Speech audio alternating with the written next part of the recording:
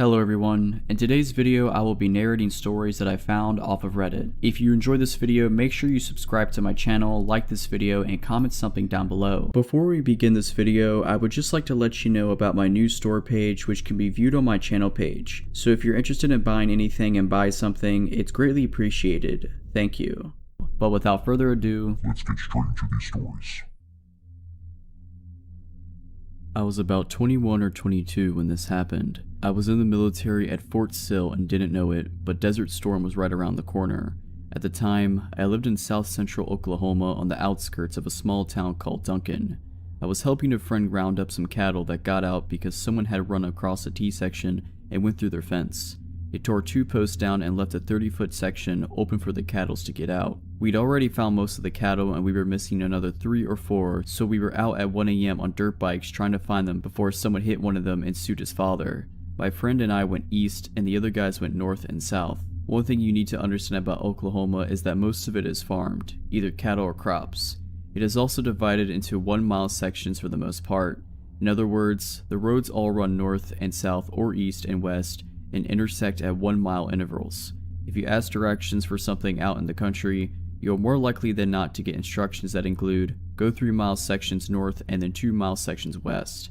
The area at this time was sparse and there weren't many homes. We didn't know how long the hole had been in the fence. My friend's father only checked the fence because he was missing livestock. They owned the entire mile section and a good portion of the adjoining mile section. The hole in the fence was on the east side of their land at the furthest distance from their house. They checked the fence for such holes on a weekly basis, so the hole could not have been more than 2 days old. James and I were riding on these old dusty dirt roads with battery-powered spotlights to both show the way and to search for cattle. We'd stop at any of the million small wooden bridges and look to see if there were any cows down by the water. Our plan was to go out 10 miles and then go over a mile section and drive back 10 miles until we'd gone a total of 10 miles out and 10 miles over. Then we would do it all over again, but on the north and south roads instead of the east and west roads. If you were to plot it a map, it would be a 10 by 10 grid. We had been at it since before 9 PM, just as it was getting dark and we'd already gone 10 miles out and about 3 miles over.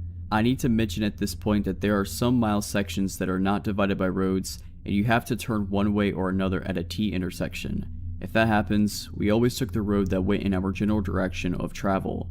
If we were traveling east and came to a T and we'd already checked the road north of us, then we head to the south a mile and then head east again. Occasionally, an old farmer would pass away and leave his land to relatives who had no interest in farming, and the land would be up for sale or just left alone for years. When this happens, and the roads aren't used as much, nature reclaims them and you're usually left with a dirt road with weeds and grass growing on it, or you're left with little more than an improved trail, usually 2 ruts with overgrown weeds and Johnson grass and occasionally a tree. We were on one of those rutted roads, headed south to the next intersection where we turned east again. The land here was too hilly for cultivation and had been left alone for at least the last 30 years. We were both familiar with it and we hunted and fished there. This mile section and the next 2 were basically wild. At the end of the dirt trail would be a T intersection, but the west side was fenced and the only option was to turn east again. At the end of this mile section, the road was a dead end, but we had to check it and then double back. We just made the turn back to the east when we saw something burning over the next rise. Grass fires are extremely dangerous and can get out of control in minutes. As we topped the rise, we saw the fire was actually in the middle of the dirt road. When we got to it, we found that it was a recliner that was burning,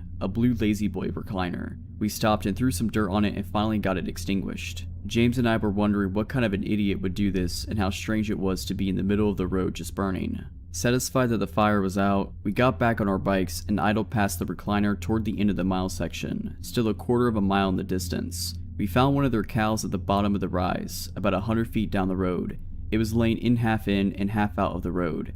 Its throat had been cut and it was laying there with its eyes open and tongue hanging out. There was blood everywhere. As we were looking at it and trying to figure out what happened, James said, "Hey, look at this." It showed me where the blood had dripped from the cow to about 10 feet away from it. There were shoe prints of blood in the road. It was just part of a shoe print, but you could tell that was a shoe print. We found 2 more when we looked more diligently. At this point, the hairs on the back of my neck were standing up and it was suddenly a very cool evening. I looked at James and his eyes were as big as saucers. He thought something spooky was happening too. We talked about going back, but we knew that we'd be shamed if we didn't see if there was anything else. We finally decided to walk the bikes the rest of the way to the dead end just in case there was someone there. We didn't want them to hear the engines. We began walking the last quarter mile or so to the dead end. It was at the base of the last hill and we just started heading up onto the other side. My heart was going at about 200 miles per hour and I had cotton mouth so bad that it was almost impossible to swallow. Then I noticed that someone had stuck paper plates of the barbs of the wire on the fence. We looked and there were plates stuck to the top strand of a wire on both sides of the road. It started about 50 feet behind us, it continued up and over the hill. They were evenly spaced about 5 feet apart. As our gaze followed the row of paper plates up the top of the hill, James suddenly said, "There's another fire," and it was at that moment that I could smell it. But what I smelled wasn't that normal smoky smell. It was as though someone had added incense into it. I asked James if he could smell that and he could. I told him that I didn't like this at all. I was okay with losing face in front of our friends and his dad and brothers. I was ready to go. He agreed with me but said that we had to see what was burning. We were both whispering and we were both shaking so much that our voices quivered. We started up the hill again and I was thinking with every step that we were going to be seriously killed or worse. As we got to the top of the hill, one of the paper plates blew off the fence and skittered behind us, making both of us jump, and it was all I could do to not scream. After I saw what it was, I started to laugh it off, but James shushed me and told me to listen. We could hear voices. As we topped the hill and were able to see the bottom where the road stopped, we saw a group of about 10 people all standing around another recliner that was burning.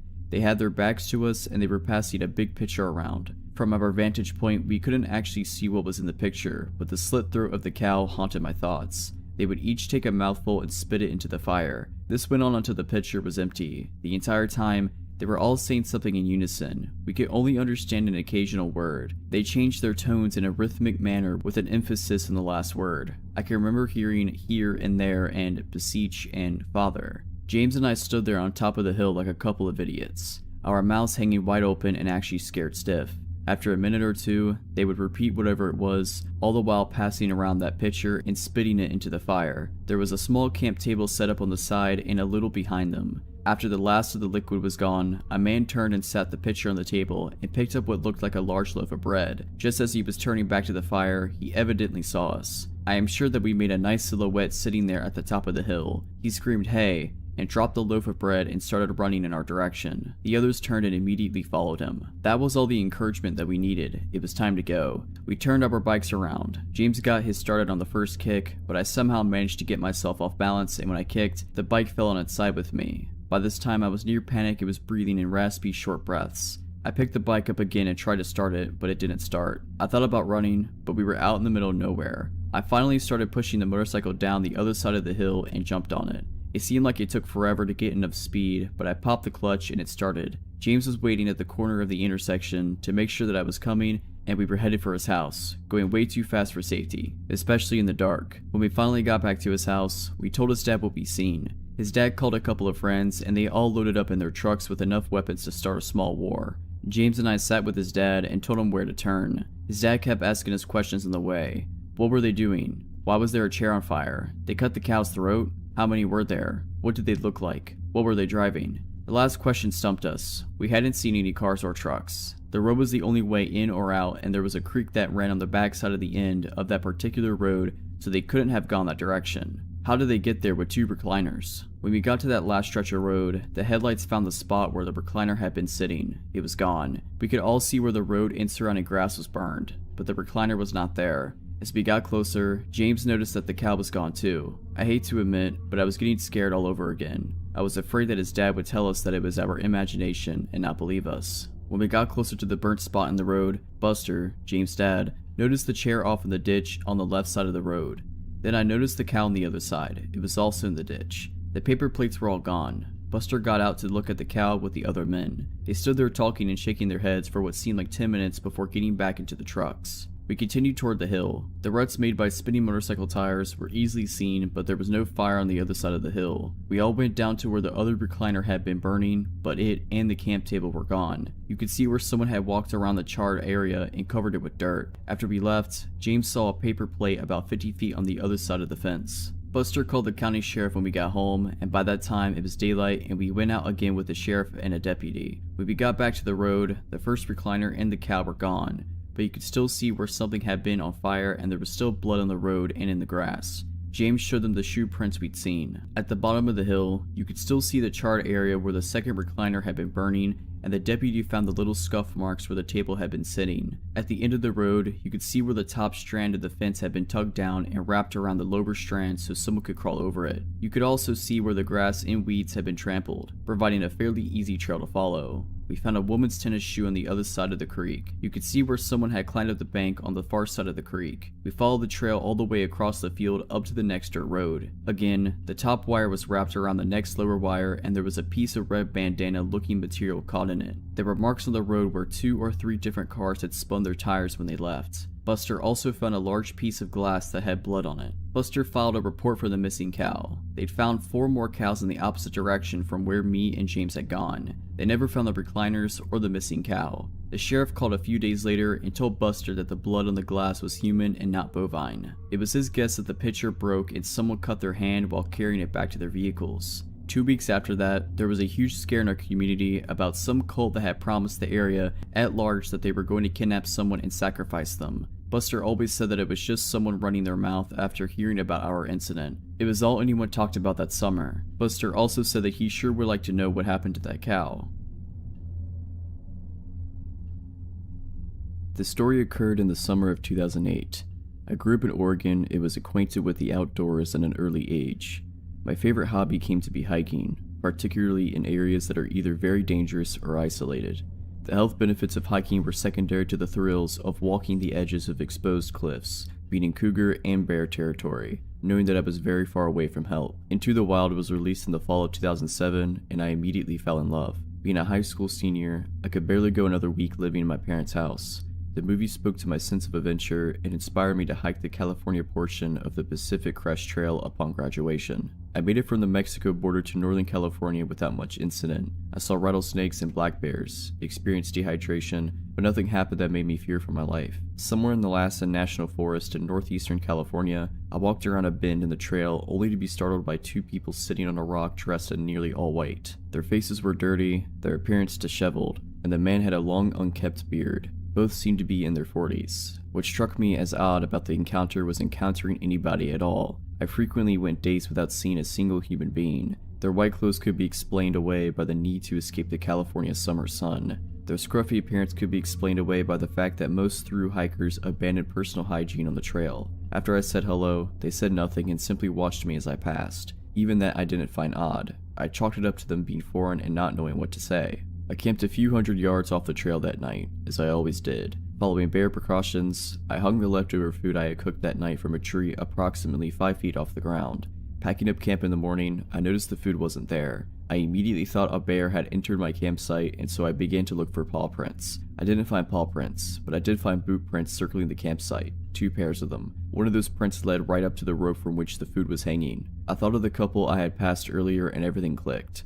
I quickly packed up and left. My mind was racing the entire day, but I figured the couple was simply hungry. If they had nefarious intentions, they would have come for more than food. Several days passed and my mind was at ease again. I had begun to circle my campsite with sticks to wake me in the event of an intruder, animal or otherwise. I awoke in my tent one night to the sound of those sticks crunching. I grabbed my hunting knife. I tried to relax by telling myself that in the middle of nowhere, the source of that noise is much more likely an animal than a person. Then I heard frantic whispering. It was impossible to tell which direction the voices were coming from. Being in the dark, surrounded by trees, 100 miles from the nearest city plays tricks on your senses. I debated yelling out claiming to have a gun, but instead decided to be silent and retain the benefit of surprise. I heard footsteps circling my tent and was ready to slash at whatever opened it. But just like that, it was over. No more footsteps, no more whispering. I lied frozen awake in my tent until sunrise and opened my tent to find nobody there. The only evidence something had actually happened were the boot prints, the same as before. Several more days passed and I was now in Shasta National Forest,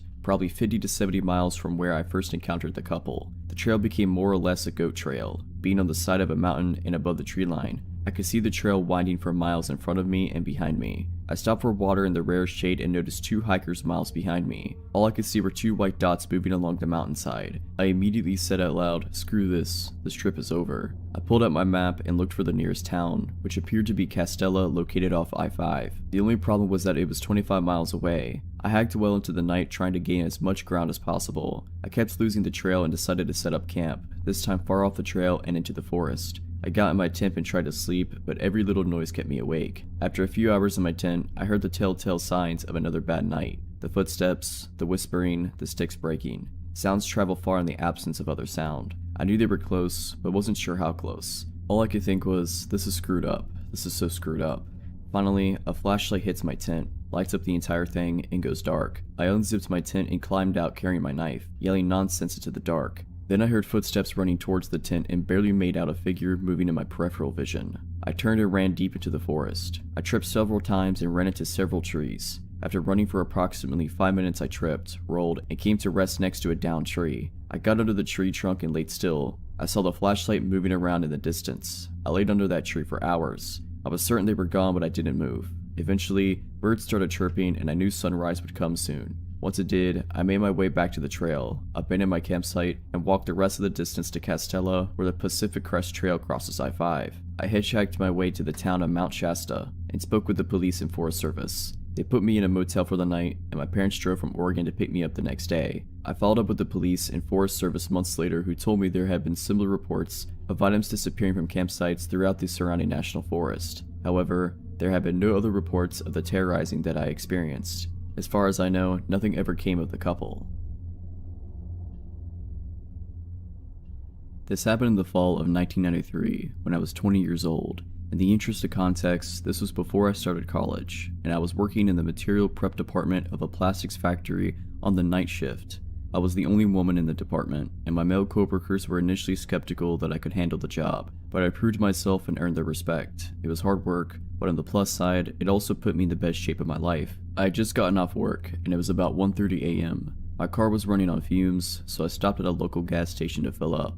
While I was pumping gas, a woman about my age approached me looking nervous and scared. She said that she had been at her boyfriend's house and they had a fight. She'd walk up to the gas station to use the payphone and call her to pick her up. On her way to the station, our car pulled up as she was walking and the guys inside started catcalling and harassing her. With a slight moving of her head, she indicated a car that was parked off to the side by the gas station dumpsters. I saw a large light green car, like a Caddy or a Lincoln, with at least 2 or 3 shadowy figures inside. She said they threatened her and she was too scared to call her friend and wait. The woman was neat, well dressed, and didn't seem high or drunk or anything like that. She just seemed really nervous and freaked out, so I didn't even hesitate. I finished pumping my gas and told her to hop in the car, then I'd take her home. At that time on a weeknight, there was little traffic, so I booked it right out of the gas station and asked her where she lived. She kept twisting around in the seat to see if the car was behind us, and when I asked her to put her seatbelt on, she ignored me and kept looking for the car. I assumed she was just scared. A few blocks down the road, however, I noticed she was looking around the car, and she started asking me about the money. "Where's your purse? Where's your bag? I need money. You need to give me some money." My stomach sank. I have this woman in my car and now she's gonna rob me. But when I thought about it, robbery just didn't make much sense. I was driving a 1985 Chevette and was wearing my work clothes, a ratty t-shirt and jeans with combat boots. I did not look like a person with a lot of cash, primarily because I wasn't a person with a lot of cash. She twisted around in the seat again and started yelling, "There they are, there they are." She didn't sound scared anymore. I checked the rear view and sure enough, the light green car is right behind me. She started cackling and bouncing up and down in the seat. "My boys are gonna screw you up. They're gonna screw you up." She's laughing like crazy, opening the glove box, looking in the back for a bag or purse, telling me all the messed up things these guys are planning to do to me. Now, if I had been smart, I would have just driven to the police station. Actually, if I had been very smart, I would have just called the cops from the gas station and waited with her until they arrived. That would have been the intelligent thing to do. Unfortunately, none of this crossed my mind until later. In the moment, I just got really angry. I realized 3 key things all at once. There was an intersection up ahead, with cars on either side waiting to cross, and the light had just turned yellow. I had a spare box cutter that I kept for work in the driver's side door compartment. The lady still had it put on her seatbelt. I didn't think. I floored it and passed under the yellow light just as it turned red. I glanced back to see if the green car was still behind me, but the cross traffic at the intersection had started to move, and they had it caught up. The woman started yelling. I slammed on the brakes and she hit the dash and windshield with a solid and viciously satisfying crack. When she rebounded to the passenger seat, I had the box cutter in her face and was screaming some serious stuff. I can't remember exactly what I said, but it was along the lines of, get out of my car before I cut off your face and make you eat it." The crazy screaming and box cutter combo worked. She grabbed blindly at the handle and popped the door open. and I started shoving and punching her until she tumbled out the door to the curb. I stomped on the gas, got to the next turn, and squealed around it with the passenger door still open. I made a few more turns because I was afraid that the green car might catch up to me. After a little while, I stopped to close the passenger door, and then I cut across town and got onto the highway to go home. I was on the highway for about 5 minutes before the shake started. I pulled off to the shoulder to calm down and get my act together, and then I drove home. I told my older sister. I was living with her temporarily after the breakup with my ex. She grabbed me in a tight bear hug while simultaneously yelling about how stupid I was for not going to the police. I've never been so glad to be yelled at in my life. If you're liking this video, all I ask is that you make sure to subscribe to my channel and like this video. Thank you.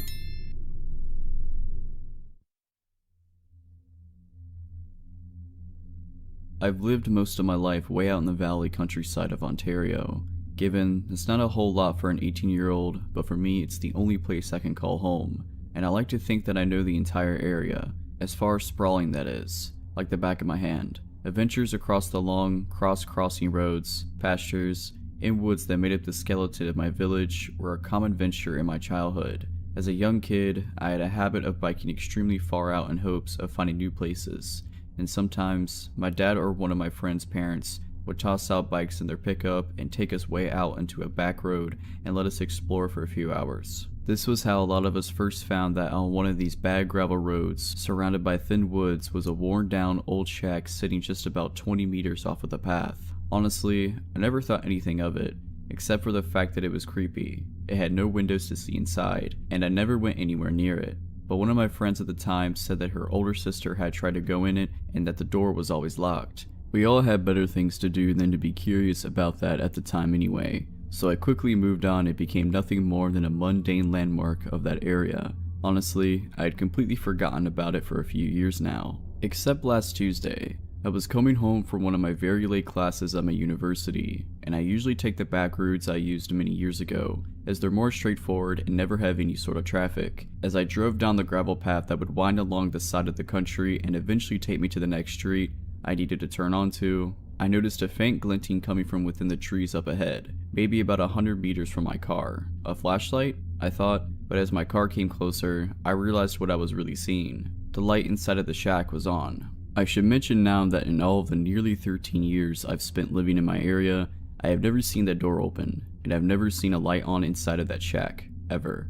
Not even once. I must have driven past that shack probably almost 100 times in my life, but this was the first time I'd ever seen any sign of a person's presence having been anywhere near that thing. That, coupled with the fact that it was 10 o'clock at night and pitch black outside aside from my own headlights, and the faint glow lighting up the door frame up ahead, immediately filled me with what I can only describe as a weird sense of dread. Fortunately, while my car approached the light, I was curious enough that despite the feeling in my stomach, I slowed down as I was about to pass, hoping that I could see what was going on inside, and this is probably the only reason I managed to spot the dark shape that burst out of the foliage on the side of the road, directly into my path. I wasn't going very fast at that point, but I still pounded the brakes rather hard in alarm, so my car came to a crunching stop on the gravel. For a moment, I was just really confused and freaked out.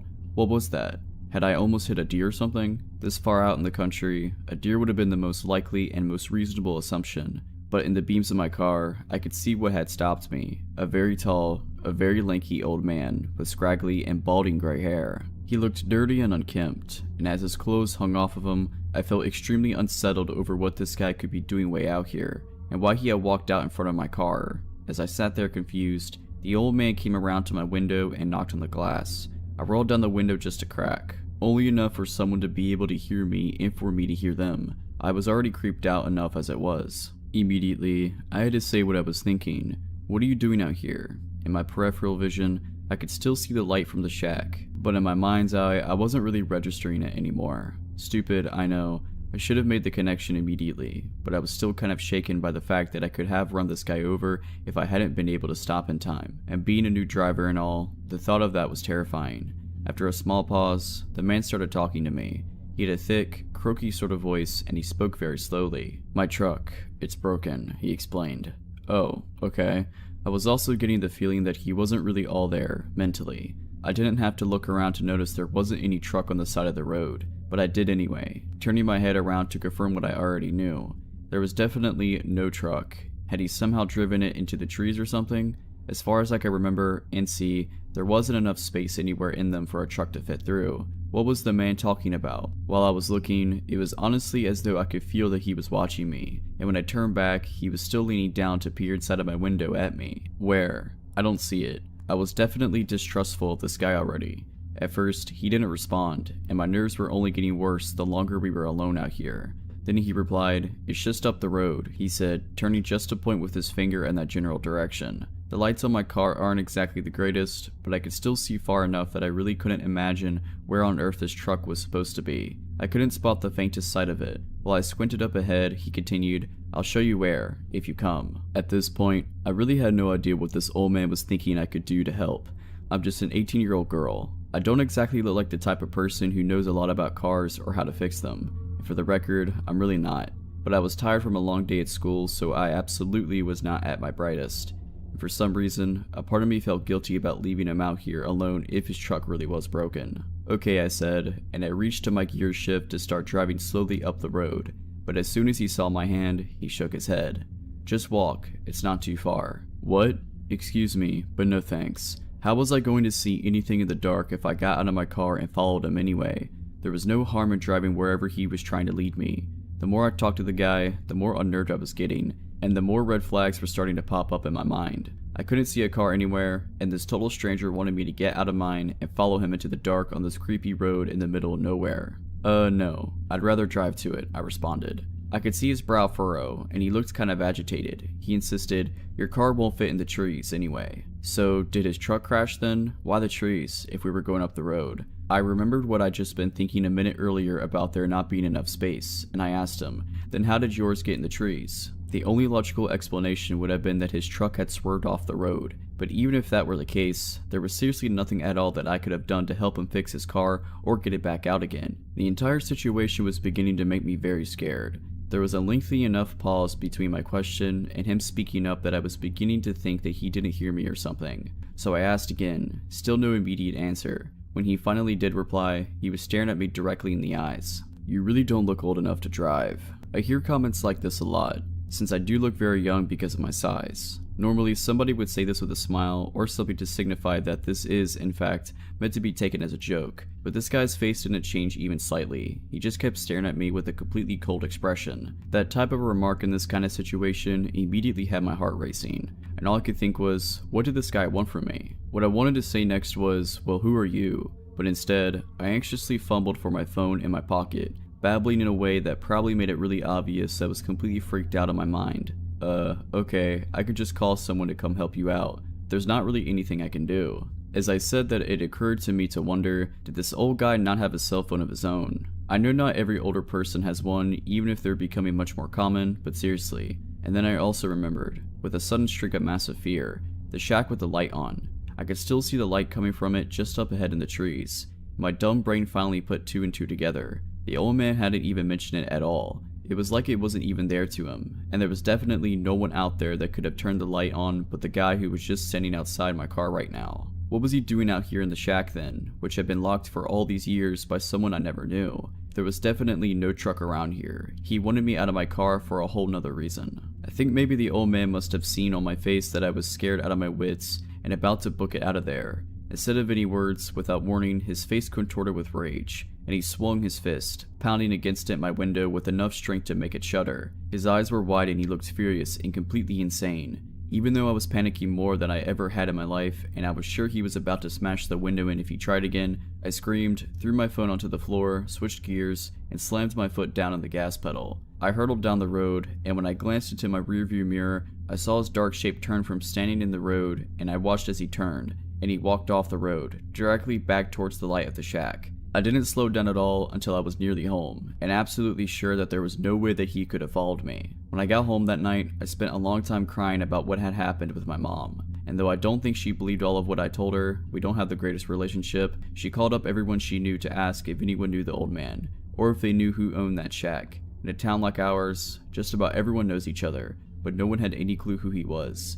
One of our family friends even swore that he was sure it's been abandoned for at least 4 years now. And since most people don't usually take that road, no one said that they've ever seen a light on or the door open but me. I've been taking a different route home from school since. and I really don't think I ever want to head back down that road. Creepy guy in the shack, please, let's not meet again.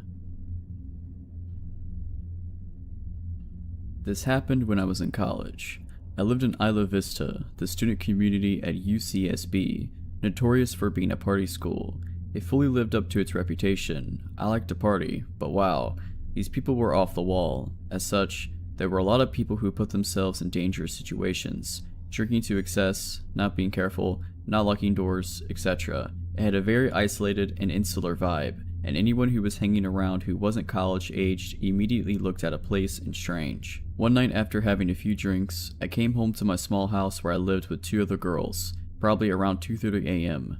We were all serious students. I was probably the least serious actually, and we partied, and it was not your typical UCSB mega rager, more like a small get-together with friends. We would often have a few people spend the night, sleep in our furniture, or in our beds as this case may be. That night, my roommates had a few people over who I didn't know, and I saw when I returned home that one of them had opted to sleep on the couch from the shadow that I saw there. I didn't turn the light on so I wouldn't wake anyone up, but as I was passing the couch to enter my bedroom, I noticed that the figure was lying very stiff. He just had this weird energy to him. He was lying down, but it was like he was putting all of his energy into lying as still and rigid as possible.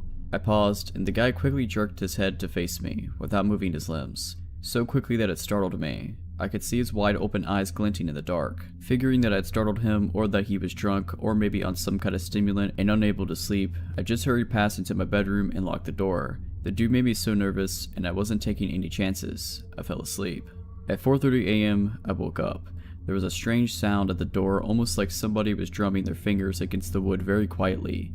I lay still and listened. There were more quiet sounds like someone scratching the door with their fingers, which got louder and louder until it was clear that he was using both hands and scratching as fast and as hard as possible. It created an extremely loud and intimidating sound that filled me with fear. I got my cell phone and texted my roommate because I was afraid to make a sound. "Your friend is freaking me out. Is he coked out? Can you talk to him? He's banging and scratching on my door." She didn't text me back, probably because she was asleep.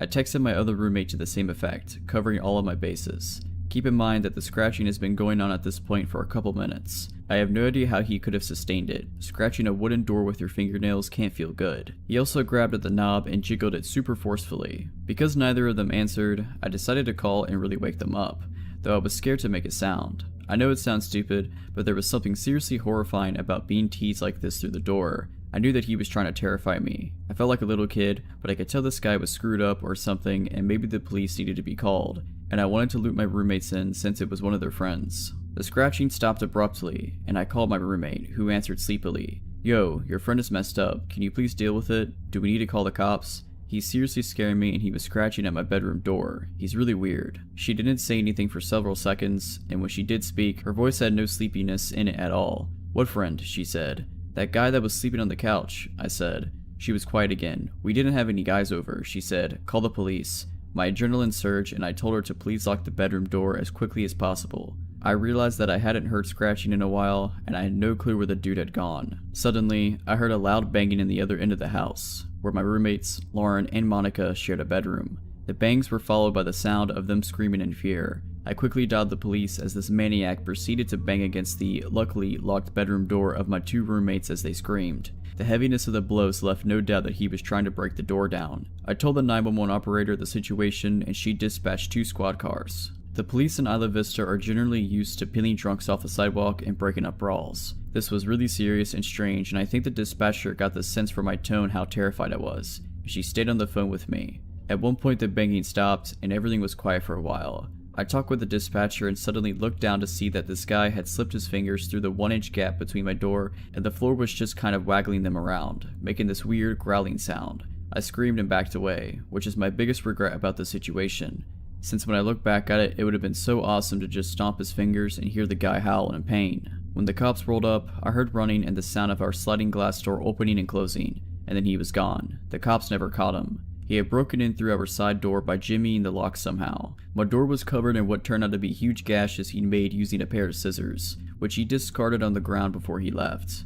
What terrifies me the most about this was that I walked right past him. I looked him right in the face.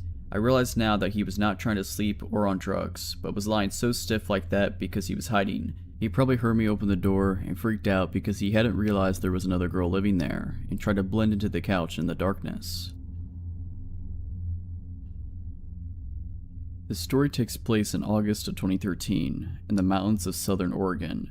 I'm a USAF Security Forces Airman, military police. My girlfriend was at work, and as a sweltering hot day began to turn into thunderstorms, my buddy Nick, another military cop, and I decided to go explore some back roads and get out of the heat in town. Southern Oregon is crisscrossed with logging roads, some actively used, and many totally forgotten and grown over. Nick and I spent many of our days off starting on roads that we knew, finding roads we didn't know, driving for hours into the mountains, eventually navigating back to paved roads. On this particular day, with storm clouds building over the mountains, we set off on a road we had never been on, and began the drive into the mountains. After driving for around an hour, we hadn't seen nor heard any signs of other people in the woods. We rounded a bend in the thick fir woods, and emerged in a meadow that was totally surrounded by thick aspen groves. The meadow was perfectly flat, and eerily still. We both noticed the strange stillness almost immediately. No birds, hardly any insect noise, no squirrels, and certainly no other people. On the far side of the meadow, right at the edge of the tree line, there was a picnic table. The table was very odd, however. It was painted a bright orange. It was much larger than a typical picnic table in a park. Remarking on this, Nick drove through the meadow to get a closer look. I remember being apprehensive as we approached. The whole scenario was exceptionally strange. The overall silence of the aspen grove was unsettling. Also, it was nearly impossible to see far into the trees as aspens grow extremely close together. When we parked by the table, I hopped out of the passenger seat of the truck to check it out. I'm not very tall, only about 5'5". Regardless, the table was ridiculously oversized and practically unusable. The seats were nearly at chest level, meaning I would not have to climb up to even sit on them. As I was looking at the table, Nick called me over to the truck, and I noticed he was looking back into the aspens. At first, I couldn't see what he was looking at, but then I noticed a splash of color that was completely out of place in the thick trees. A small one-man tent was set back in the trees, about 50 feet from the strange table. I had an initial feeling of dread, and felt certain that there was someone in the tent, and if we could see the tent, they could see us. There were no campgrounds in this area, no people, no main roads for miles. Surely someone camping so remotely would be, at the very least, a strange person. However, as we observed the tent, we didn't see any movement or hear any sounds coming from it. Nick suggested I call out. I didn't want to, but I did.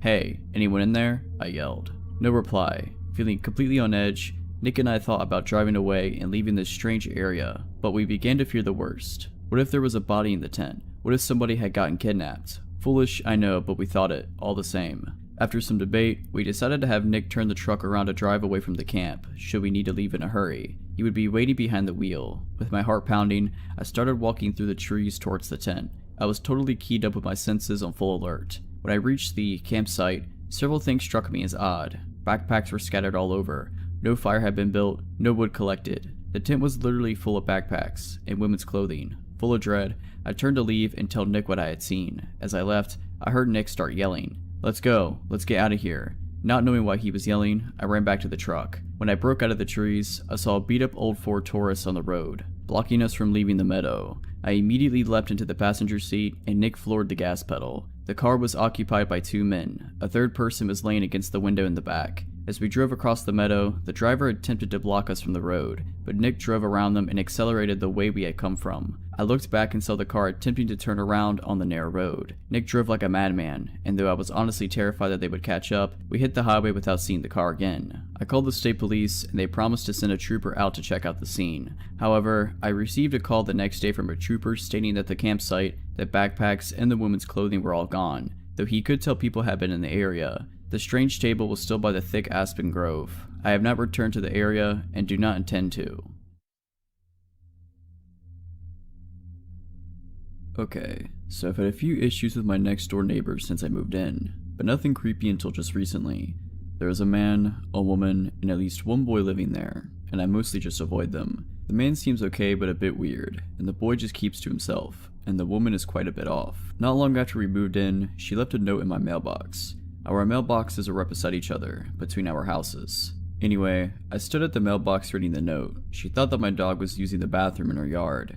It was possible, as our fence had some holes in it, that our dog had gotten out then, but those holes had been fixed a long time ago. Still, no big deal, except I noticed her standing in her driveway, just staring at me, and the note was very long. I just kept reading it. The more I read it, the crazier it got, and the weirder her behavior in my peripheral vision became. Apparently I was entitled. She seemed to think I was somehow instructing my dog to use the bathroom in their yard. Her note went on a tangent about how awful dogs are. She was also 100% convinced it was my dog, even though there are always tons of loose dogs, cats, and wildlife wandering around, and no doubt traveling through her unfenced backyard. In my peripheral vision, she got into her SUV, backed out of her driveway, then parked it along the street directly behind me, and just idled there, staring. The note then went on a weird, long tirade about the previous family to live in my house, saying I was Antherdeb, as if I'd have any idea at all what that is even supposed to mean, then concluded in some odd insults and some implied not quite threats. This is the closest thing we ever had to a conversation at this point. I can understand not wanting a dog using the bathroom in her yard, but this was a bit of an extreme reaction, as this was literally the first time I'd even heard of there being a problem. A simple note would have done, but this note was insane. She was still staring behind me. I decided to try to ignore her and just go to my house. That's when she shouted out her window, "Are you playing a game?" The reaction made no sense. "Are you nuts?" I replied, as I officially ran out of patience. She shouted more nonsense and insults at me while blocking my driveway, which was right next to the mailboxes, with her vehicle, while I repeatedly told her to leave before I called the cops. This went back and forth like this for a while, but she eventually sped off when I pulled my cell phone out. Later, my boyfriend, who had not been home at this time this happened, had a chat with the neighbors. He said they seemed agreeable and reasonable and basically dismissed me of just being dramatic. The woman told a very different version of events, of course. I was annoyed that my boyfriend wasn't taking me seriously, but let it go. I think he just wanted to keep getting along with the man next door, as they sometimes borrow tools. They speak to him a lot differently than how they speak to me. They don't do anything rude to me while he's around. In fact, they don't speak to me when he's around at all. They always wait for him to be away. Anyway, I mostly just avoid them. Sometimes, the woman stares at me, but I just ignore her. Until recently, I've been mostly successful. Here's the creepy story. I don't sleep well at night when I'm home alone, and I'm always home alone now because my boyfriend is out of the country on business for months at a time. I often feel like there's someone just outside my house or at my door. Sometimes, my dogs act up at odd hours, but I never see anyone. I keep my house alarm armed and my pistol on my nightstand. The other night was one such night. I didn't sleep well and kept having a sinking feeling that something was wrong. Anyway, I got out of bed at about 2 a.m. because I thought I was scheduled to work at 3 a.m. I had mostly given up on getting a restful sleep then anyway. As I left my house, I heard something to my left, the direction of my neighbor's house, but didn't see anything. I was always nervous in my driveway because the motion sensor light was broken, but there was always a lot of darkness between my door and my truck, so I always moved quickly to my driveway. I got in my truck and went to work. It turned out that I misread my schedule and didn't work at 3 that morning after all. Annoyed at the mistake, but grateful I'd get to go home and sleep a little more before the actual start of my shift at 7, I went home. I pulled into my driveway and didn't see anything in the beam of my truck's headlights. I always look around my truck before getting out. I turned the headlight off and got out. I took a few steps ahead of my truck, and then all of a sudden a large man called out to me, shouted really, from the shadows at the corner of my house. He scared me so bad that I screamed, reached for my pepper spray, and fell down. Not useful. He apologized in a tone that didn't sound sorry at all. It was my neighbor, and that wasn't much of a relief. Apparently it was my fault that he occasionally found trash in his yard, in Windy, Colorado. Complaining about this seemed to be a lot more important issue than scaring the heck out of me while I'm alone at night. He showed no real concern or realization that was even wrong at all. Again, I have no problem with neighbors bringing issues to my attention, but seriously, hey, can you make sure trash from your bins isn't blown into my yard? Is not a question that takes 10 minutes. Nor is it one that needs to be addressed at 3 in the morning. I nod in agreement to keep the peace, but I know the trash isn't mine. We live in a windy area. Trash gets blown around in people's yards all the time. No big deal. But he would just not stop going on about it. He kept needlessly repeating himself and made some not quite but kind of threat about getting along. Think about the lines of, "It would be a shame if something were to happen," type sort of threats. He was keeping me busy. I didn't even notice his wife flank me. Before I even knew she was there, she appeared from the shadows by a tree. She wanted to yell at me about some eggs. A few weeks ago, I found a bunch of eggs smashed on the road near our shelved mailbox. As the carton was right next to them, I thought the carton had obviously just been dropped, not that someone was trying to egg anything. I assumed my neighbor had dropped the eggs on her way to get the mail and just left them. She denies this, but I still think that's the most likely explanation because no one else has any reason to be out at our mailbox with eggs. But I didn't care enough to say anything to her about it at the time, so I just let it go and forgot all about it. Now she was accusing me of leaving eggs around. Again, inexplicably expressing the grievance at 3 a.m. Weird that she hadn't brought it up weeks ago when it happened, but I know why she didn't. My boyfriend was still here then. My boyfriend has been away on business for several weeks now, long enough for them to have noticed his absence. They were also probably aware that my motion sensor light was out. They sure seemed to know how to avoid my headlight beams. Being surprisingly patient, I explained that I knew nothing about the eggs.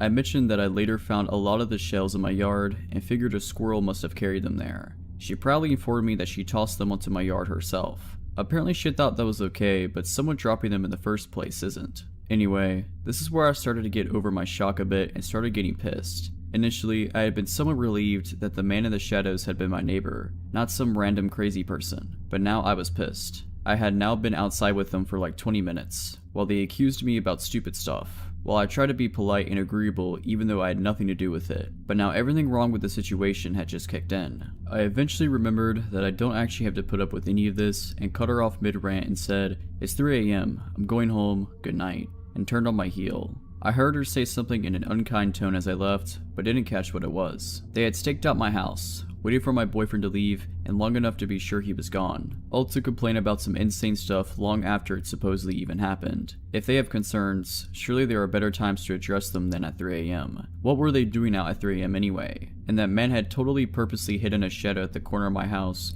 where he could avoid my headlights, and didn't reveal himself until I was out of my truck and exposed. And shouldn't the woman have walked up beside her husband, not gone around while I was distracted? They kept doing odd behavior, never enough that they're doing anything illegal or anything to report the police. But none of this is normal behavior. Honestly, I think these complaints are just excuses and they're really just taking the opportunity to intimidate me. I think they're messing with me on purpose. Then again, I could be wrong. Either way, I will be installing a motion light soon. I was so shaken up and had my adrenaline so high from someone scaring me from a blind spot by my house.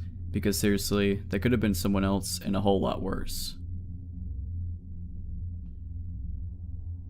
The story starts several years ago. Me and my friend's interest in urban exploration. I was a junior in high school at the time, which was when everyone started to earn a lot more freedom, so we took the chance to be out late whenever we could. Now, keep in mind that I live in a major city in central Colorado, so the nightlife is never lacking. We could always find something to do, and were especially drawn if there was an element of danger. We wouldn't always plan these trips, but we made sure that if we're going into any old building in the dark, we would have a knife and a flashlight for safety. We never really had to defend ourselves, but we came very close one evening. It must have been around November, because there wasn't yet snow on the ground, but it was actually a chilly evening. Directly across the street from the abandoned hospital, which we have hypothesized is still around from the TB area, is a hospital that is newer and in use. The two are connected by an underground tunnel, which I can only assume was a way to move bodies without alerting the patients. We had been inside the hospital a few times, but never found anything strange, only the occasional sign of others having been or lived there. What was piquing our interest that night was the abandoned library next door to the hospital. It was connected, but only by exterior walls. To get inside, you could not cut through the hospital, but instead had to hop over a tall wall and climb a very high fence. A few of us had backpacks, containing the aforementioned safety precautions and a couple bottles of water, so nothing too heavy or valuable that would get damaged when tossed over the obstacles before us.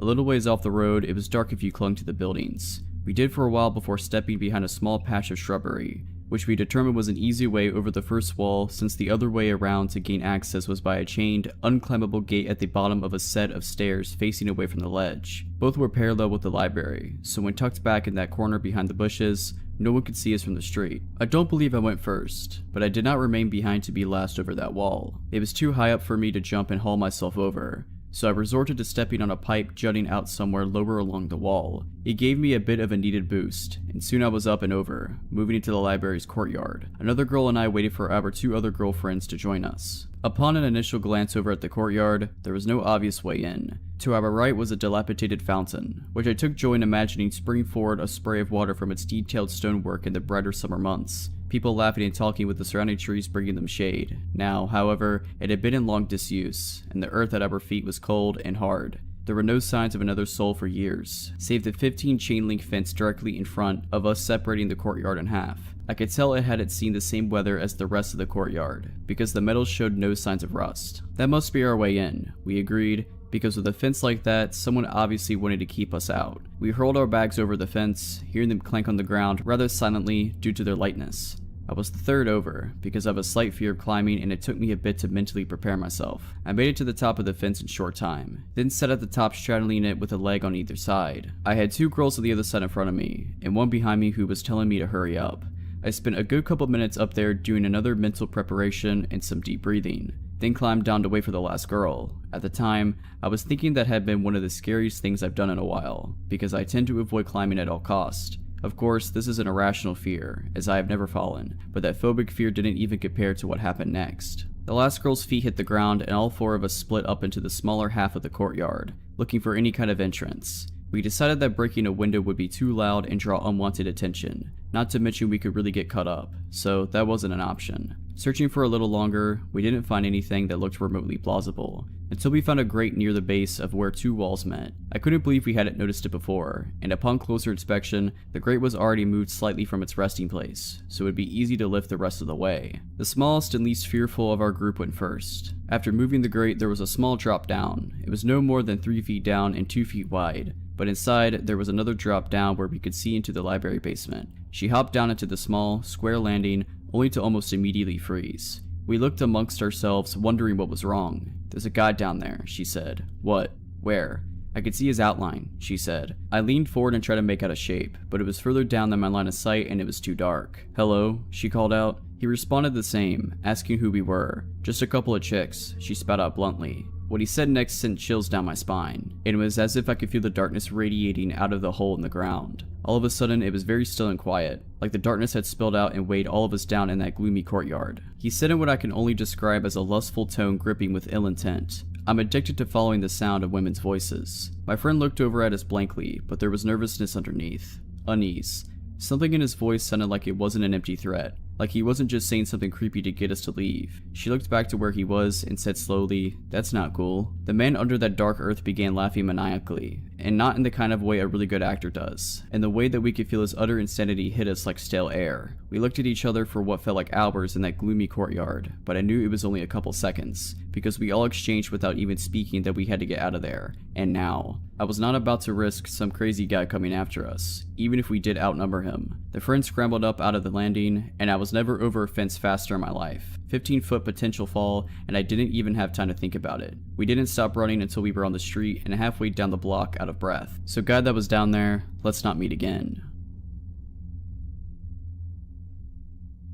It was 2012 and my best friend Hannah had convinced me to join her on a weekend trip up north. She had, after searching for the longest time, found her dream car and was planning on traveling the 900-kilometer to the very north of Sweden to buy it. It was a second-hand door Suzuki Vitara in a purplish kind of color, and I must admit I didn't share her obsession with it. But with her being the closest thing to a sister that I will ever get, I was happy to join her nonetheless. Hannah and I have always had each other, from the cradle and onwards. Sharing each other's love for adventure, we have traveled the world together. At the time this happened, we were both 21 and had recently returned from a trip in Asia. The man who was selling her the car had agreed to meet us at the small airport in Umeå when we arrived shortly before lunchtime and it started to snow heavily. The first snow of the season, no less. The parking lot was almost empty, and when I saw the man standing outside the Vitara, I felt immediately concerned. He was dressed like a hunter. A lot of people in this area of the country live a lifestyle with hunting and fishing, so nothing strange with that really. But still, there was something about him that made me uneasy. He was nice though, smiling and waving to us, shaking hands with us both before walking us around the car and pointing all the tiny little flaws. He showed us the work he had done on the car and showed the paperwork from the recently done engine repairs. He made the impression that he didn't want to hide anything. On the contrary, he made a show out of being very forthcoming and honest. The snowing had now intensified and we were getting cold. He opened the car door for us and said,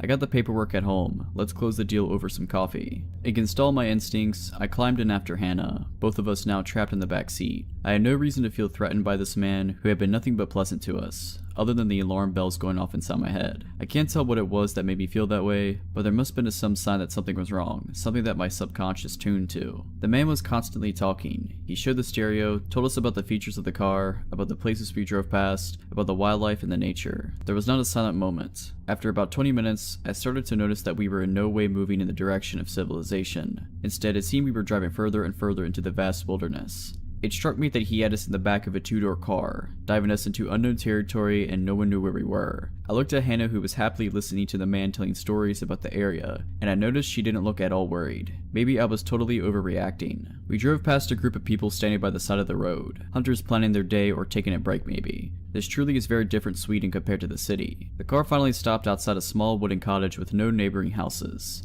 apart from a small cabin that we drove past a few hundred meters down the road, but it had looked empty. We followed the man inside. He was still talking non-stop and continued to do so until the moment the door closed behind us. Hannah kept asking things about the car, and I could sense that her voice had a new undertone now, a thin, sharp tenseness that made me wonder if she too had started to feel that something wasn't right. "I'll put the kettle on," he said, and as he passed us to go into the kitchen, he let his hand touch Hannah's hair and he smiled smugly. "May I use the bathroom?" I asked politely and made my way to the door with a little red heart on. I was washing my hands when I saw something in the stained bathroom mirror. Something was behind the water cistern. I pulled out a rolled up plastic folder, and as I turned the pages, I felt my blood run cold. It was very violent pictures that looked like had been cut out from magazines, and they were glued to the paper, surrounded by cut up pieces of handwritten text. Put it together made a horrifying story about how a woman was lured into a car with the promise of getting to buy the car cheaply, and then it quickly turned into a horror story. I know this will sound silly, but when we traveled together, Hannah and I had a code word for whenever we felt it was time to get out of a situation.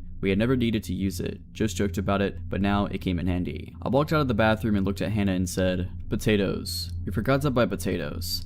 And that's too bad, because we really need some." The look on my face must have told her that the situation was no joke, and she said, "Oh, should we get some as soon as possible?" "The sooner the better," I replied. Hannah, always pretty and charming and capable of great acting, casually walked over to the man in the kitchen, tapped his shoulder and said, "Excuse me, but I was wondering if I can go have a quick look at the cam belt." He huffed something about it being in good shape and handed over the keys. We got into the car and speeded off faster than the weather strictly speaking allowed. We left the car at the airport and hoped we hadn't made a terrible mistake. What if he reported it stolen? It would be embarrassing to explain to the police. But nothing happened. He didn't follow us, didn't report it. We had to take the train since we had no plane tickets. The original plan had been to take the car home, and we didn't want to linger closer to the airport in case he came looking for us. Later, Hannah asked what made me use the code word, and I told her about what I had found. It might have just been a fantasy, a sick game, and maybe he would never done anything to us. But right then and there, I was convinced we would have died if we didn't get out. I'm glad Hannah didn't need any convincing or proof, just the code word. I truly think that if we hadn't talked about it so many times before, about how we would handle a situation where we need to get out fast, things would have ended differently. Both of us knew that either of us ever used the code word, it's time to get out, no questions asked, just move. If you're liking this video, all I ask is that you make sure to subscribe to my channel and like this video. Thank you. Okay, so I've had a few issues with my next door neighbors since I moved in, but nothing creepy until just recently. There is a man, a woman, and at least one boy living there, and I mostly just avoid them. The man seems okay but a bit weird, and the boy just keeps to himself, and the woman is quite a bit off. Not long after we moved in, she left a note in my mailbox. Our mailboxes are right beside each other, between our houses. Anyway, I stood at the mailbox reading the note. She thought that my dog was using the bathroom in her yard. It was possible, as our fence had some holes in it, that our dog had gotten out then, but those holes had been fixed a long time ago. Still, no big deal, except I noticed her standing in her driveway, just staring at me, and the note was very long. I just kept reading it. The more I read it, the crazier it got, and the weirder her behavior in my peripheral vision became. Apparently I was entitled. She seemed to think I was somehow instructing my dog to use the bathroom in their yard.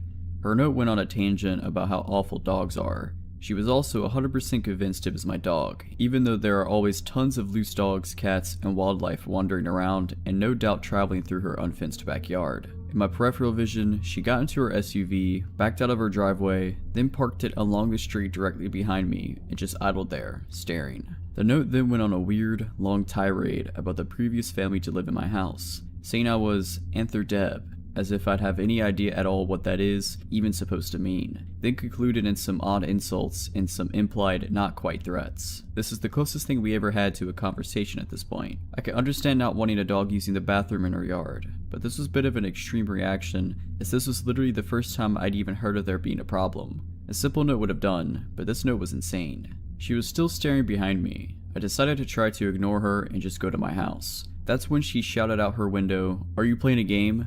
The reaction made no sense. "Are you nuts?" I replied, as I officially ran out of patience. She shouted more nonsense and insults at me while blocking my driveway, which is right next to the mailboxes, with her vehicle, while I repeatedly told her to leave before I called the cops. This went back and forth like this for a while, but she eventually sped off when I pulled my cell phone out. Later, my boyfriend, who had not been home at this time this happened, had a chat with the neighbors. He said they seemed agreeable and reasonable and basically dismissed me of just being dramatic. The woman told a very different version of events, of course. I was annoyed that my boyfriend wasn't taking me seriously, but let it go. I think he just wanted to keep getting along with the man next door, as they sometimes borrow tools. They speak to him a lot differently than how they speak to me. They don't do anything rude to me while he's around. In fact, they don't speak to me when he's around at all. They always wait for him to be away. Anyway, I mostly just avoid them. Sometimes, the woman stares at me, but I just ignore her.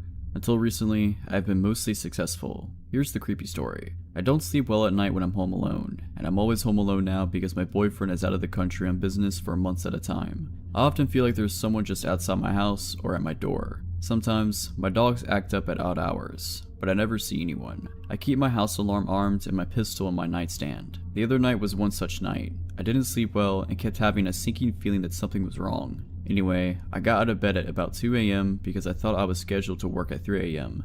I had mostly given up on getting a restful sleep then anyway. As I left my house, I heard something to my left, the direction of my neighbor's house, but didn't see anything. I was always nervous in my driveway because the motion sensor light was broken, but there was always a lot of darkness between my door and my truck, so I always moved quickly to my driveway. I got in my truck and went to work. It turned out that I misread my schedule and didn't work at 3 that morning after all. Annoyed at the mistake, but grateful I'd get to go home and sleep a little more before the actual start of my shift at 7, I went home. I pulled into my driveway and didn't see anything in the beam of my truck's headlights. I always look around my truck before getting out. I turned the headlight off and got out. I took a few steps ahead of my truck, and then all of a sudden a large man called out to me, shouted really, from the shadows at the corner of my house. He scared me so bad that I screamed, reached for my pepper spray, and fell down. Not useful. He apologized in a tone that didn't sound sorry at all. It was my neighbor, and that wasn't much of a relief. Apparently it was my fault that he occasionally found trash in his yard, in windy Colorado. Complaining about this seemed to be a lot more important issue than scaring the heck out of me while I'm alone at night. He showed no real concern or realization that was even wrong at all. Again, I have no problem with neighbors bringing issues to my attention, but seriously, hey, can you make sure trash from your bins isn't blown into my yard? Is not a question that takes 10 minutes. Nor is it one that needs to be addressed at 3 in the morning. I'm not in agreement to keep the peace, but I know the trash isn't mine. We live in a windy area. Trash gets blown around in people's yards all the time. No big deal. But he would just not stop going on about it. He kept needlessly repeating himself and made some not quite but kinda threat about getting along. Think about the lines of, "It would be a shame if something were to happen," type sort of threats. He was keeping me busy. I didn't even notice his wife flank me. Before I even knew she was there, she appeared from the shadows by a tree. She wanted to yell at me about some eggs. A few weeks ago, I found a bunch of eggs smashed on the road near our shelved mailbox. As the carton was right next to them, I thought the carton had obviously just been dropped, not that someone was trying to egg anything. I assumed my neighbor had dropped the eggs on her way to get the mail and just left them. She denies this, but I still think that's the most likely explanation because no one else has any reason to be out at our mailbox with eggs. But I didn't care enough to say anything to her about it at the time, so I just let it go and forgot all about it. Now she was accusing me of leaving eggs around. Again, inexplicably expressing the grievance at 3 a.m. Weird that she hadn't brought it up weeks ago when it happened, but I know why she didn't. My boyfriend was still here then. My boyfriend has been away on business for several weeks now, long enough for them to have noticed his absence. They were also probably aware that my motion sensor light was out. They sure seemed to know how to avoid my headlight beams. Being surprisingly patient, I explained that I knew nothing about the eggs. I mentioned that I later found a lot of the shells in my yard and figured a squirrel must have carried them there.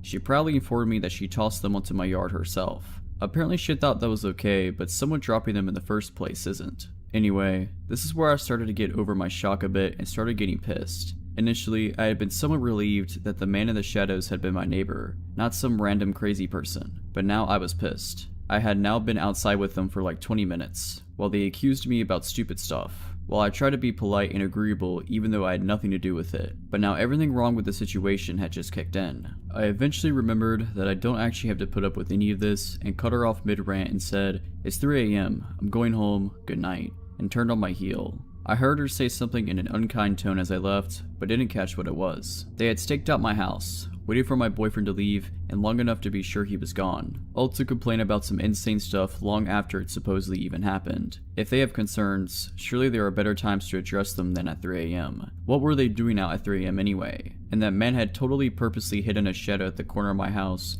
where he could avoid my headlights, and didn't reveal himself until I was out of my truck and exposed. And shouldn't the woman have walked up beside her husband, not gone around while I was distracted? They kept doing odd behavior, never enough that they're doing anything illegal or anything to report the police. But none of this is normal behavior. Honestly, I think these complaints are just excuses, and they're really just taking the opportunity to intimidate me. I think they're messing with me on purpose. Then again, I could be wrong. Either way, I will be installing a motion light soon. I was so shaken up and had my adrenaline so high from someone scaring me from a blind spot by my house. Because seriously, that could have been someone else and a whole lot worse. The story starts several years ago. Me and my friend's interest in urban exploration. I was a junior in high school at the time, which was when everyone started to earn a lot more freedom, so we took the chance to be out late whenever we could. Now, keep in mind that I live in a major city in central Colorado, so the nightlife is never lacking. We could always find something to do, and were especially drawn if there was an element of danger. We wouldn't always plan these trips, but we made sure that if we were going into any old building in the dark, we would have a knife and a flashlight for safety. We never really had to defend ourselves, but we came very close one evening. It must have been around November, because there wasn't yet snow on the ground, but it was actually a chilly evening. Directly across the street from the abandoned hospital, which we have hypothesized is still around from the TB area, is a hospital that is newer and in use. The two are connected by an underground tunnel, which I can only assume was a way to move bodies without alerting the patients. We had been inside the hospital a few times, but never found anything strange, only the occasional sign of others having been or lived there. What was piquing our interest that night was the abandoned library next door to the hospital. It was connected, but only by exterior walls. To get inside, you could not cut through the hospital, but instead had to hop over a tall wall and climb a very high fence. A few of us had backpacks, containing the aforementioned safety precautions and a couple bottles of water, so nothing too heavy or valuable that would get damaged when tossed over the obstacles before us. A little ways off the road, it was dark if you clung to the buildings. We did for a while before stepping behind a small patch of shrubbery, which we determined was an easy way over the first wall, since the other way around to gain access was by a chained, unclimbable gate at the bottom of a set of stairs facing away from the ledge. Both were parallel with the library, so when tucked back in that corner behind the bushes, no one could see us from the street. I don't believe I went first, but I did not remain behind to be last over that wall. It was too high up for me to jump and haul myself over, so I resorted to stepping on a pipe jutting out somewhere lower along the wall. It gave me a bit of a needed boost, and soon I was up and over, moving into the library's courtyard. Another girl and I waited for our two other girlfriends to join us. Upon an initial glance over at the courtyard, there was no obvious way in. To our right was a dilapidated fountain, which I took joy in imagining springing forward a spray of water from its detailed stonework in the brighter summer months. People laughing and talking with the surrounding trees bringing them shade. Now, however, it had been in long disuse, and the earth at our feet was cold and hard. There were no signs of another soul for years, save the 15 chain-link fence directly in front of us separating the courtyard in half. I could tell it hadn't seen the same weather as the rest of the courtyard, because the metal showed no signs of rust. That must be our way in, we agreed, because with a fence like that, someone obviously wanted to keep us out. We hurled our bags over the fence, hearing them clank on the ground rather silently due to their lightness. I was the third over, because I have a slight fear of climbing and it took me a bit to mentally prepare myself. I made it to the top of the fence in short time, then sat at the top straddling it with a leg on either side. I had two girls on the other side in front of me, and one behind me who was telling me to hurry up. I spent a good couple minutes up there doing another mental preparation and some deep breathing, then climbed down to wait for the last girl. At the time, I was thinking that had been one of the scariest things I've done in a while, because I tend to avoid climbing at all costs. Of course, this is an irrational fear, as I have never fallen, but that phobic fear didn't even compare to what happened next. The last girl's feet hit the ground and all four of us split up into the smaller half of the courtyard, looking for any kind of entrance. We decided that breaking a window would be too loud and draw unwanted attention, not to mention we could really get cut up, so that wasn't an option. Searching for a little longer, we didn't find anything that looked remotely plausible, until we found a grate near the base of where two walls met. I couldn't believe we hadn't noticed it before, and upon closer inspection, the grate was already moved slightly from its resting place, so it would be easy to lift the rest of the way. The smallest and least fearful of our group went first. After moving the grate, there was a small drop down. It was no more than 3 feet down and 2 feet wide, but inside there was another drop down where we could see into the library basement. She hopped down into the small, square landing, only to almost immediately freeze. We looked amongst ourselves, wondering what was wrong. "There's a guy down there," she said. "What? Where?" "I could see his outline," she said. I leaned forward and tried to make out a shape, but it was further down than my line of sight and it was too dark. "Hello?" she called out. He responded the same, asking who we were. "Just a couple of chicks," she spat out bluntly. What he said next sent chills down my spine. It was as if I could feel the darkness radiating out of the hole in the ground. All of a sudden, it was very still and quiet, like the darkness had spilled out and weighed all of us down in that gloomy courtyard. He said in what I can only describe as a lustful tone gripping with ill intent, "I'm addicted to following the sound of women's voices." My friend looked over at us blankly, but there was nervousness underneath. Unease. Something in his voice sounded like it wasn't an empty threat, like he wasn't just saying something creepy to get us to leave. She looked back to where he was and said slowly, "That's not cool." The man under that dark earth began laughing maniacally, and not in the kind of way a really good actor does, in the way that we could feel his utter insanity hit us like stale air. We looked at each other for what felt like hours in that gloomy courtyard, but I knew it was only a couple seconds, because we all exchanged without even speaking that we had to get out of there. And now, I was not about to risk some crazy guy coming after us, even if we did outnumber him. The friend scrambled up out of the landing, and I was never over a fence faster in my life. 15-foot potential fall, and I didn't even have time to think about it. We didn't stop running until we were on the street and halfway down the block out of breath. So guy that was down there, let's not meet again.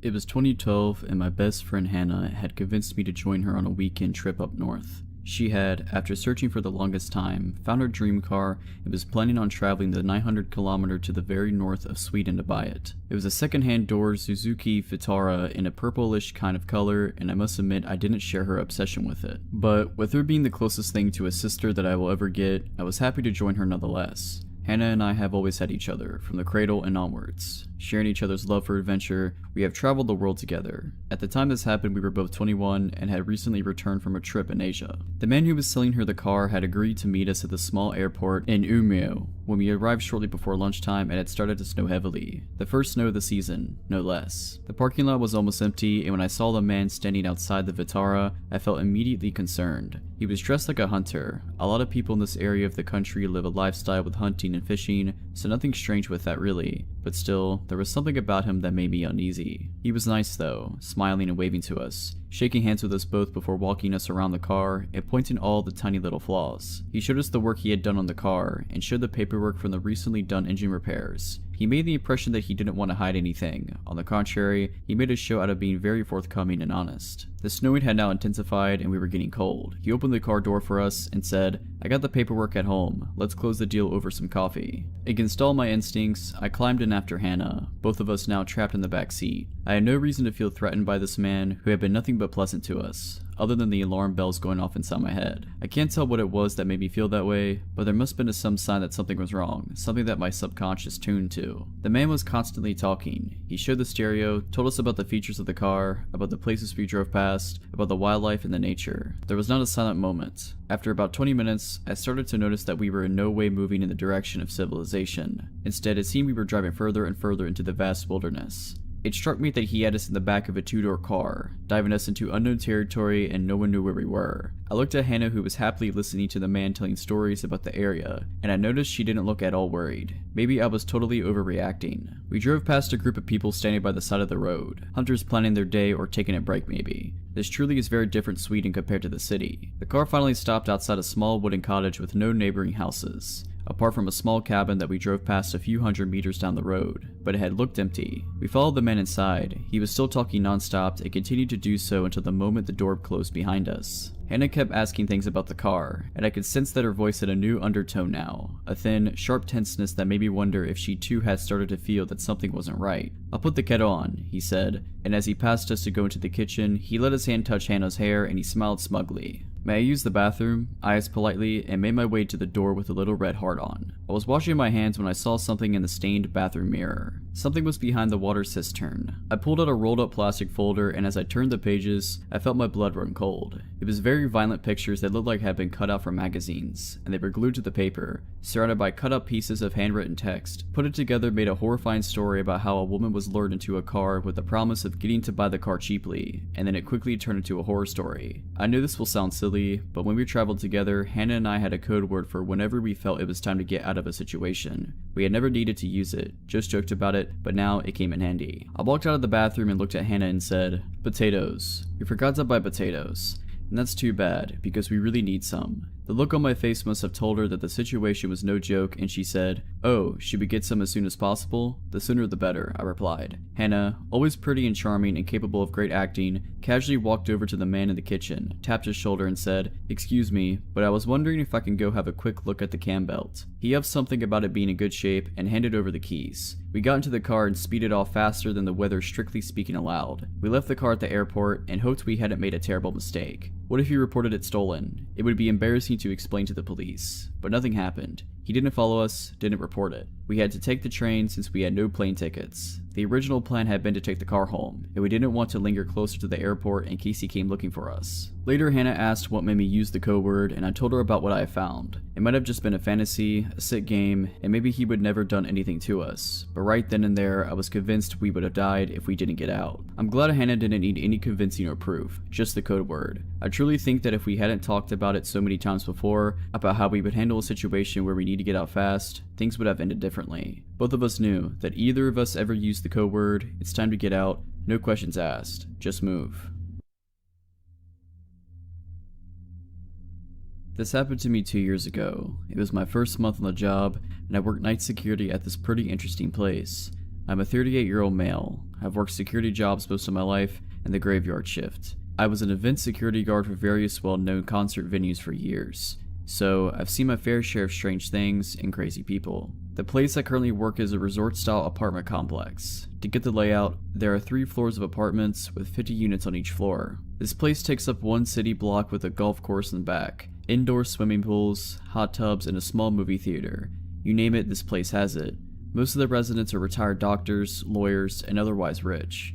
There are some younger people that live here as well, stockbrokers, and real estate agents and so on.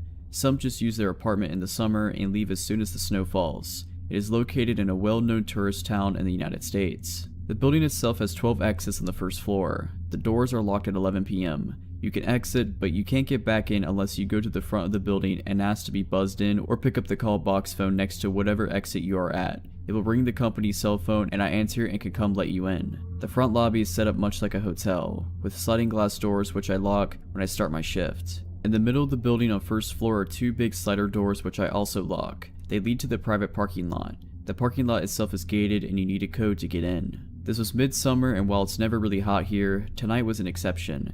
It was still very warm after the sun had set.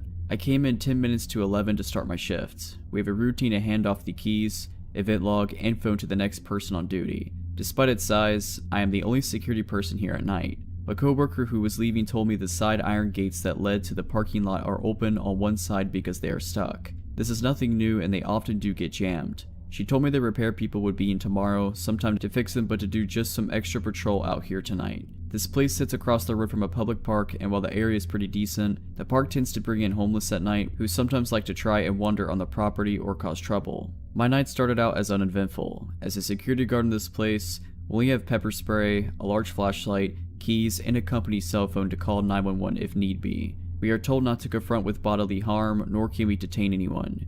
We are simply eyes and ears and to call the police if something comes up. Of course, you can defend yourself if you need to, but in all cases if you are in danger, call the police is the company policy. Basically, I am to walk the grounds and floors for anyone suspicious, watch the cameras in the security office which is in the lobby, and otherwise try to stay alert. If a resident calls for a maintenance request, I would take the information down in the computer for a day shift, or if a resident called with a security issue, I would attend to it. Pretty easy enough job, I thought. I locked the doors to the parking lot and the lobby doors. I did a sweep of all the floors and then found myself back at the desk. It was really quiet and it rolled around to 3 a.m. I had just sat down to eat my food when the company's cell phone rang. The caller ID let me know it was from one of our outside call box phones. I picked it up and said, "Thanks for calling. Resort name here. This is Security Officer James. How can I help you?" All I heard was someone breathing heavy. I glanced at the cameras and could see the shadow of a figure standing just out of reach from the door in camera view. All I could see is the open call box and the metal cord from the phone. I again asked, "How can I help?" The man started to breathe heavier and laughed in silence. I got up from my chair and started to walk out of the office into the door he was at when it rang again, this time from call box number 2, which was further down. I quickly looked at the camera and saw this large figure in a hooded jacket. I knew this was strange as it was very warm outside. He was holding a black bag in his hands but had his back to the camera. "I'm coming for you," they said in this raspy, deep tone. He hung up before I had the chance to say anything. Then the phone rang again. This time I picked up, and before he could speak, I let him know the cops are on their way and to leave the property now as he is on camera. He tried the doors and both were locked. This time he was at yet another call box. The guy had to be running at top speed to make it to the next and the next call box as they were a good distance between doors on the outside. "I can see you. The cops won't make it much of your time," they said.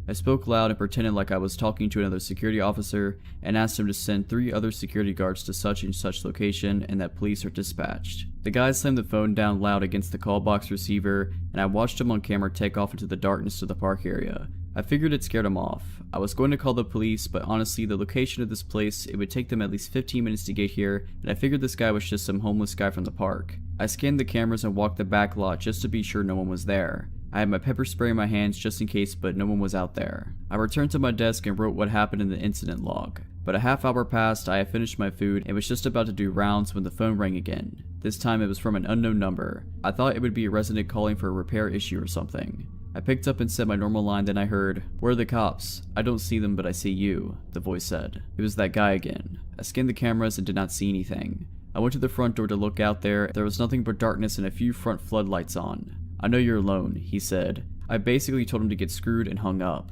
I called the non-emergency number to 911 and let them know what was going on. The dispatcher said she would send out a car to check the area and make contact with me. The next thing I hear is a loud thud against the glass windows to the day manager's office, which sits across from the security room. Another 3 loud bangs. I run to the door and unlock it. I pull up the shades and shine my flashlight through the window into the darkness. I catch the face of this hooded man. He looked to be about 40 with long, stringy hair poking down and these wild eyes. He looked right at me and grinned before slamming his head into the window to try and break it. I started yelling at him and told him the cops are coming and to get out of here. That's when he pulled the biggest butcher knife I've ever seen and make a slicing motion like he would use it to cut my throat. The guy was crazy. He continued slamming his body against the glass trying to break it. He used his head to try and break the window but managed to bust his head open, so the window now had blood all over it. I backed out of the office and locked the door to it. I then decided to wait for cops as this guy was out of control and my pepper spray wasn't going to stop him, and the last thing I wanted was to handle a bloody crazy person. He then ran to the nearest side door and took the call box phone off the hook.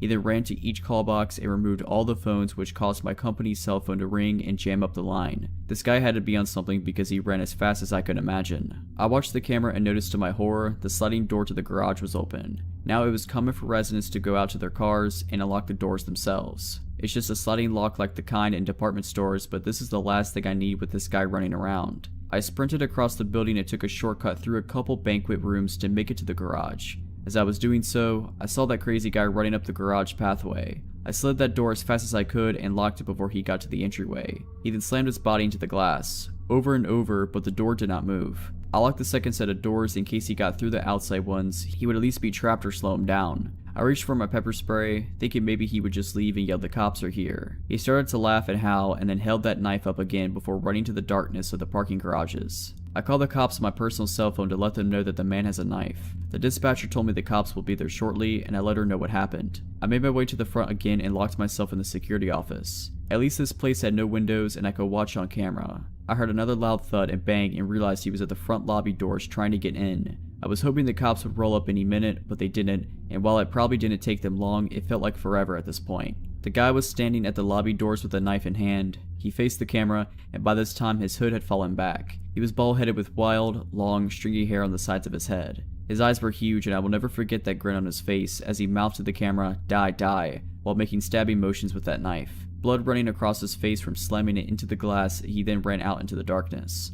About 5 minutes later, the cops show up. They sent one officer. He asked me what the guy looked like, and I told him I have camera footage. He drove through the area first and shined a spotlight. The cop returned to tell me he couldn't find anyone and he had driven around the entire block and back area behind the golf course. I showed him the footage and printed out a picture from the camera. The cop said he didn't see any sign of the guy and that he would patrol the area and to call back if he came again. It was now nearly 5 a.m. when the cop left. I waited until 6 a.m. when it was daylight and the people were starting to get out and about before I walked around and hung up all the phones from the call boxes. This guy literally took all the 12 phones off the hook. When my manager came in during the morning shift at 8 a.m., I told her what happened, and she said that they would keep an eye out and have a meeting to let everyone know who worked here know and to be aware. They had an extra security guard on my shift for 2 weeks after, but the guy never returned. The cops never found the guy or who he was. So crazy bloody guy with a knife, let's not meet again. If you're liking this video, all I ask is that you make sure to subscribe to my channel and like this video. Thank you.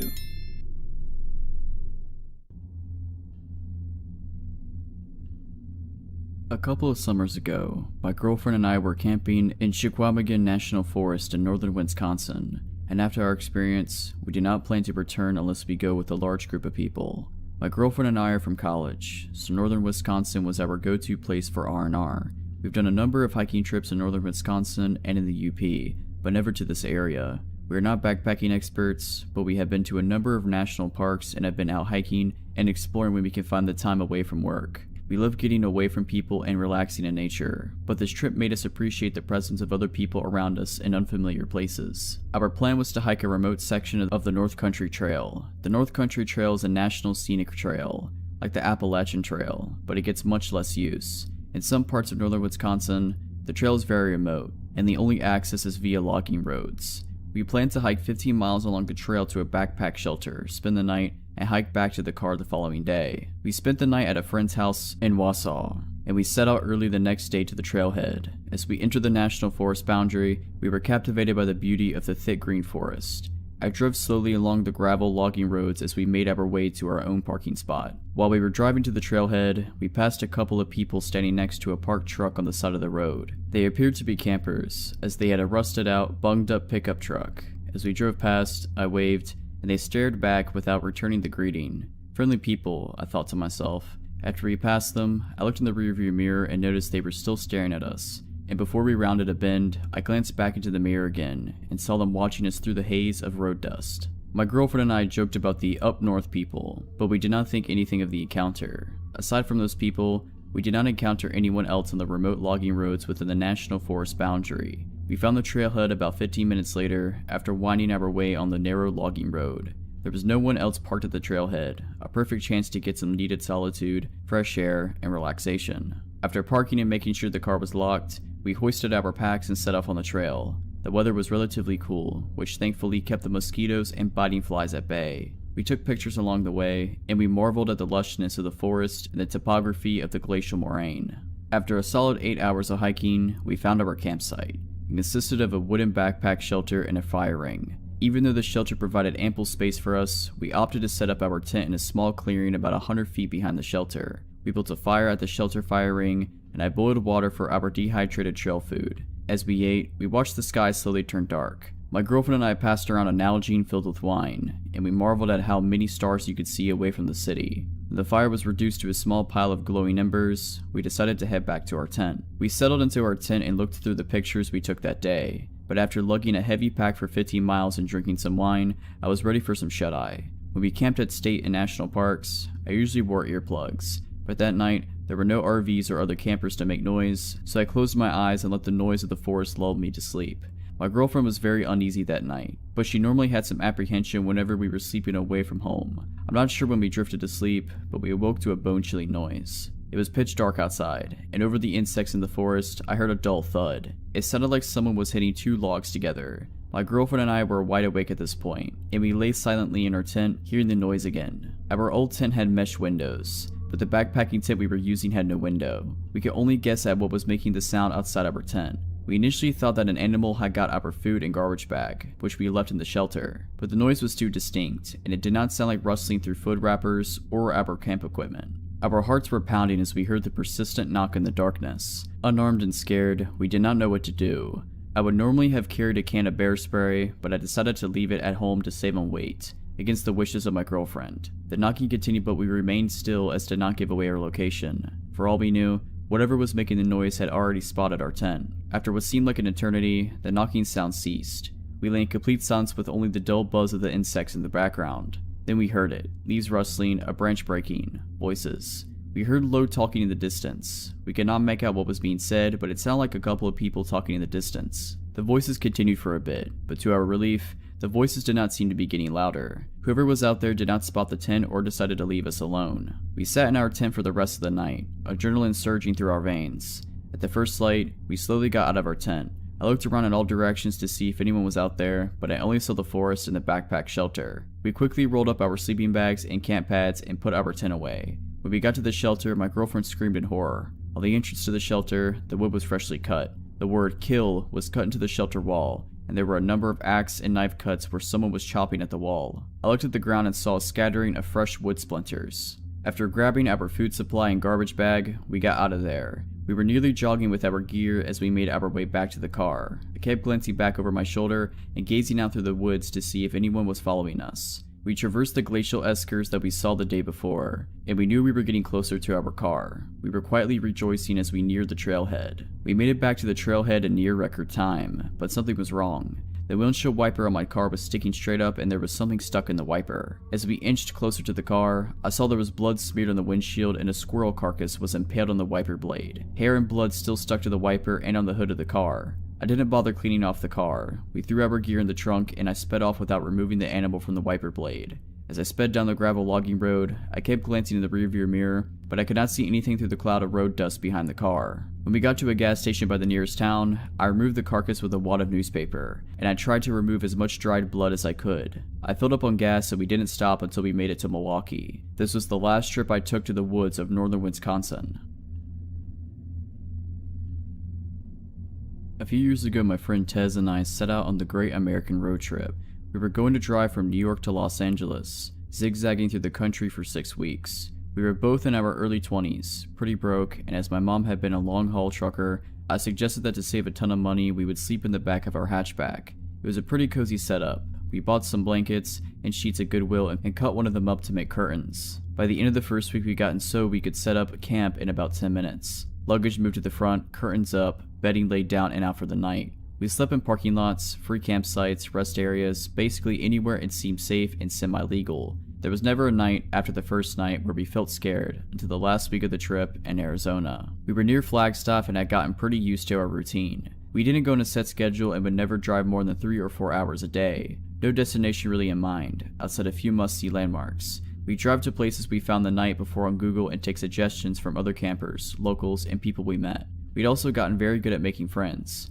We went to Denny's with a group of people we met at a campsite in the back of their pickup because I got hungry and overheard them saying they were going to go. We met an 80-year-old cowboy who took us out drinking and taught us to line dance at a country bar, played the guitar with some musicians in the middle of a thunderstorm, got fed breakfast and dinner by tons of campers who invited us to hang out with them, spent the 4th of July with a family who basically adopted us into their campsite. Basically, every encounter we had with a stranger was a positive one. This night didn't look out to be any different. We found a free campsite on Google and drove up into the woods, following our GPS. We were pretty far out of town and something seemed a little bit off when we pulled up to the campsite. There was one RV parked and 2 cars further up in the trees. We pulled up near the RV and a man opened the door. Tez waved hello and he just stared at her. His expression was completely blank. Then, as if she hadn't said anything, he just slowly closed the door again, staring at us the entire time. Figuring he just wanted some privacy and thought we'd be obnoxious, we pulled further down the road and found a flat spot to park the car. Instead of our usual routine of setting up camp immediately while it was still light out,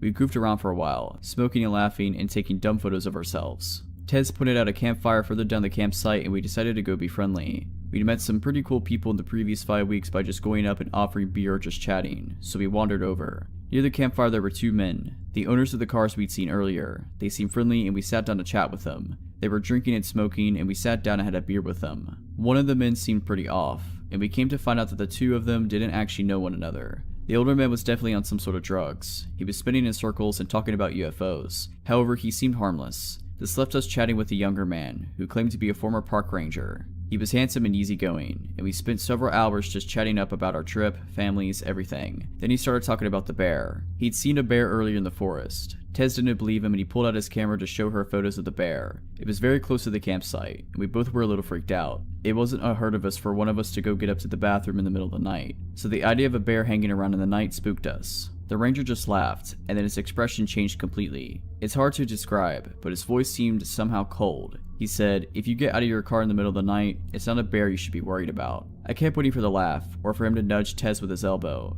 Jokes on the foreigner and the city girl, right? He never did. I laughed awkwardly and made a dumb joke about serial killers in the woods.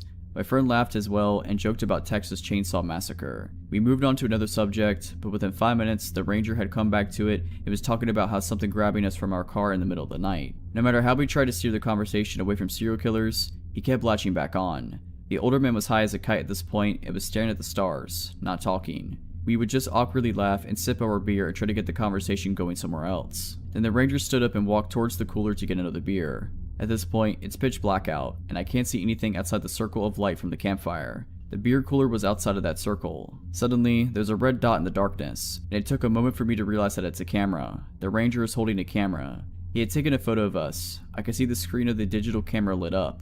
Now, it wasn't odd for people we met to ask to take pictures with us. It was an entirely strange thing to have this person taking a photo of us without asking or even indicating that that's what he was doing. We were both staring at him like deer in the headlights at this point, but instead of realizing what he was doing was a bit weird, he checks his camera, adjusts some things, and takes another photo, this time with the flash. No asking us to smile, no proposing a group photo, and no explanation. After this photo, he comes back to the fire and sits down, not a word said about the photo. At this point, me and Tez are mutually freaked out. We make some BS excuse that we need to go set up our campsite and nope the heck out. When we stand to leave, the UFO guy smiles and says to have a good night. Ranger, however, looks at us with a smile that doesn't reach his eyes and says, "Be careful out there. There's more than bears in the woods." Every hair on my body stood on end. I wasn't alone in my discomfort either, because Tez laughed a response out and pulled me away from the campfire towards our car. We rushed back to the car, which we only found in the dark by referencing the RV, and jump in the front seats. My friend Tez is all but hyperventilating. Why did he take pictures of us? I was shaking. I responded,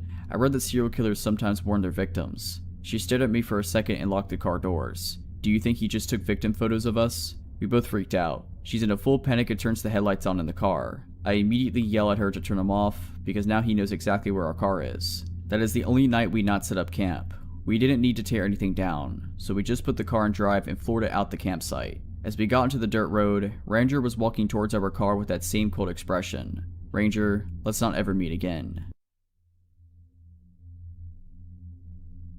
This happened on a Sunday night when I was about 10 years old, in the mid-90s. My family house was on a short street, a dead end created by a railroad track. We had a 3-story house, which was the farthest from the tracks, with windows on every floor, 2 in the basement. The stairs from our bedrooms upstairs led directly to the front door, which connected to a closed-in mudroom/porch, which also had a screen door and a glass door that only locked from the inside. Even friends and extended family would wait outside to be let into the porch, as that's where the doorbell was. From inside the porch, you could see right up the stairs to the window in the door. Across the house, parallel to the front door, was the back door. Both had a large window in them. It must have been June because my older brother had a soccer game, and I only had a week of school left. I personally found watching him struggle on the field and being forced to cheer while being eaten by bugs really boring, and I just gotten a box set of books I desperately wanted to be alone with. After about an hour of reasoning and pleading, I finally convinced my parents to let me stay at home alone for the first time while they went to the game. They were only going to be gone for a few hours, and although we didn't live in the best neighborhood,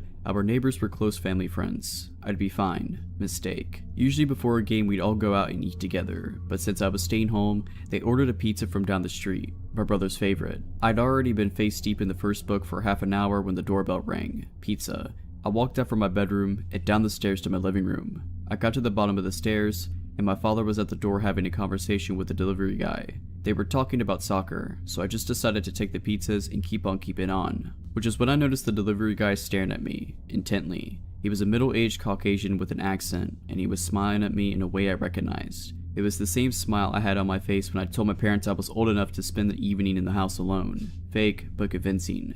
I walked past him through the living room to the kitchen and threw the pizzas on the counter and shoved my face into my book. My father talked to him for a few more minutes about sports, and then closed the door. My family sat down to eat and chat while I forgot all about them, the food, and the delivery guy. Before they left, around 6:30 p.m., my parents wrote down all the emergency numbers, gave me instructions not to open the door, and headed out with my brother, and I waved them off, excited to finally have the house to myself, if only to read in silence. I locked the main door and headed up to my room to read. It was blissfully quiet, save for the sound of my dog's occasional barking in the backyard. I had just finished the first book, and immediately started on the next when the doorbell rang, and my dog lost it in the backyard. I was up in my bed immediately. I looked at my alarm clock for the first time since they left. It read 8 p.m. My whole family was at the game, and any extended family in the province was as well. No one would be coming over without calling, especially on a Sunday night. The doorbell rang again, and again. I remained frozen in place, my book crumpling in my shaking hands. I, for the first time,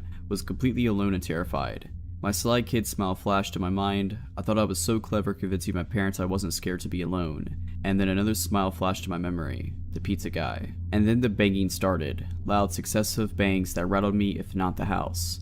And now from the backyard my dog was livid. I could hear him barking and whining at the back door. I wanted to call someone, but the only phone was in the kitchen, which involved walking right past the front door. I panicked. I was scared to leave my room, as my feet would be visible to whomever it was once I entered the hallway. But what if it was just a neighbor? I checked the alarm clock again and was surprised that only minutes had gone by, and my parents wouldn't be back for an hour and a half, minimum. I'd have to wait it out, so I did. I got up as silently as possible and closed my bedroom door. Eventually, all the barking, ringing, and banging stopped. I waited for half an hour, and then opened my door and crept out of my bedroom.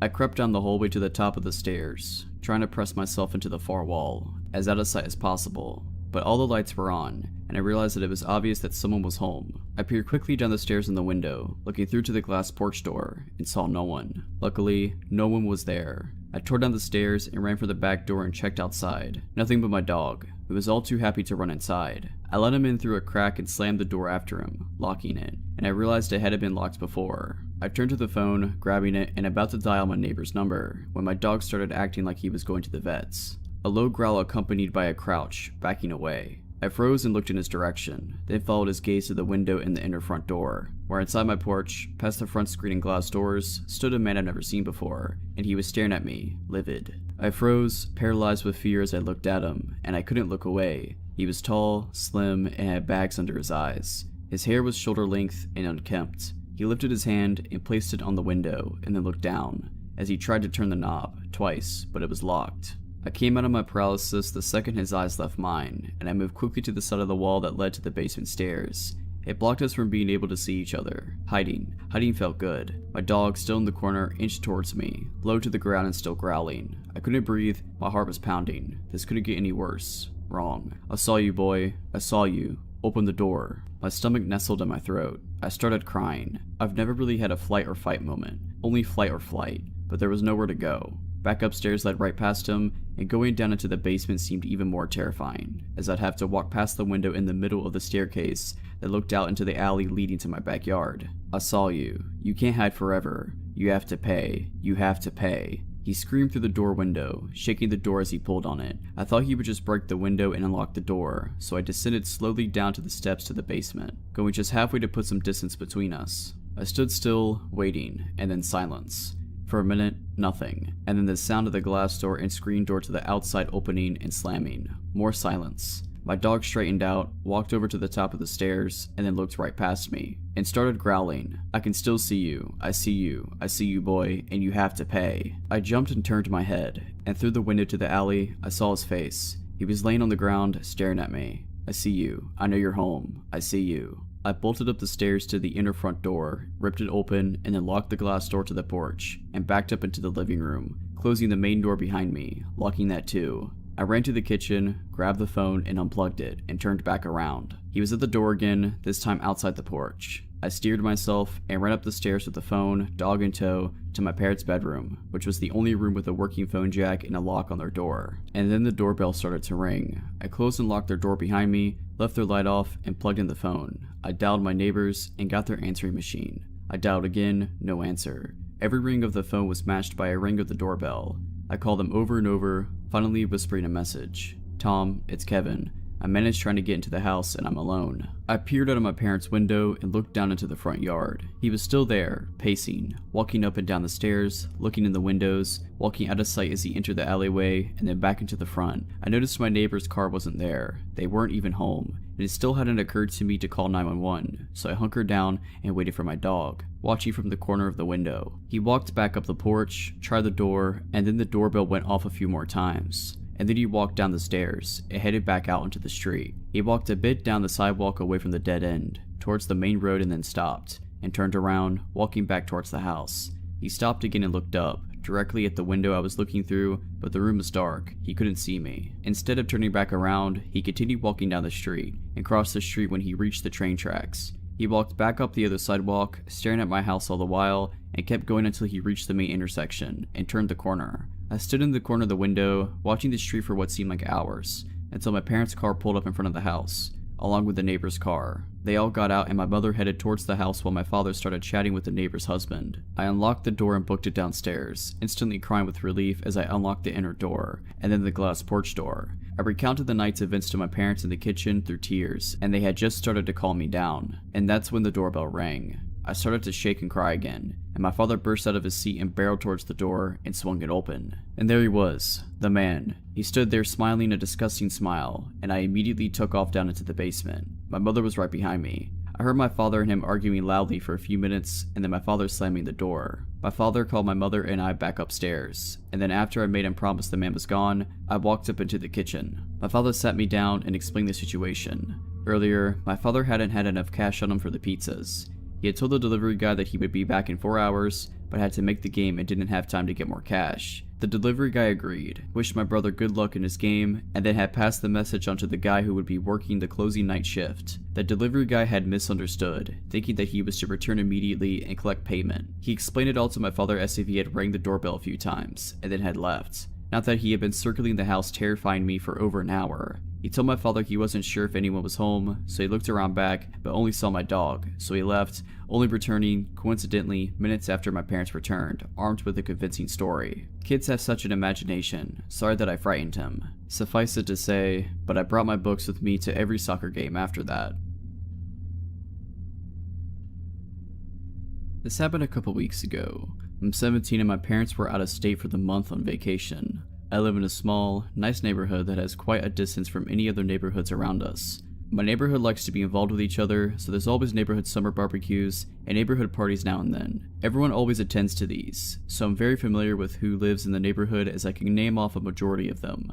My neighborhood is always dead quiet after 9 p.m. as the kids are inside by then and families are usually heading off to bed. I'm into spray paint art and I decided I wanted to work on a painting in my garage at around 10 p.m. because it was cooler by then. Mind that the garage door is fully open. I'm setting out a tarp so I can start painting when I hear someone walking on the sidewalk. I look up expecting to say hi to a neighbor going on a late night walk around the neighborhood. Instead, it's a man I thought I couldn't recognize at first glance due to it being dark and the only distant light source around was from the garage. He was at least 6'3", lanky, and looked completely normal from what I could see. The man stood at the end of my driveway facing me. With the little light stretching across the driveway hitting his face, I didn't recognize him. I live in a very friendly state where we're usually nice to strangers and make conversations. I thought nothing suspicious as he could have been just a neighbor I wasn't familiar with, so I just struck up a conversation like I usually do. Hi, how's it going? Hi, it's going good so far. Sorry, I don't really recognize you because it's so dark. Oh, I'm Xavier. I don't think I've ever met you before. Did you just move into the neighborhood or something?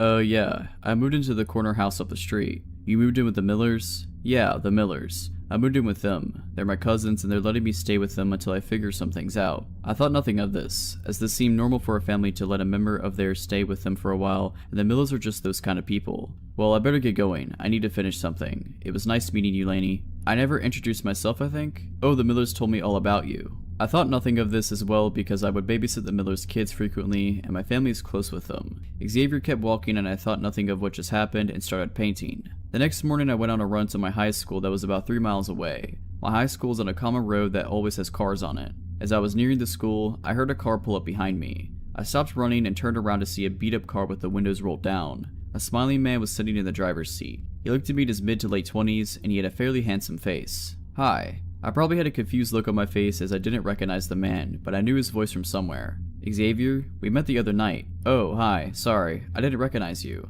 It's fine. Hey, you're pretty far from home. That's quite a long run. Aren't you tired? I can give you a ride home if you'd like. Oh no, it's fine. I like running. Thanks for the offer though. Want to go out for a cup of coffee? No thanks, I don't drink coffee. We don't have to get coffee then. I'll pay for you. Come on, I want to go get something with you. No thanks, I'm not really interested. Oh come on, let's go. Hop in. He reaches over to open the passenger door and beckons me to come in. At this point, it's clear that I don't want to go and I step off from the grass and back onto the sidewalk. I said no, sorry. Come on, just get in the car. It's not a big deal. I gotta go. Some friends are expecting me. That's when I fall and sprint to the school's track and called a friend to pick me up. While waiting at the track for my friend to pick me up, Xavier's beat up car goes down the road, away from the direction of my neighborhood. Few bad things happen in my city, so I didn't think much of what happened and shook it off, which was stupid of me to do. A couple of days later, there was a neighborhood barbecue.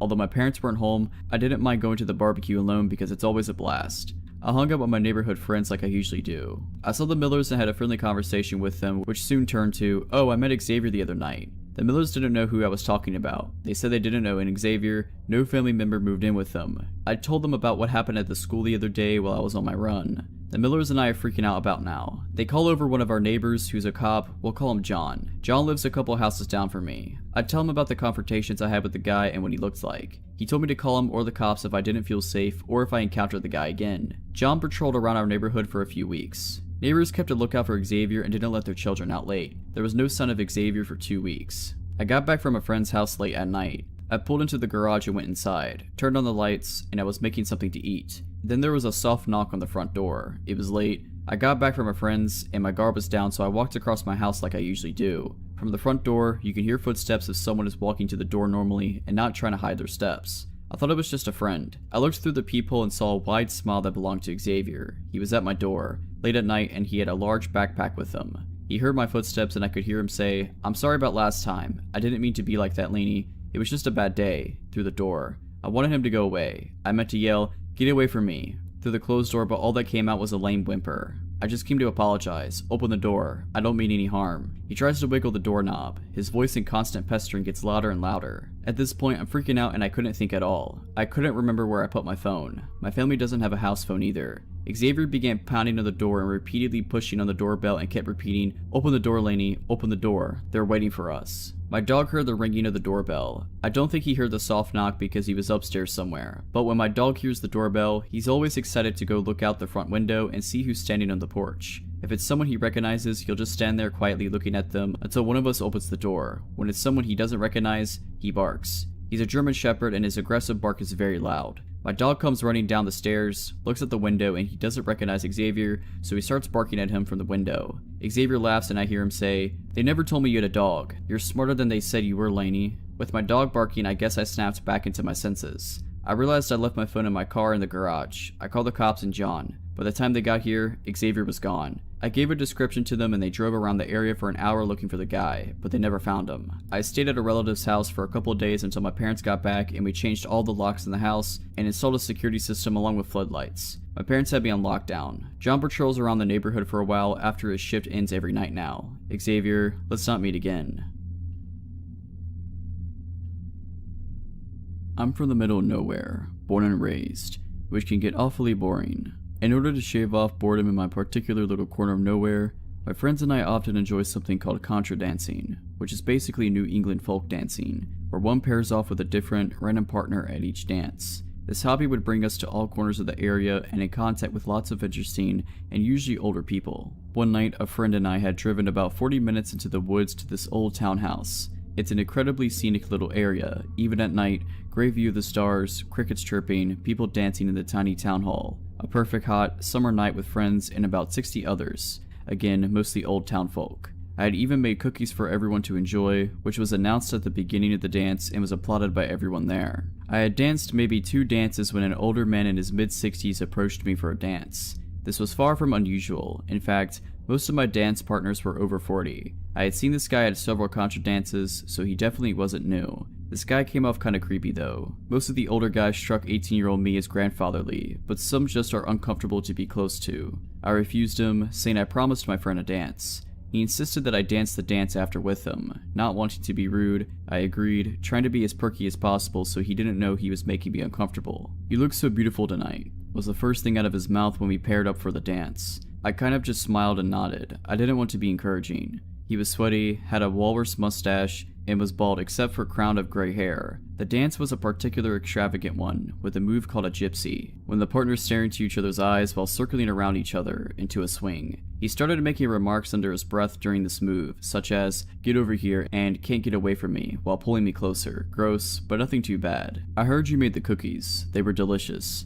I'll have to get the recipe out of you, or just make you my wife. Then I have them all to myself." I almost stopped the dance to get away from him, but I shut down and refused eye contact and conversation. I was sufficiently grossed out, but it was nothing too bad. I pulled my friend aside after and told her about him, and then enjoyed the rest of my night. After summer dances, the young people often drive down to a small pond and swim to get off the sweat and grossness of the dance. Skinny dipping is encouraged, as this spot is really in the middle of nowhere, no houses around, and an absolute amazing view of the stars. My friend and I spent about 20 minutes hanging out in the water, with people slowly leaving until we were the only ones left. That's what I thought, at least. Until I saw a figure standing at the bank of the pond staring out at us.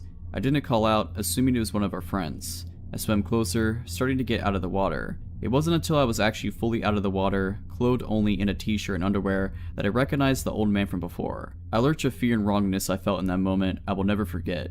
I have never seen anyone above the age of 25 go down to the pond with us, and he was fully clothed and not there for a swim. He also wasn't saying anything. "Shannon, we have to go now," I yelled back at her. The pond bank was narrow and it was hard to scramble around him. I was pretending I couldn't see him, that he wasn't there, or that I didn't care he was there. Shannon was about 20 feet behind me when he turned to follow me back to the cars. The rocks were painful to walk on and made it hard to move quickly. "I heard you guys were coming down here," he said. At this point, Shannon was just coming near him. She did not recognize him from earlier stories. It wasn't reacting to the creepiness as strongly as I was. "Haha, yeah, sometimes we cool off down here," Shannon replied. He got between me and her, blocking her from the car. "You know, you and your friend look like sisters. I heard she made the cookies. Do you cook as well as her? I'd love a pair of you at home." This is when the situation really hits Shannon. We're alone, with this guy who's apparently followed us to the middle of nowhere, with unknown intentions. "It was nice talking to you, but we have to go now. Come on, Shannon." I was practically running to the car, throwing the words over my shoulders. He put a hand on Shannon's bare shoulder, which spurred her after me. "Come on, you two. I'm just trying to have some fun." I was already in reverse by the time Shannon got in the car with me. We tore out of the dirt road at about 50 miles per hour. It hit pavement at around 70.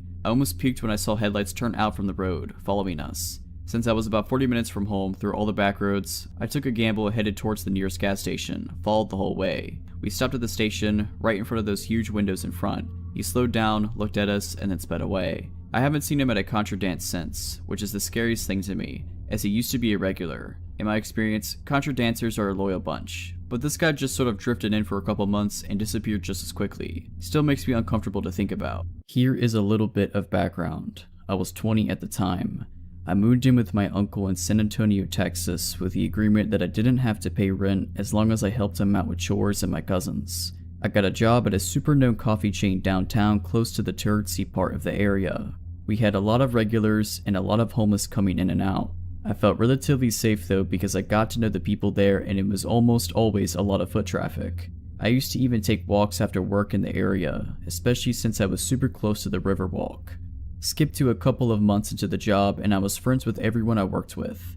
We were all super close. On this particular day, it was one of my co-workers' last day. There was about 3 guys who had been in there almost all morning. They hadn't bought anything and were just hanging out, which was not unusual for my location. On my break, I decided to walk down to a nearby drugstore so I can get a farewells card and maybe a small gift for said co-worker. I walked out and put my earphones in, and before I could press play, I hear the door open behind me and footsteps following behind.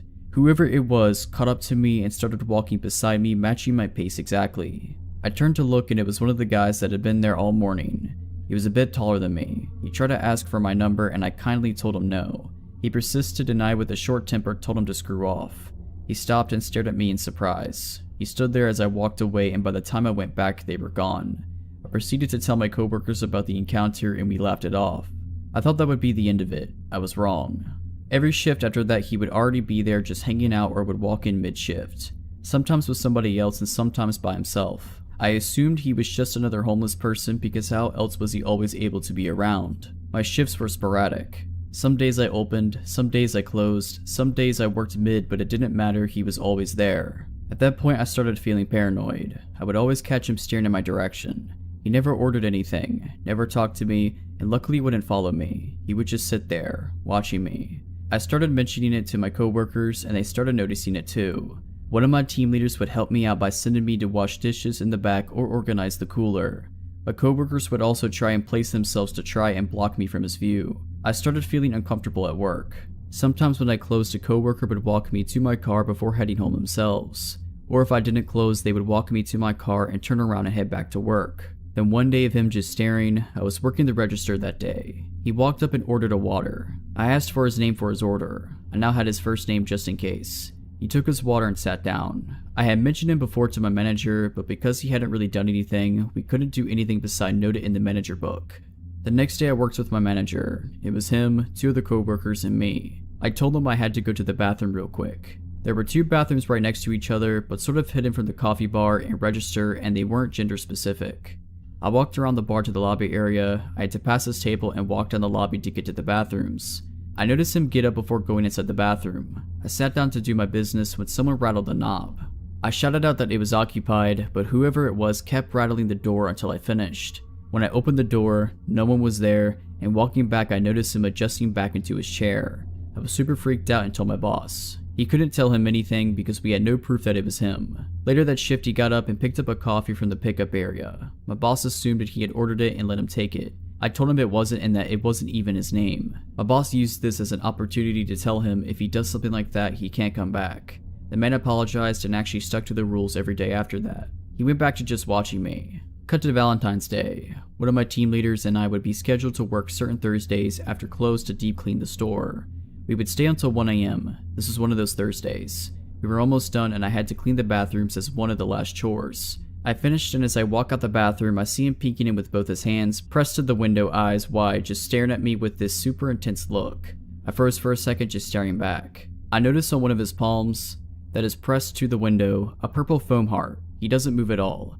I freak out and run back into the bathroom. I shout, "Hannah, Hannah, he's here, he's back." She barely hears me through the music we were blasting. Hannah was the team lead who would help me hide me from him, so she knew the huge fear I had towards him.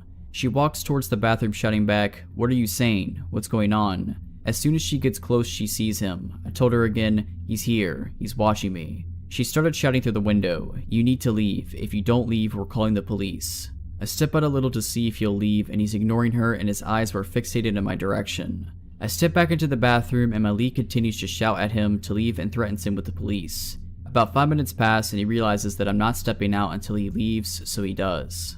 The next day my lead and I told my manager I want to file a police report and he tells me to wait until he talks to his boss. He shows up again that day and I was only there to talk to my manager and leave right after. When I got home, a friend convinced me to call the cops. So I text my boss that I don't care what he or his boss says, I'm scared and I'm gonna file that report. I dial 911 and tell them a summarized version. They tell me they're going to send someone to where I live to take the official report. The 2 officers were nice and supportive. I told them my whole story and how my boss didn't feel the need to get cops involved since I wasn't harmed. The officers told me that I should have called right away and defended me, saying they could get him for harassment. I thank them and they tell me that if he shows up to dial 911 so they can take him in for trespassing and harassing. I think that day my manager banned him and warned him because he never showed up to the coffee shop again. A few months later when I was comfortable again with downtown, I went out with some friends to walk around. We were close to where I worked at and as we round a corner I see him and so I ducked into a little corner store and my friends follow. I told them I saw him and they kept an eye out. Once he was out of view we left the store and that was the last time I saw him. I just hope that he never comes back. I'm in a school still and work for my family member on certain weekends at a local college selling concessions at the stadium. It's about twice a month and the stadium is off towards the edge of town. It's Friday night and I just gotten out of school and I had to go straight to work. I get to work for 4 hours, half shift tonight, and my boss, my aunt, tells me we need more spoons for tomorrow's event. We sell ice cream, and these events have like 5,000 plus people at them. I say okay and I'll go grab them on my way home. The only store open with heavy duty spoons is all the way on the other side of town, and I still wanted to go meet up with some of my friends and mess around. I decided to take the faster but more sketchy way around the outskirts of town. I live in a weather bipolar state. It snowed last night but I figured the roads would be fine enough even if they weren't plowed. I take off to the store and the first 5 minutes go by and nothing's wrong. I haven't seen a single car or any buildings the entire time, but keep in mind it's approaching 9 PM and I'm on the outskirts of town, and no one really takes this way in case they really have to. All of a sudden I see something in the corner of my eye, and it looks like a man, roughly 5'8" I'd say, wearing shorts, t-shirt, and a backwards hat. He's in the ditch, walking in snow when it's 10 degrees out. My first thought is to pull over, but I'm on the phone with my mom at the time and she warns me not to as some things have happened before in this town. I consider stopping, but for some reason I tell myself not to. I wasn't really worried about anything. I pass the man, going about 40 miles per hour. Like I said, roads aren't the best. I drive not even 500 feet past him, and immediately, a car that I did not see at all before turns on and pulls out of a field entrance off the road and starts to follow me. At first I thought I just was focused on the man in the ditch and didn't see a road and that's where they come from, but I later found out there was not a road there. I start to approach the town again and have to take some turns to get to where I'm going. I turn left, the car turns left. I turn right, the car turns right. I go around a roundabout and skip my turn and go twice as no one else was there. Car follows. At this point, I start to worry a little, but maybe they just need to go to the store also. I then pull up to a stop sign and I turn without my turn signal. The car follows. Now at this point, I should have went straight to the police station, but I still didn't think much of it. I'm 2 miles from the store, where plenty of people will be. I take a few more turns and the car continues to follow me. I completely blew a stop sign at a non-busy intersection and the car does a quick stop and go and catches up. At this point, I have 2 turns till the store, so I'm still not worried. I turn into the store and the car turns also. The store also has a gas station, so I pull there first to act like I was getting gas. The car sets off to the side of the road, in between gas station and store, and just sits there. I wait about 10 minutes and the car doesn't move. At this point, I start to get worried.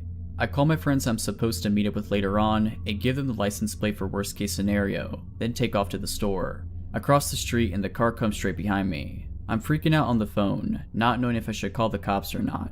I go and park as close as possible to the store, and the car parks 3 rows behind me and a couple down. It's getting late at this point and the store's closing soon. There's only a couple others in the lot. I turn my truck back on and go park on the complete opposite side of the lot. Get out and I completely bolt inside the store. I get spoons and take my time in the store. I go to call my friends to walk back outside and my phone is dead. I look out the sliding doors and suddenly there's a white van next to my driver's side. Looks like no one's in it, but the back windows are covered and it's running. I run to customer service and explain everything, but they think I'm some young kid messing around. At that time, I didn't see the original follow car, but no way I'm going outside with that van next to my truck. After waiting for about 30 minutes, the van pulls forward, and the original car appears from the side of the building. I wait another 10 minutes and dash outside. I speed to my friend's house, and when I get there, I park at his garage. My one buddy asked why there's a big orange mark on my tire, and my heart sinks. When I was inside, the follow car must have marked my tire. After inspecting the rest of my truck, we find a small pipe dropped in the bed of my truck surrounded by snow. It was wrapped in duct tape. It was not mine. I was alone, no phone, scared, in a part of town I'm not familiar with. I can't help but think what would have happened if I walked outside. Last December, I was visiting my family down in Florida and we spent some time in Treasure Island. My brother and I took my dog down to the beach at about 2 a.m. to play some fetch and drink and have a good time. If you walk along the water, you can reach a few restaurants and bars and hotels that line the beach. Out of nowhere, we see someone walking pretty quickly in our direction from over there, and a few minutes later, we can make out that they're being followed. My dog is arguably pretty well trained. We work search and rescue, and I've never once had her run off without permission, and never once has she not instantly returned when called, but that changed that night. She was about 5 feet from me and I saw her hackles shoot up and I went to grab her collar, but she took off in a full sprint, making some truly terrifying barking and growling sounds. We obviously took off after her and she reached the first person and stopped between them and the people behind them. She was barking and growling and lunging, and I finally caught up and put her on a leash. She's never reacted in that manner, so it was scary. The group following her ended up being 3 men that were probably in their early 30s. They started booking it in the other direction. I turned around and the person being followed was a young woman around my age. We asked if she was okay and she just broke down in tears and collapsed into my brother. So she got into her phone and rang her friend's number to have us talk to her. We were able to figure out where she was staying and walk her back to her hotel, where we met up with her friends and we all exchanged numbers to talk a later time. The next day we all got together, where we learned she had gone out for a walk on the beach, stopped for a drink at the bar, drank a bit, and then just wasn't feeling right. So she left the bar and soon noticed 3 men left after her. She had been walking for about a mile at that point, terrified and slowly getting more and more screwed up. She doesn't remember much about that night, and we knew she was probably on something, but we had no clue she'd been drugged. We're still friends now, and we're all going to meet up for spring break when we're all back in Florida. I've never been more proud of my dog and more grateful that we were in the right place at the right time. I hate thinking about what could have happened. I'm an extremely outdoorsy female and love to spend a lot of time in nature. I spent the better part of my early 20s living in remote northern locations and exploring a lot of Alaska, Yukon, and British Columbia. I have many odd, frightening, and bizarre stories that came up from my time in the north, and this is one of them. In the summer of 2012, when I was 22, I'm 26 now, I was living and working in a pretty remote town in northern British Columbia from May to September. The place I worked at was a campground in the provincial part of the Alaskan Highway, 4 hours north of Fort Nelson and 2 hours south of the Yukon-British Columbia border. The best part about this park was the fact that it had beautiful natural hot springs, which attracts tourists from all over North America every summer. I lived in an old trailer on a separate part of the campground where the rest of the staff lived. I quickly got used to living in a place where I had no running water, no electricity, no cell phone service, and no internet, and driving 4 hours to Fort Nelson every 2 weeks to get groceries and do my laundry. Life was pretty sweet. I got to hike, go for late night dips in the springs, make some traveling friends, and spend quality time in nature getting to know the flora and fauna of the landscape. My job at the campground was being a park facility operator, gatehouse attendant, wildlife interpreter, and sometimes had a few security shifts here and there. The feeling of living in the woods was much different than the feeling of living in a city, as far as safety goes. In the city I'm from, there are people around. You're aware of the fact that your house or apartment could get broken into, but emergency services are quick to respond and neighbors are also a plus. However, in the woods, I felt more vulnerable. The closest police were 4 hours away, and I lived in a trailer that was run down enough that it could easily get broken into. Plus, it was pretty dark and anyone could sneak around easily at night. One night, at probably around 2 in the morning, I'm asleep inside my trailer and I'm awoken up to a very loud banging on my trailer door.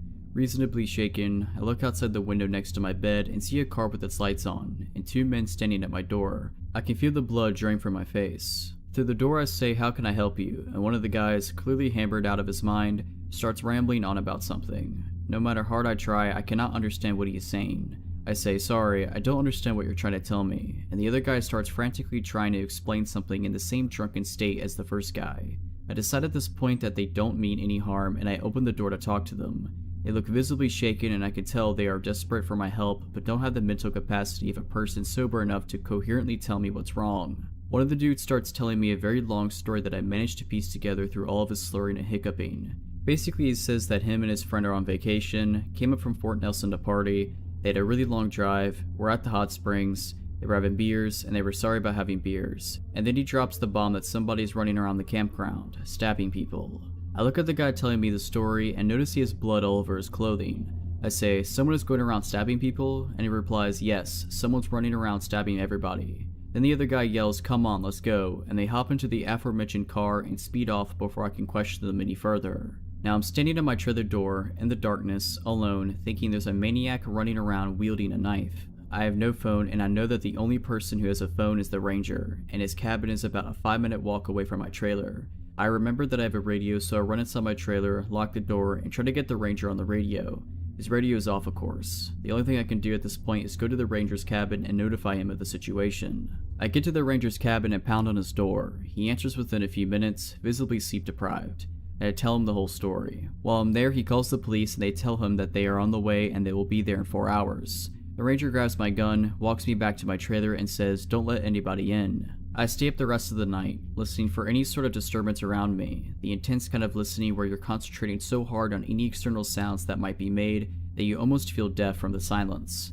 After about 2 hours of doing this, my trailer starts rocking back and forth. I freeze. My heart drops. I can hear the sound of someone breathing extremely heavily and I'm thinking, this is it. I'm just sitting there on my bed in my trailer as it's rocking, waiting for the maniac to stop tormenting me and just break the window and stab me. I'm still listening intently to the heavy breathing and that's when I hear a grunt, a very non-human sounding grunt. I get a feeling that it's not what I think it is and I peer out the window of my trailer and a bison is scratching its back on the side of my trailer, causing it to rock back and forth. The RCPM get there at around 6:30 a.m. and proceed with their investigation for 10 hours. They close off the springs and the entire campground. We don't hear anything about what took place during the night until the investigation is over. Apparently there was a guy at the springs who made a lewd comment about one of the females in another group, which resulted in an argument. The guy disappeared and returned an hour later with a knife, stabbed 2 of the guys in the group and booked it back to Fort Nelson, not before stopping at my trailer with his buddy to tell me about the incident, of course.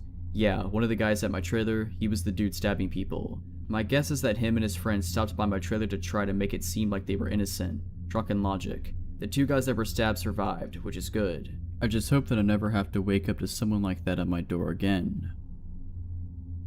A couple of years ago, I was still adjusting to the adult dating scene. I was using Tinder, and though I had been on a few dates and had a few hookups, it was mostly just situations where I either wasn't that interested in the guys, or it was strictly a one-night stand. It was a college town, not where I went to school, about 45 minutes from my parents' house, and I went on a few dates there. It's a cool city to hang out in, so it was always worth the journey even if a date didn't work out. I started chatting with this guy who I matched with on Tinder. He wasn't exactly my usual type, but he was charming enough.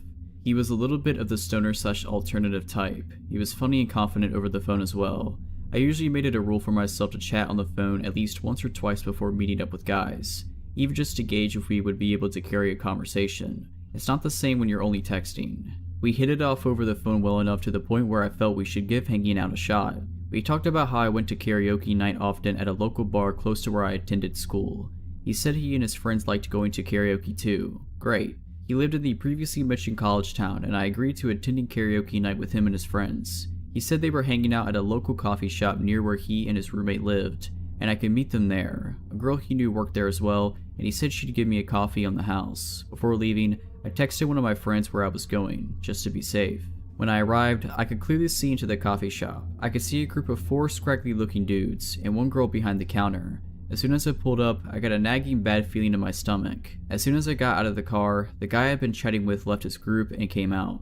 He said they were leaving right now, so we should just go. Not that I really cared about the coffee, but what happened to the coffee I was promised? I asked exactly what the plan was, and he said they were going to head back to his place before heading to karaoke. He didn't ask if I wanted anything from the shop, and didn't even ask if I wanted to come in. By this point, his friends came out and they all got close to my car. I was getting pretty bad vibes at this point. He isn't acting charming or funny like before on the phone. Everything felt forced. There was an air from the group that they were only pretending to be friendly. Nobody introduced themselves, but they just kept saying how awesome karaoke at the bar was. The girl inside at the counter had gone in the back of the shop, and because she was friends with him, I didn't know if I could trust her. Thinking quickly, I said the plan sounded great and I could drive and meet them there, that I didn't want to leave my car there. This apparently was a problem. The one car in the parking lot, which I assumed was one of theirs, was the girls. They said they walked there, but it would be a lot better and faster if I just drove them back to the house. At this point I'm freaking out a bit. Everyone's close to my car and me. I tell them a stupid lie and say that I have a bunch of stuff from school in my car, and it's pretty messy on top of that, so not everyone will be able to fit in. Mind you, they are right by my car, standing in front of it. They can see through my windshield into it. It's got like a backpack in it, and that's just it. I just lie and say I'm kind of embarrassed because the floor is messy. I'm saying anything I can get to get out of this. I tell them I'm really sorry, but if they order an Uber, I could just meet them at their place. I'm not budging on not letting them get in my car. The guy I'm supposed to be on a date with tells the other guys to head back inside the coffee shop, and now I'm alone with him. He asks why I can't just drive everyone. He tells me it's not a big deal, and that it's just easier if I just drive everyone there. I stand firm that there's not room and my car's messy. I tell him I promise to meet him at his place if they order an Uber or walk, just text me his address. He says that it'll take too long to get back to his place, so I should just meet them at the bar instead. He won't give me his address. He texts me the address to the bar, and I apologize about the car thing. I tell him I'm so excited for karaoke and I'll meet him there. I smile and act as naturally as possible, and then I get in my car and try to drive normally while in view. As soon as I'm out of sight, I take off and just drive in different directions haphazardly before heading back home. I was constantly watching in my mirrors to see if anyone followed me, and thankfully nobody did. Not long after arriving home, I got multiple texts from him. He told me I was just another girl pretending to be nice and that I deserved to die. Clearly I made the right call. I blocked his number and blocked him on Tinder. I never heard from him again, and I hope it stays that way.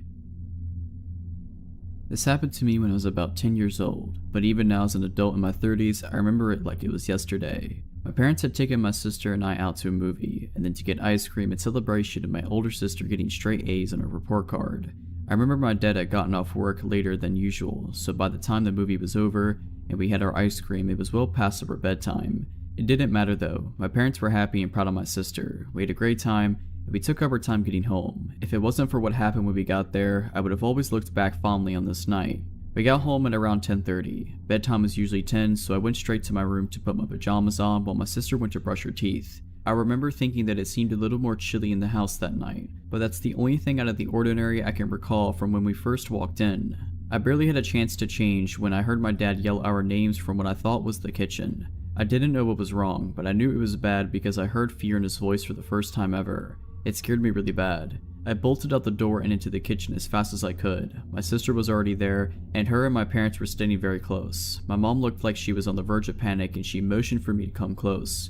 She wrapped her arms around my sister and my dad was already dialing on the house phone. Then I noticed some glass on the floor. I asked my mom what was wrong, but she didn't want to tell me. She said we needed to go outside right away. As we headed out the front door, I heard my dad talking to a 911 operator and telling them that when we got home, he found our back sliding glass door shattered and objects strewn about the kitchen. He went to the neighbor's house and waited for the police to come. After a few minutes, my dad joined us. He seemed to be well shaken up, which was a new sight to me. The police arrived and searched the house extensively. It was a big scene with all of our neighbors outside, and flashing lights illuminating our entire street for hours. They never found anybody in our house. Whoever had been there had come and gone. The thing that gets to me is that nothing was stolen. Whoever it was didn't want any of our possessions. What they did take was our canned food out the pantry and stacked them into a small pyramids on our kitchen counter. They also turned on the TV in the basement and moved a few random objects to different parts of the house. It was like someone had been in our home and did things for reasons that only made sense to them. As the police were finishing up and ready to leave, I heard one of them ask my mom a question. They talked quietly, and I'm sure they thought I didn't hear. I pretended not to be listening, but I heard everything. We kept magnetized letters on our fridge, and we used them to leave each other messages for fun sometimes. The cop was asking my mom if the message on there that night was done by any of us. It wasn't. I watched my mom turn pale when we told her what it said. It still makes my skin crawl to this very day. It said, "Always watching." The police didn't find any fingerprints. They said the intruder had to be wearing gloves. For the next few days, the entire family was extremely uneasy. Within a few months, we decided to move. It was all just too scary for us to stay in that area. We moved to a house several miles away. We were never bothered again, but I do still think about it. This happened many years ago, but the hairs on my neck still stand up sometimes to this day. I just wish that we never experienced something like that again. If you're liking this video, all I ask is that you make sure to subscribe to my channel and like this video. Thank you. In April of last year, my boyfriend and I were walking home from our friend's house, and I had just finished my first year at college and we wanted to go out and celebrate and have some fun. We live in a rural town and our friend lived on the far side of it, so our walk was about a half an hour or so. I had a drink or two and smoked some of the joint they had rolled. Smoking makes me paranoid, and this night was no different. Anyway, we left at maybe 10 or 11 p.m. and everything was perfectly normal until we got to the end of the long street that would eventually lead to my house. This street always feels so long to walk on, like hours can pass and you can barely make a dent in the amount of steps made.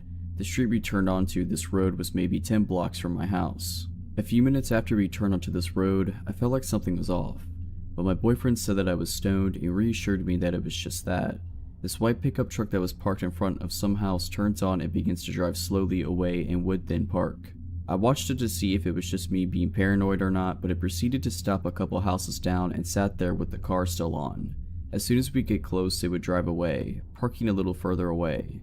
This continued on until we got to the end of my street. At this point, I kept telling my boyfriend that I'm not paranoid and that this truck was screwing with us and he had gone quiet.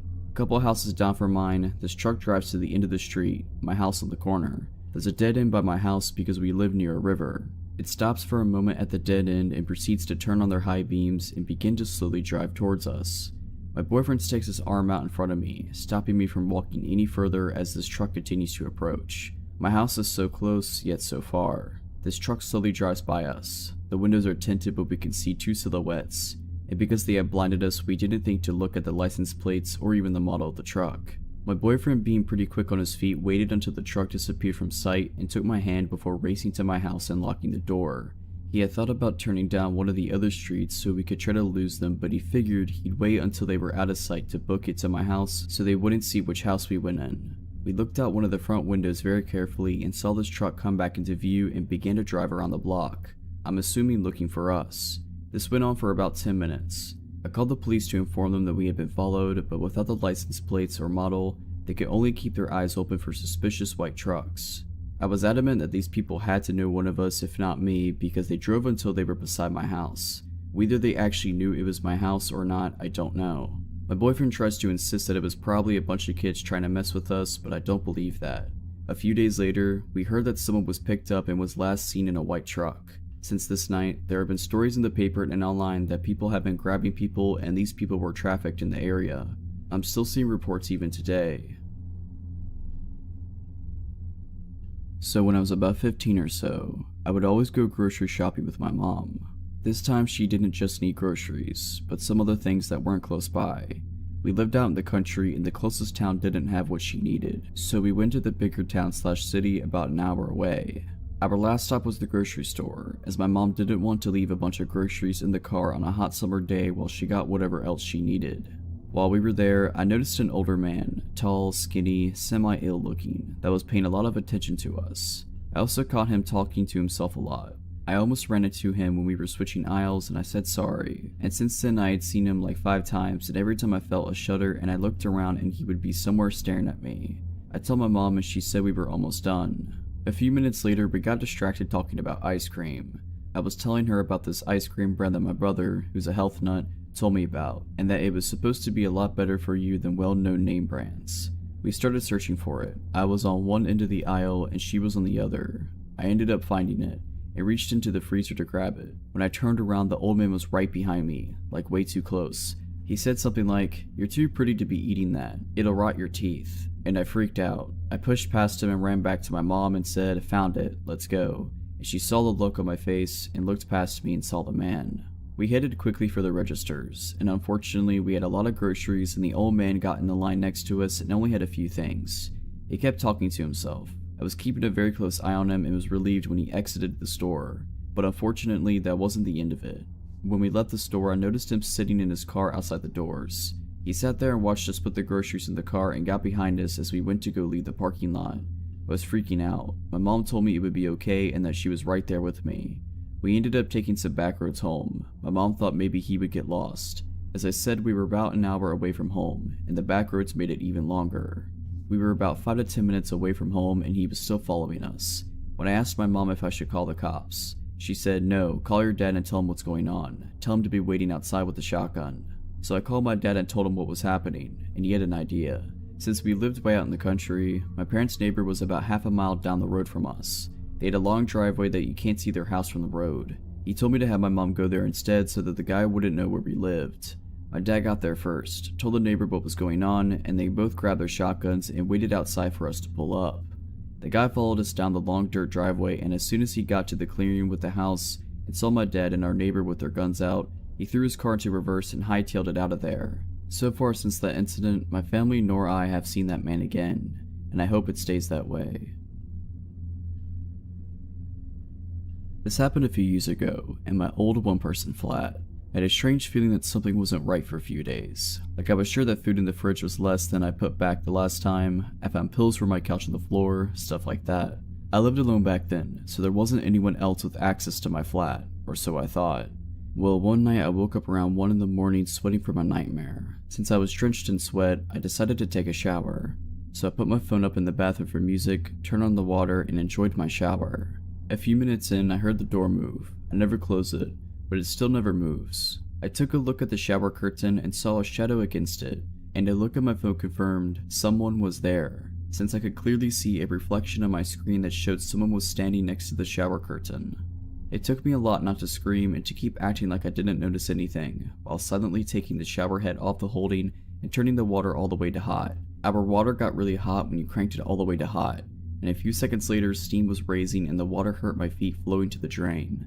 I turned around, ripped the shower curtain open, and held the shower head right at the person behind. It was a woman and she screamed in pain. I whacked her in the face with the shower head and jumped out the shower and ran to the door, taking the key out of the lock and locking it closed behind me. A little later she started to bang on the door, but the door didn't give. I called the cops and went to the kitchen to get my big kitchen knife, just for safety. I felt like my throat was closing up when I saw it missing and realized there was only one place where it could possibly be right now.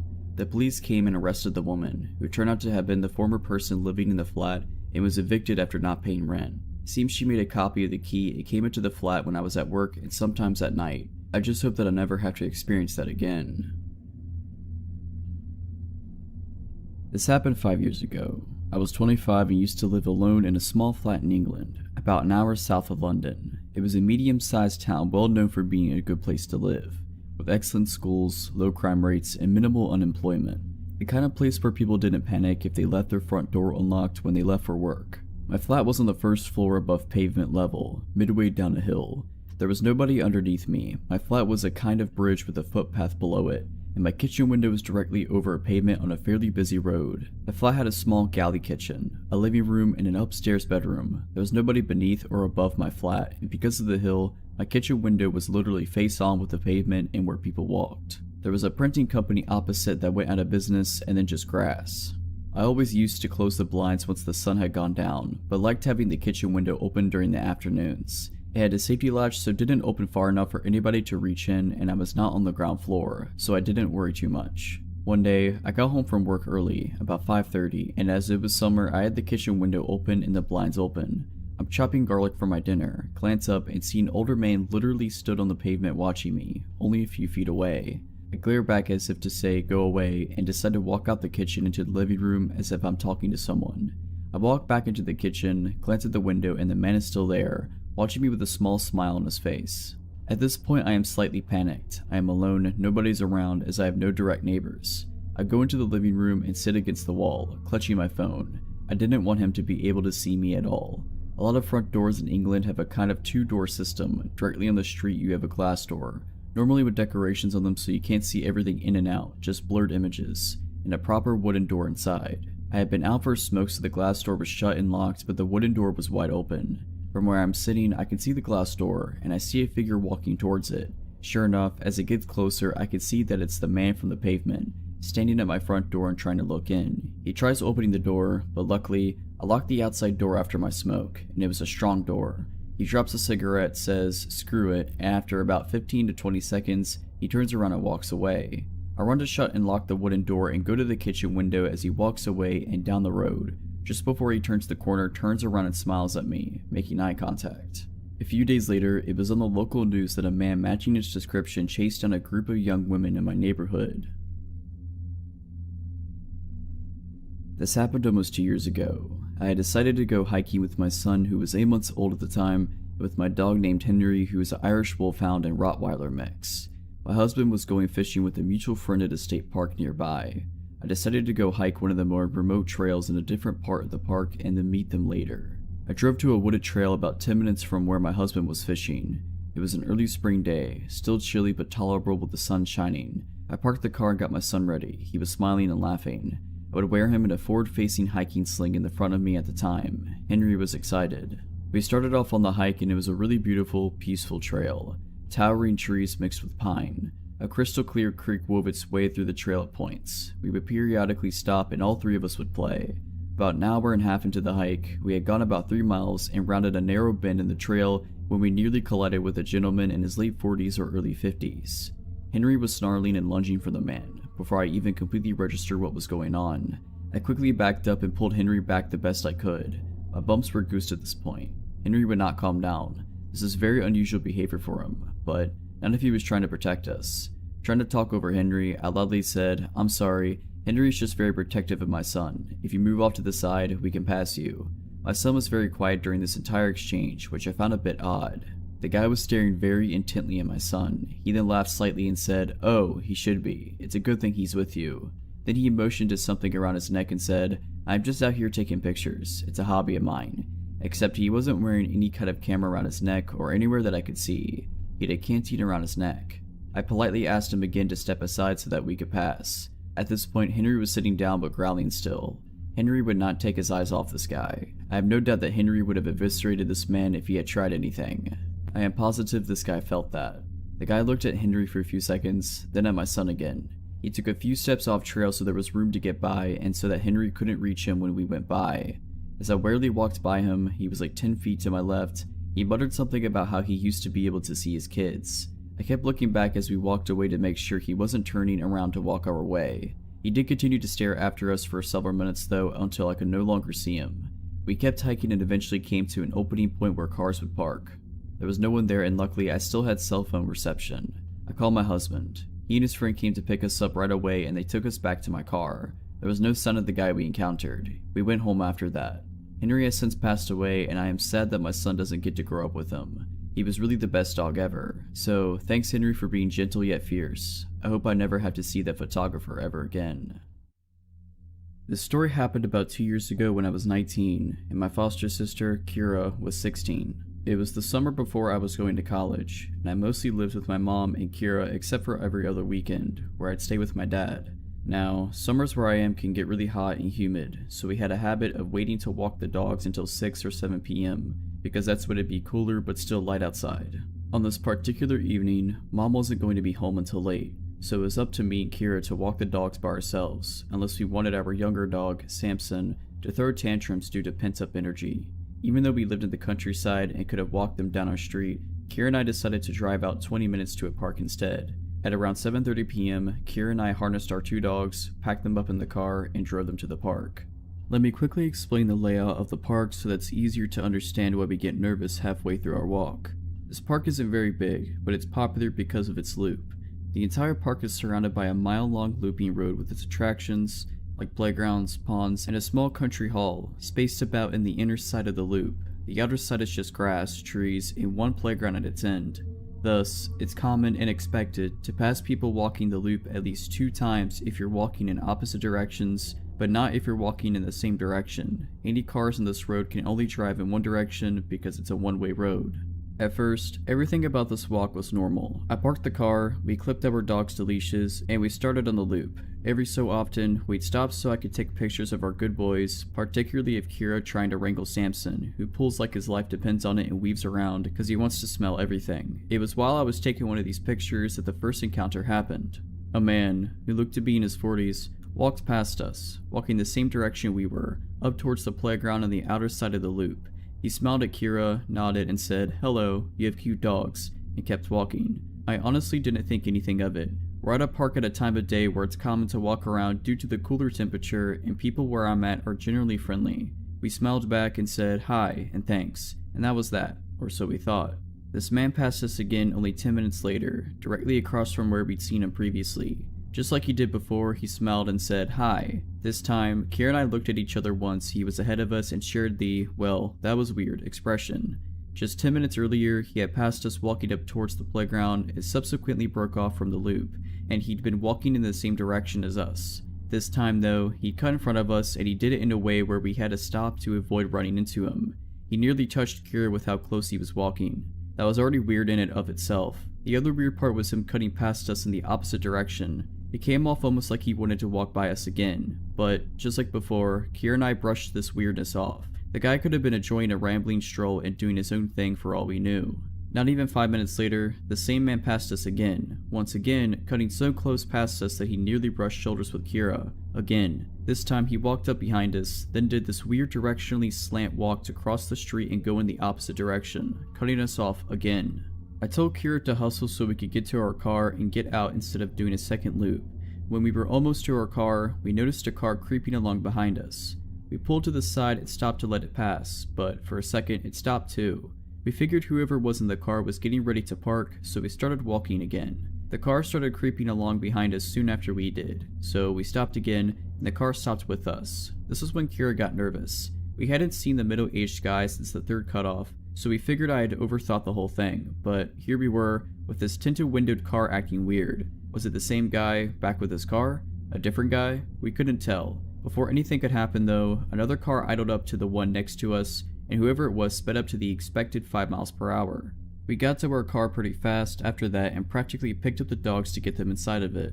We got in and got out of there. My mistake, however, was neglecting my rearview mirror and the well-advised rule not to drive straight home if you're worried a stranger's taken too much interest in you. We got home at around 8-something. The sun had finally disappeared behind the horizon. Mom wasn't home yet, so we got the dogs some water, locked the doors, ate a late dinner, chilled in the living room, and talked about things that didn't really matter. It was almost 9:30 when the scariest part of this whole ordeal happened. There Kira and I were, sitting on different couches, talking about something, when we noticed the ceiling briefly light up over where Kira was sitting. Due to our long, slightly curvy driveway, it's common to see headlights stream through the window, light up the ceiling, fade, then intensify. It means someone's just come home, so when the ceiling above Kira lit up, we thought nothing of it, assuming Mom was finally coming back from wherever she went that night. Mom has a habit of pulling in then checking her phone for whatever knows how long before coming inside. After a couple of minutes, I noticed the small, motion sensor light Mom set up on a table on the porch light up.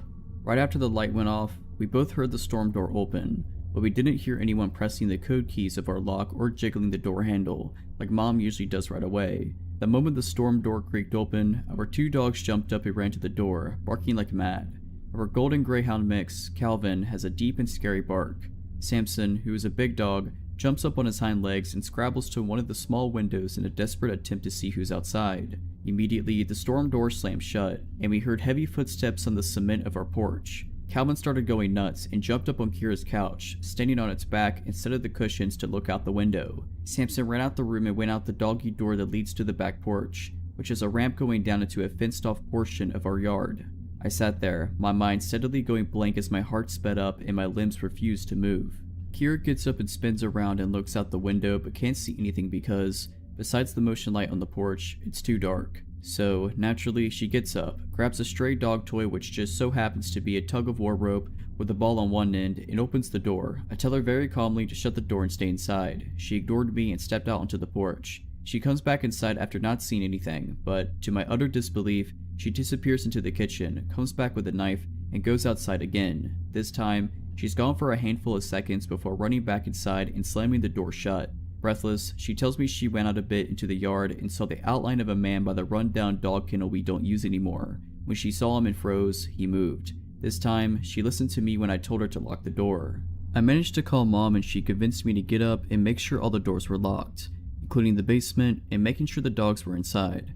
After Mom got home and looked around, finding nothing, we called the non-emergency number for the police, not wanting to bother them in case we were overreacting. 2 cops came by and walked around our yard and found nothing. We got the sense they didn't believe us, but instead saw us as 2 overexcited girls with exaggerated imaginations. Still, they humored us and told us, after we told them about the park, that if we think anyone might be following us, or if someone's acting a little too creepy, not to drive straight home and to check if anyone's following us. Then, they left. But when we heard those footsteps and Kira went outside, she swears she saw someone. The dogs don't run up to the door like that and bark their heads off if no one's there. I don't know if whoever was at our house was the same guy that ran into us at the park. If it was, I don't know the reason why he cut in front of us multiple times. I don't know if he was in the car that inched behind us and stopped when we stopped. I don't know what would have happened if Calvin didn't have a scary and manic bark. I don't know much of anything, but what I do know is, if you're out and about, minding your own business, and a stranger is taking a lot of notice of you, following you, frequently running into you, or whatever, trust your gut. Don't drive or walk straight home, meander, get to a public space, or just take your time. Pay attention to your surroundings. You never know who is watching you. This happened a few years ago when I was an 18-year-old girl in high school. I worked at a store in the mall of my mid-sized Midwestern city, and that evening, I worked a closing shift. I was walking back to my car in the snowy darkness when a black SUV pulled up beside me. A woman opened the window and yelled, "Hey, excuse me, I need your help."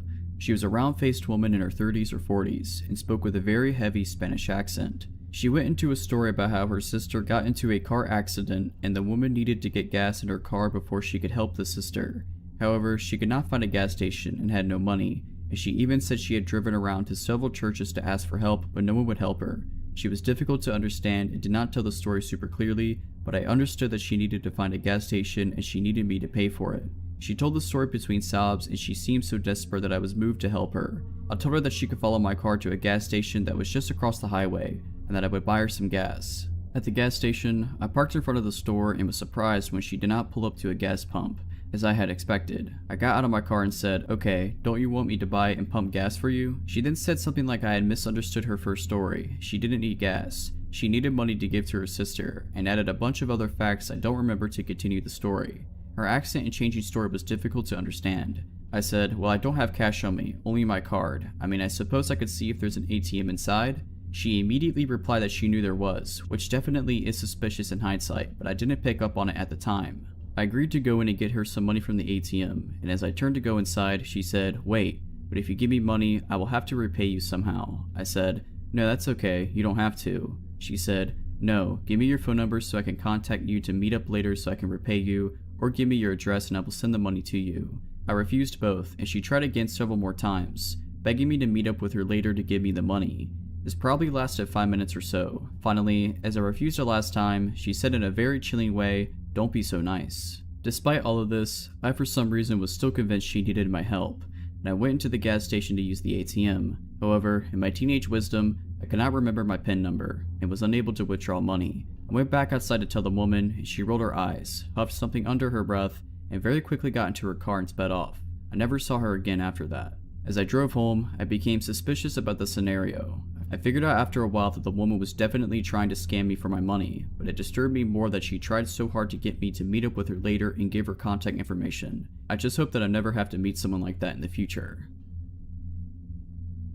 When I was young, I used to live in rural Pennsylvania. Where I lived wasn't quite suburbs, but the houses were all within walking distance of each other, and we knew nearly all of our neighbors. My small neighborhood was blocked off from the ones on either side by decent-sized creeks, and to get to them you needed to climb down a fairly steep slope. This is an important detail later. My friend Rachel was a bit younger than me, by 2 or 3 years. I was 11 at the time. We had decided to go on a bike ride and ended up dropping our bikes and helmets at the top of the hill leading down to one of the creeks, and we went exploring. We were making a racket, I'm sure, squealing as we jumped around trying not to get wet. We noticed bubbles in the water and became concerned for the swans that lived down at the other end of the creek in the pond. Out of nowhere we heard a man chuckling, and he was standing at the top of the hill above near where we were standing. I said nothing. He asked what we were doing and slowly started making his way down the rough terrain of the slope. He obviously didn't know where the path to come down was. Rachel answered him that we were trying to find out where the bubbles were coming from and that she was scared it would hurt the swans, as there had never been any bubbles before today. He told us he could take a water sample and test it if we could bring it up to him, then asked our names and how old we were, still making his way down to us the entire time. Rachel told him her name and had started to say mine when I stopped her by grabbing her shoulder. I had an extremely bad feeling about this man, and I was very uncomfortable with the situation. I perked my head up looking off to the side and asked her, "Did you hear that, Rachel? I think your mom is calling us." I turned and dragged her up the path across from where the man was climbing down at, and we jumped on our bikes. I noticed this man's car parked next to where we put our bikes. Our helmets were missing. We heard the man scrambling after us, screaming that he hadn't heard anything. We started pedaling back toward my house, as Rachel lived in a different neighborhood, and the man started following us in a car after he finally reached the top. The man was still trying to get us to talk to him, so I turned off into my uncle's yard where I saw my cousin out cutting the lawn and started yelling for him. He was a big dude, 16 or so at the time, and the man in the car burnt rubber speeding off when he saw we were no longer alone. We ended up calling the police, and we were not the first girls that had the same issue with a man of that description and that car that day. So whatever that man's intentions were, I'm just glad that Rachel and I didn't have to experience them. If you're liking this video, all I ask is that you make sure to subscribe to my channel and like this video. Thank you. This was my very first apartment and I was so excited to be in it. My freshman year I lived in a dorm on campus, and before that I just lived with my mom, so I had never lived on my own before. The apartment was a 2-bathroom and 2-bedroom, and I shared it with my friend who I had known since we were 13. I had just turned 20 when all this happened. Josh was my friend and it was his first year at the university, so naturally I showed him around. We did pretty much everything together. Fast forward to the homecoming football game. We attend a university that's crazy into football and we're actually a pretty good team, so the homecoming game is a big deal to everyone. Josh was so excited to go out because it was his first homecoming game. He was going to go with this boy he started flirting with and he wanted me to come along. I don't really remember why I didn't want to go, I just didn't. Josh got mad at me, we said dumb stuff to each other and he left, so I was alone for the rest of the night. I had, still do, a small dog, Poppy, who lived with us. She was around a year old at the time. We actually had a pretty relaxing night in the beginning. I took a shower and put on face mask, and Poppy and I watched TV in bed and stuff. I remember listening to a song on repeat the entire day because that's what I do when I find a new song that I like. To this day, I still can't listen to it without being reminded. We went to sleep around 10 p.m. I think. I wasn't keeping up with what was going on with the football game, so I really have no idea if it was just ending or whatever. But I knew not to expect Josh home early because he was going out with the guy he was seeing, Dylan, afterwards. There is a strip of bars along one of the main roads running towards campus, and that's where they would be. That's where everyone would be after the game ended. I don't know what time it was, but I woke to cabinets being slammed and really loud noises. It was really dark in my room and the only thing I could see was that the kitchen lights were on. I saw the light coming through the bottom of the door. It sounded like people were going through our kitchen cabinets one by one. Poppy was at the edge of the bed barking like a crazy dog. I had never seen her act this way. I was struggling to keep myself awake because I'm a really heavy sleeper, not anymore, and I just knew it wasn't Josh or Dylan, but some stupid part of me decided to call out, "Hello?" But it was weak sounding and I really don't know if they heard me or not. Suddenly, my bedroom door opened. I shot up. Poppy was snarling and trying to lunge at the stranger in my bedroom. I couldn't see anything because the light from the open door was kind of blinding. I just saw his figure. He was wearing a hoodie and he stood there for maybe 15 seconds and I was just staring at him. The whole time Poppy was trying to screw him up. He quickly closed my door and I don't know why, I just didn't move. Then my door flings open a second time and we're staring face to face again, for the same painfully long amount of time. My heart was racing and I remember thinking he's gonna hurt me. Now that I look back, I should have screamed or something. Poppy was at the very edge of the bed now, vicious and snarling. She sounded like a big dog, honestly. And then he slammed my door shut. As soon as he did, I jumped out of my bed and locked my door. I heard them take my car keys. I was terrified they would find my car and steal it since I had just parked directly outside. I frantically called 911 and was sobbing the whole time. I said, "Someone is in my house, they came in my room, please help." and it took them 30 minutes to get there, when I know that there were cop cars everywhere surrounding the bar since it was homecoming, which I live a 5-minute drive from. When I finally came out, the living room and my roommate's bedroom were completely ransacked. My roommate's TV was on the floor because they tried to carry it out, but I guess decided just to leave it. They stole my Xboxes and all my games. They stole my book bag with my textbooks and my homework in it. The 2 policemen got here and I told them everything and asked if I could call my roommate. Josh picked up the phone but was heavily slurring and I could tell that he was inside of a bar and could barely hear me. I just screamed please give Dylan the phone, hoping that Dylan was at least more sober than Josh was, so Josh put Dylan on the phone, and I don't know how, through my tears and sobs and through the screaming people and house music, but he heard me say that our apartment was robbed. He frantically said we are coming and hung up. They probably ran. While I was waiting for them, one of the policemen asked if he could try to take the prints from my roommate's TV and I agreed. He proceeds to then drop his flashlight directly on the screen, and as it shattered, he just looked at me. So then Josh and Dylan get back and the policemen totally change their tone. They get aggressive and say that they were targeted for a reason. I'm pretty sure that since it was homecoming, the robbers were not expecting me to be there, and were trying to just rob apartments blindly. We also lived on the ground floor, so it's easier to get in those than in the 2-story and 3-story apartments. Josh is in the military, but Josh looks just like any other regular college freshman boy, and his only friends at the time were literally me and Dylan, so we were the only ones who knew he was in the military. They tried to accuse Josh of stashing guns and drugs everywhere, and that's why we got robbed. I literally was like, are you kidding me? They then tried to pull me to the side and say that Josh hired people to come rob his own apartment while I was inside. They asked me, how do you know these guys? I said, sir, I have known Josh since we were 13. We moved here together to attend university together. He just gave me a look. When they left, we got our locks immediately changed, and then I had to take the next day off of school to drive to the nearest Nissan dealership, 30 minutes away, and then wait 7 hours for them to rewire a key fob for me. To the men who robbed me, and to the cops who accused my roommate of robbing his own apartment, I hope I don't have to meet you again. This happened to me 4 years ago when I was 16 years old on a school trip, but I still remember it to this day. I had recently graduated from one school and enrolled in another, more advanced one via special program. Germany's system of education is sometimes complicated. There were about 20 people who did the same as me, and we were all put in one class to catch up with the regular students. To get to know each other better, the class went on a 3-day trip to a youth hostel in our county town. The trip was organized by our school and overall pretty nice. 2 of my friends had transferred with me and we had fun, except for the second evening. It was late summer and the sun was still up despite it already being around 7 p.m. One of my friends, Sarah, and I decided that we wanted to go for a walk before accompanying our other classmates to the river to have some drinks. We wanted to visit the newly built benches along the river and just talk for a bit. To get to those benches, we walked over a long parking lot next to the river. Between the parking lot and the river, there was a small path which was, in some places, divided from the parking lot by a small grass strip with a few bushes and trees. On the other side of the parking lot, there was a bridge approach which could be used by cars and pedestrians alike. This will get relevant later. There were some rocks in the parking lot to prevent cars from driving too far and falling into the river. My friend and I had some fun by jumping from one rock to the other. At some point, a man on a bicycle, probably in his early 20s, emerged next to us on the other side of the parking lot. He applauded us for some weird reason we didn't understand. My friend applauded back ironically, and we just continued walking but stopped jumping on the rocks. When we arrived at the benches, we chose the first one we came across and sat down. Bicycle guy stopped right next to us, got off his bike and just lingered. I started to feel uneasy, but since there were no free benches left, I thought he just wanted to hang out there too. At some point, he pulled out his cell phone and called someone.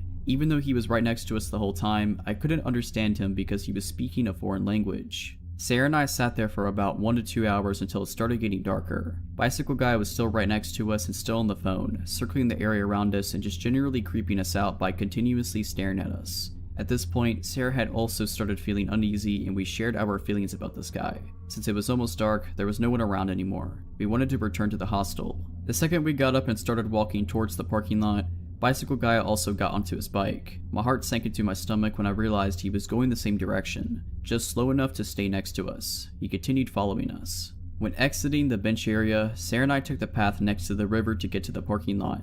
Directly at the beginning of the parking lot, there was one part where the path had one of the strips with trees next to it. Bicycle guy directly went past us and onto the parking lot, passing the trees on the right side. We went to the left. He continued staring at us before he went further ahead. The second Sarah and I set a foot on the path, I stopped her and told her that if he turned around after the trees to get onto our path, which he would have no reason for if he didn't want anything from us, we would turn around and run the opposite direction. Well, Bicycle guy turned onto our path. We booked it out of there as fast as we could while desperately clutching each other's hands while Bicycle Guy was following us. There was not a single person around to help us, so running was our only chance. We couldn't process what was happening to us in that moment, but we just knew that we needed to run. Remember the bridge approach I mentioned earlier? We went across the smallest part of the parking lot and went up there so we could take another route back. While walking up the narrow sidewalk, still grabbing each other's hands, we glanced down into the parking lot. If I hadn't been sure that he was following us, then I definitely was in that moment. Down on the parking lot there was Bicycle Guy, circling the area and staring us down while we were almost running up the bridge. It got even worse. We were halfway up when suddenly,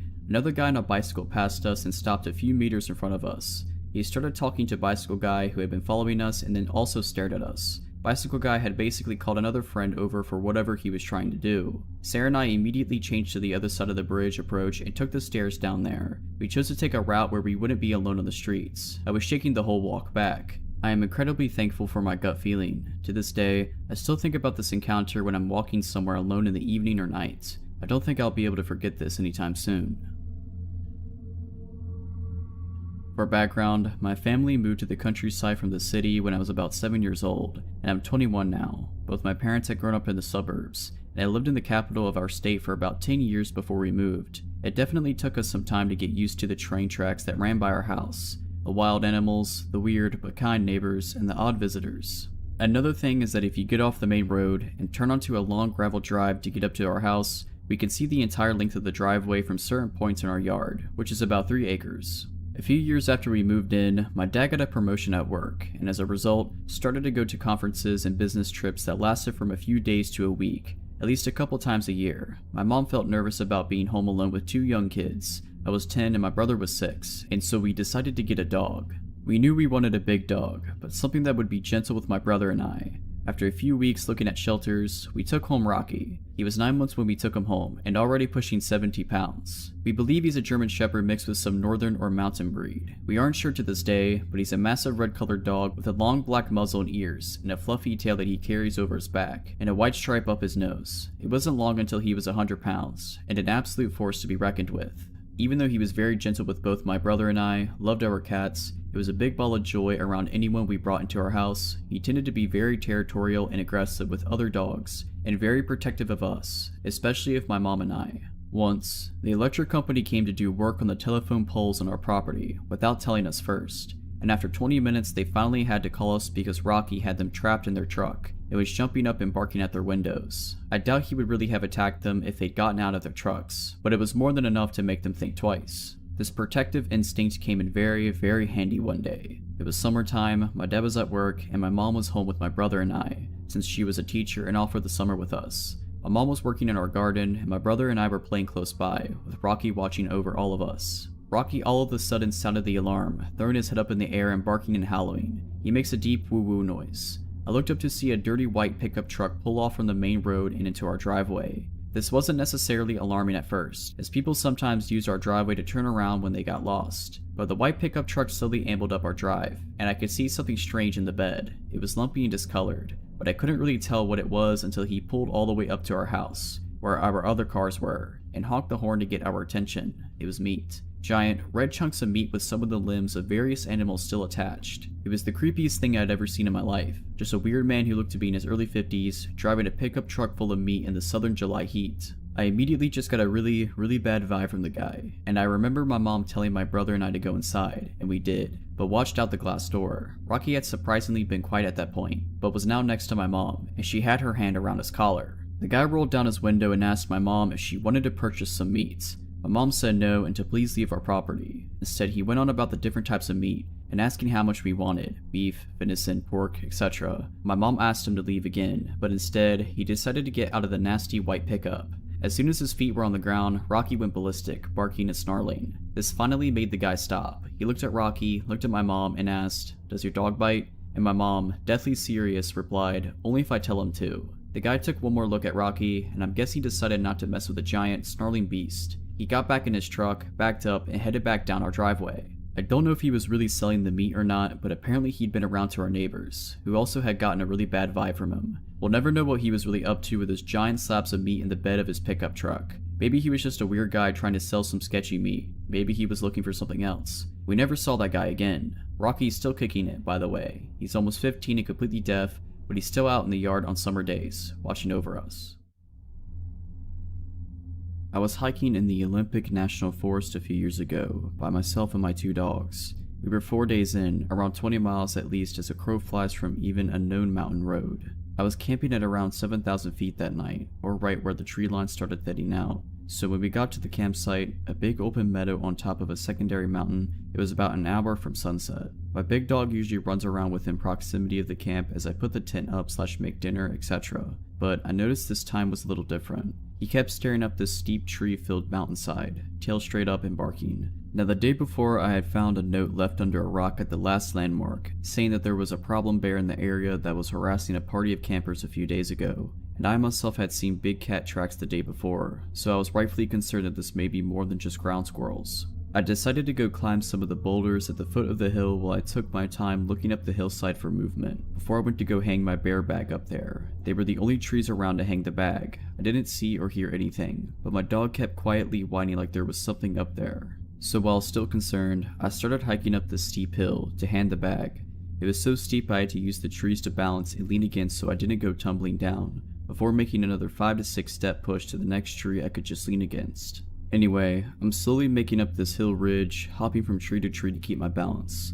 Then I get about 100 feet up the hill, and I hear a whole lot of big movement at about 50 feet in front of me. My dog immediately goes from a deep low growl to a savage, slobber flying everywhere type barking now. My heart starts pounding out of my chest, and I start to panic. A million thoughts go racing through my head in the matter of seconds. Because if this is a bear, my dog is going to try to save me, in which he will most likely die. And I'm stuck here. If I have to get off that hillside fast, I almost 100% am going to trip and fall off the 12-15 foot cliff onto the boulders below, like hundreds of 5 to 20 foot boulders. So I'm feeling pretty screwed about now. Then I hear my other little dog start barking and freaking out down at my campsite, which is just out of sight. I had zipped her in my tent, so she didn't wander off like I was away. So yeah, I'm absolutely panicking at this point. A few seconds after I kinda snap back to it, I take another few seconds to start to put my survival priorities in order and call my dog back to me. He comes and sits against my feet as my back is against a tree, so I'm kinda pinned / stuck there for a moment. But my dog was seemingly trying to separate me from something up there, so I let him lean against me while I try to collect myself. This is when I realized I'd completely forgot that I had my headlamp on. I reach up so fast up to turn my lamp on, I basically punch myself in the face. I'm having some serious adrenaline dumps going right now, so much so that my knees are starting to shake. I get my lamp on and peer up the hillside. I figure I'll at least get a reflection off the eyes of whatever is up there. Peering and peering, nothing. But I had just heard something, we both did, and whatever it was didn't get away or sound like it had made it too far. I knew something was there, so I'm kinda just steadfast at this point. I need to know what is up there because I have to sleep here tonight. And you know, I'm out in the middle of nowhere alone. Better to face it than wait like a sitting duck all night is my thought process. So yeah, as I'm looking up this hill, and at one point my dog lunges forward, unpinning me. He does a fake / bluff charge up the hill about 15 feet, and I mean he's snarling and foaming at the mouth at this point. As he does this, I finally see movement, something moving up and breaking the line of the horizon / sunset.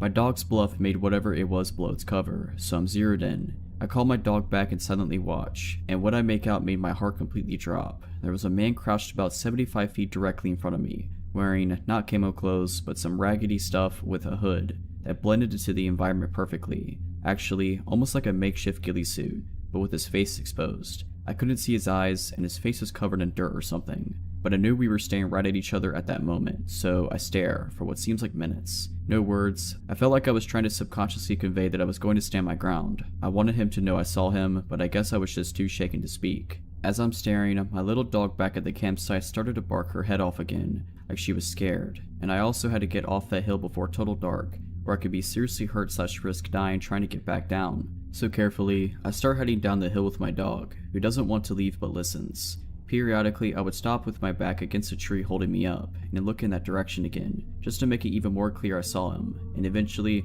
I make it down to the boulders at the bottom. By the time I finally jumped down and hit the boulders, my little dog had stopped barking. I could only see the top of my tent from the bottom of the boulders. I thought she was barking just to bark back, or at my dog, but when I get there, my little dog had somehow got out of the tent and was walking around the camp growling, with her tail sticking straight out. Still trying to hold it together, I thought okay, maybe she just got her nose between the zippers and worked her way out, but I was positive I had zipped it so the zipper tab/openings was at the very top of the tent door, out of reach. So, in a mixture of being terrified, pissed off, and the feeling of needing to do something, I reached into my day bag and pulled out my pistol. I fired a single shot into the air as the sun was setting, climbed into my tent without eating, and lay with my gun next to me until first light. As soon as the sun came up, I was packing up my stuff and leaving, heading back down the mountain. It sucks, it was all downhill back, but I still couldn't cover the ground to get back to my car in one day. It was dark by the time I had made it to the last camp, about 4 miles from my vehicle, but thankfully there were other people there. We sat around a fire they made, and I felt pretty relieved and safe. They started to tell me they are planning to head that way where I was the night before in the morning, so I tell them my story in detail. Needless to say, we were both walking back to our cars in the morning. Screw all that. The thing that still creeps me out to this day though, is when I got home and started reading reviews of the same hike I was on, other people had similar experiences like mine as well. Even a man found dead from a fall around the same boulder range 2 years ago, and a woman found murdered last year.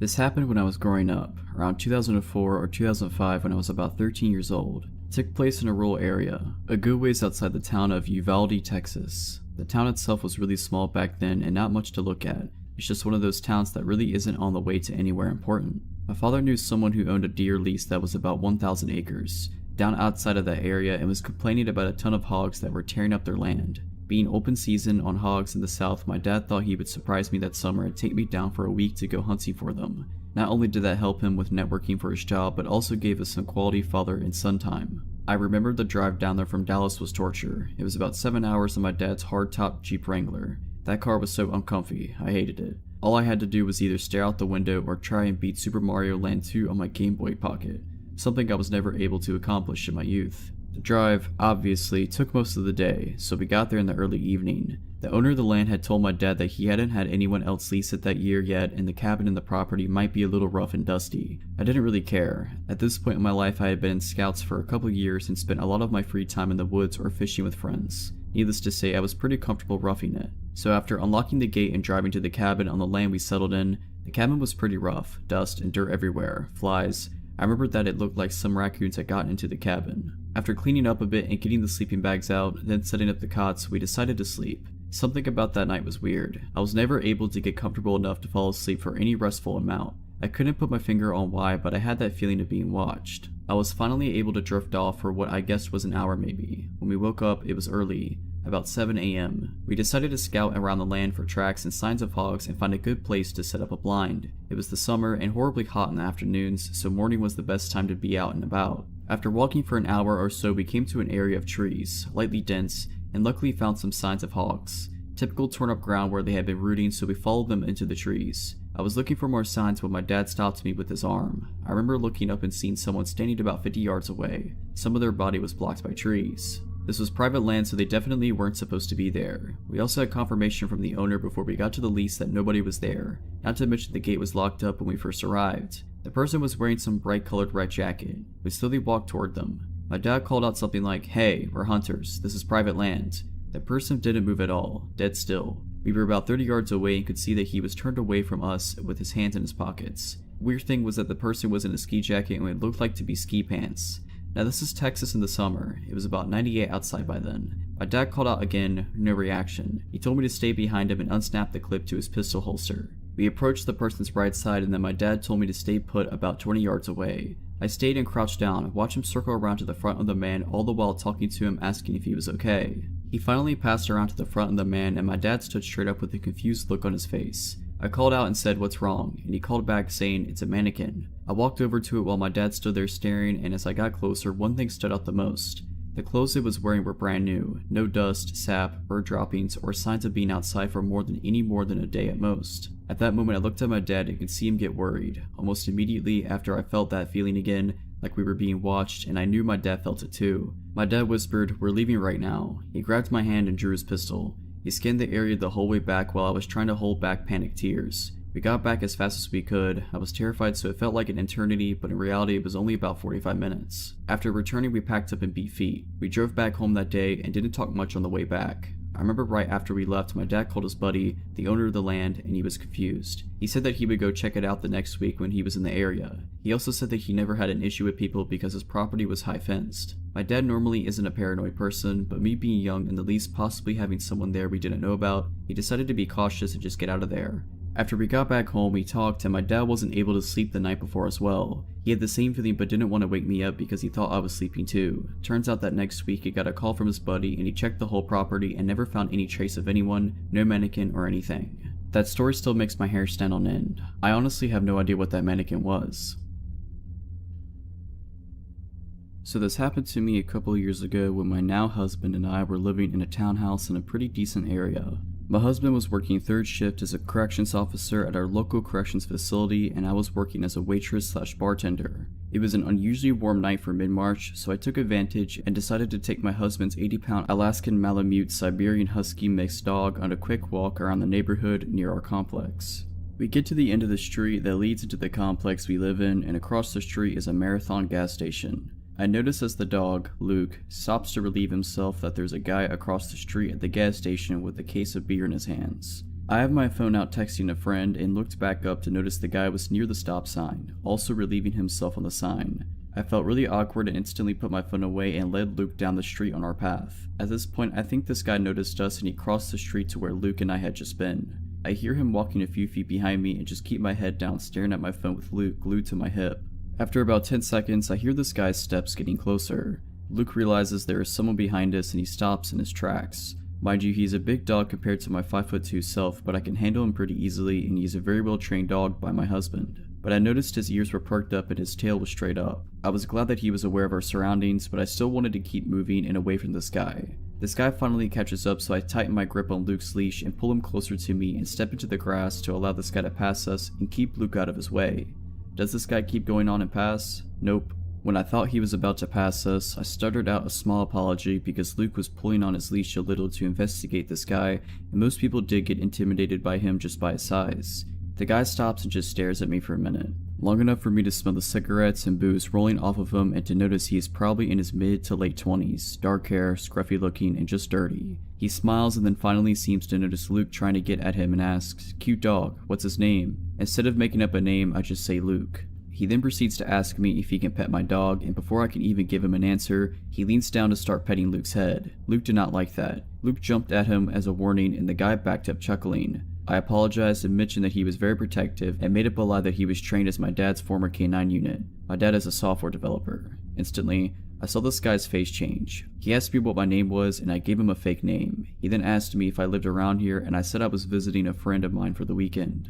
He then made a sudden step towards me, and I'm not lying when I say I have never heard my husband's dog growl in the 5 years I have been with him, but the sound that came from my dog sounded like something coming from nightmares. Luke's hair was spiking on his spine and he was throwing himself up on his back legs and kicking his from legs at this guy. He had put himself completely between myself and the guy and snapping at him. This freaked the dude out so much he stumbled backward, nearly dropping his beer. He quickly said, "We'll have a nice night, cutie," and stumbled off down the road. When I say my heart was pounding, it was deafening. I grabbed Luke's leash so hard and sprinted between the buildings until I got back to my townhouse and locked all the doors and collapsed by the front door. Luke was in my face the whole time, kissing me and whining. This dog is the sweetest and most gentle creature I have ever met, and hearing him growl and seeing him react the way he did made me realize that I needed to get out of the situation and fast. If you're liking this video, all I ask is that you make sure to subscribe to my channel and like this video. Thank you. Often, I enjoy walking my dog at nighttime. This is due to the fact that my dog is harder to walk when people are around with their own dogs. So, we tend to walk around parks in the area when they've become somewhat secluded. My 120-pound black boxer/slab named Loki could be somewhat considered threatening to most from what I hear. I figured his size would be used as a deterrent for anyone looking to cause nightly troubles. I was dead wrong. On one specific night in the fall of 2016, I could recall of an encounter that reminds me of why I am so reluctant to walk around once daylight falls. This specific park is one I have been to a couple times, and from what I remember, this park is usually secluded around 6:30 and later. Aside from a couple of joggers or very few other dog walkers, not many people walk the same path I take. I also like to put on my headphones and listen to music while I walk, but on this specific night I chose not to wear them since my phone was on low battery and I wanted to preserve it as long as I could. Anyway, the walk was going as usual. Loki did his business and we continued on our usual path. About midway on our walk, I realized that it had started to get really dark. Since he was done with his business, I decided to cut the walk somewhat short and we took a shortcut that kind of led us off the path. This path had a bunch of trees surrounding the area and there were still leaves on the branch. With that being said, I felt a weird feeling as if I was being watched. I could not for the life of me shake off the feeling of being watched. I peered back to see if anyone had been following me out of anxiety, and every time I did, no one was there. In fact, no one was anywhere. This whole shortcut was essentially secluded. Suddenly, Loki stopped walking and also looked back. I told him, "Loki, come on boy, we've got to go." One thing I failed to mention was that Loki is a big coward. I noticed his tail was tucked between his legs, which is a telltale sign that a dog is afraid. I was also curious and a bit nervous, but I surely did not want to find out what he heard or noticed. I just wanted to get out as soon as possible. I pulled a little and he began to walk, but every now and then I'd see him peer back. After maybe a minute or so of him walking, he stopped again and this time he began to growl. Despite being a coward, Loki is a bark but no bite kind of dog, so I took this chance to see exactly what he was growling at. It was quite dark, so I could not see well, so I used my phone's flashlight to see what was up. Trees, just trees. What he heard was probably some kind of small animal. Once again, I turned around and kept walking. He continued to peer back once in a while still, but this time I noticed it was a lot more frequent. I just said to myself, just squirrels, maybe a bird, and I ignored it. Then I heard what appeared to be actual footsteps and branches breaking. There is absolutely no way a small animal could have produced a sound like that. Loki turned around quick and still with his tail tucked he began to growl and bark at a figure that I could only describe as a man in his early 50s, possibly late 40s appear from out the woods. He was dressed in dirty clothing, his hair was long and was graying. He had one hand in his pocket and he said to me, "Nice dog you have there, kid. What breed is he?" "He's a boxer/lab," I replied. "Oh, I love dogs. Mind if I pet him?" he wondered. The man got closer and emerged from the trees. As he got closer, I realized that he was quite tall. Loki instantly got bad vibes. He ran behind me and started to bark at him. Actually, I do kinda mind. My dog here doesn't like strangers. "Sorry, but it's probably not best if you pet him," I quickly stated. "It's okay, really. He seems like a friendly guy. Just a little pet wouldn't harm him," the man retorted as he got closer. I felt extremely uncomfortable as he appeared to get closer and closer. I don't know why this guy couldn't take no for an answer. "I'm really sorry, man. I'm scared he'd bite you or something," I told him as I began to walk away. "I don't know why you just won't let me introduce myself to him," the guy replied angrily. This time I began to speed walk. I was very uncomfortable and my fight or flight instincts began to take over. He followed us and kept muttering curses to himself. I don't know if this man was under the influence of something, but he did not let up. I won't lie, I started to get a little angry. Why can't a guy just take no for an answer? He began to match my speed, almost as if he was trying to catch up to us. Loki and I both took this as an answer to start sprinting a bit. I don't remember much of the running, it was all a blur to me, but I do remember the spine-tingling feeling of hearing his footsteps rapidly increasing behind me. For a man of his stature, he was quite fast. I also realized that his intentions may have not been just to pet my dog. No one reasonable would go that far just to pet a dog that clearly wanted nothing to do with him. I looked behind me and he was in pursuit. Maybe about 10 feet behind me he was chasing us. Finally, the path led to the park exit and into the busier streets. I lived about 10 minutes away from the park. I made sure no one was following me and I even made sure to walk on the populated streets. After what seemed like an eternity, we got home but I knew for a fact that I was not going to get any sleep. From my window in the porch, I watched all night with Loki, just to see if anyone had followed us home. I also made a police report with my parents. After all, this guy seemed to have been quite suspicious and who knows what his true intentions were. Ever since, I haven't walked Loki in that park. I've also made it a habit of mine to walk on livelier streets at night. If I could give anyone one piece of advice, even if you live in a relatively safe town, do not ever let your guard down. This happened about a year ago to me and my husband. It was our 10th anniversary, so we decided to go camping, just the two of us, and of course our dog. There's a big national park/camping area near where we live, little less than an hour drive, so that was where we were heading. It's basically a big forest with many small lakes, ponds, trails, and camping sites around. Pretty popular place during summer, but we still saw some people, even though it was late September and the weather was cold. We found a good spot next to a lake to set up our camp. It was a beautiful day, so we wanted to hike a bit in the forest. There was a nice long path that was going around the lake where we had our camp, so we chose to go that way. The lake was quite small, and there was another camping site by it. You could see there from our camp, and from there you could see our camp. They were almost on opposite sides of the lake. We walked past another camp, and saw a man there alone just standing and staring at us, not answering when we greeted him. He was maybe in his late 20s, around the same age as us. I thought at that point that maybe he was just shy and a little weird. He had a small tent set up and some other stuff all around the place, so I figured he had been there for a while. We just continued walking and didn't think much to it. Eventually we got to our camp and started to set up our tent before it's too dark. We made some food by the fire and just sat there enjoying the peace. Suddenly, our dog starts barking like crazy. She was tied to a long wire around a tree. We immediately realized that she wasn't just paranoid and that there was something really in the woods and it was near. It had been very dark for hours at this point. I took the dog to a leash and my husband started to look around with his bright headlamp. Our dog just kept barking. We were confused and sure it was some kind of animal, maybe a bear or a moose, but we couldn't understand why it wasn't scared of us and why it wouldn't run away. My husband went ahead to the path that leads to the other camp. Right when he got to the path, which was just less than 10 meters away from our camp, he saw something on the ground. I told him to go check it out and followed with our dog. He stopped, turned at me and said, "It's a human, laying on the ground." The first thing I thought was that maybe they were hurt or dead or something. They just laid there not moving, facing the ground. We asked, "Are you okay? Are you hurt?" And they just suddenly stood up. Turned out, it was the guy from the other camp. He was very scared of our dog and told me to not let her near him. I was kinda relieved that it wasn't some bear that was going to eat us, but I soon learned that a bear might have been less scarier than this guy. After he stood up, he walked straight to our campfire and sat down. My husband tried to ask him multiple times why he was sneaking in the dark forest without any light. He didn't give us an answer. We even laughed a bit and told him how we thought that he was a bear or something, but he didn't even smile, just stared at the fire, looking annoyed. His right leg was soaking wet. He probably stepped off the path and dipped it in the lake on his way to our camp. He sat with us for 30 minutes, not talking much. He also clearly wanted to know where our dog was at all times. I saw he had a knife hanging from his belt, but I guess it's not that weird when you're in the woods. Every few minutes he put his hand in his pocket and just peeked at whatever was in there. Kind of like checking the time on your phone without taking it out from your pocket, but it wasn't a phone he had there.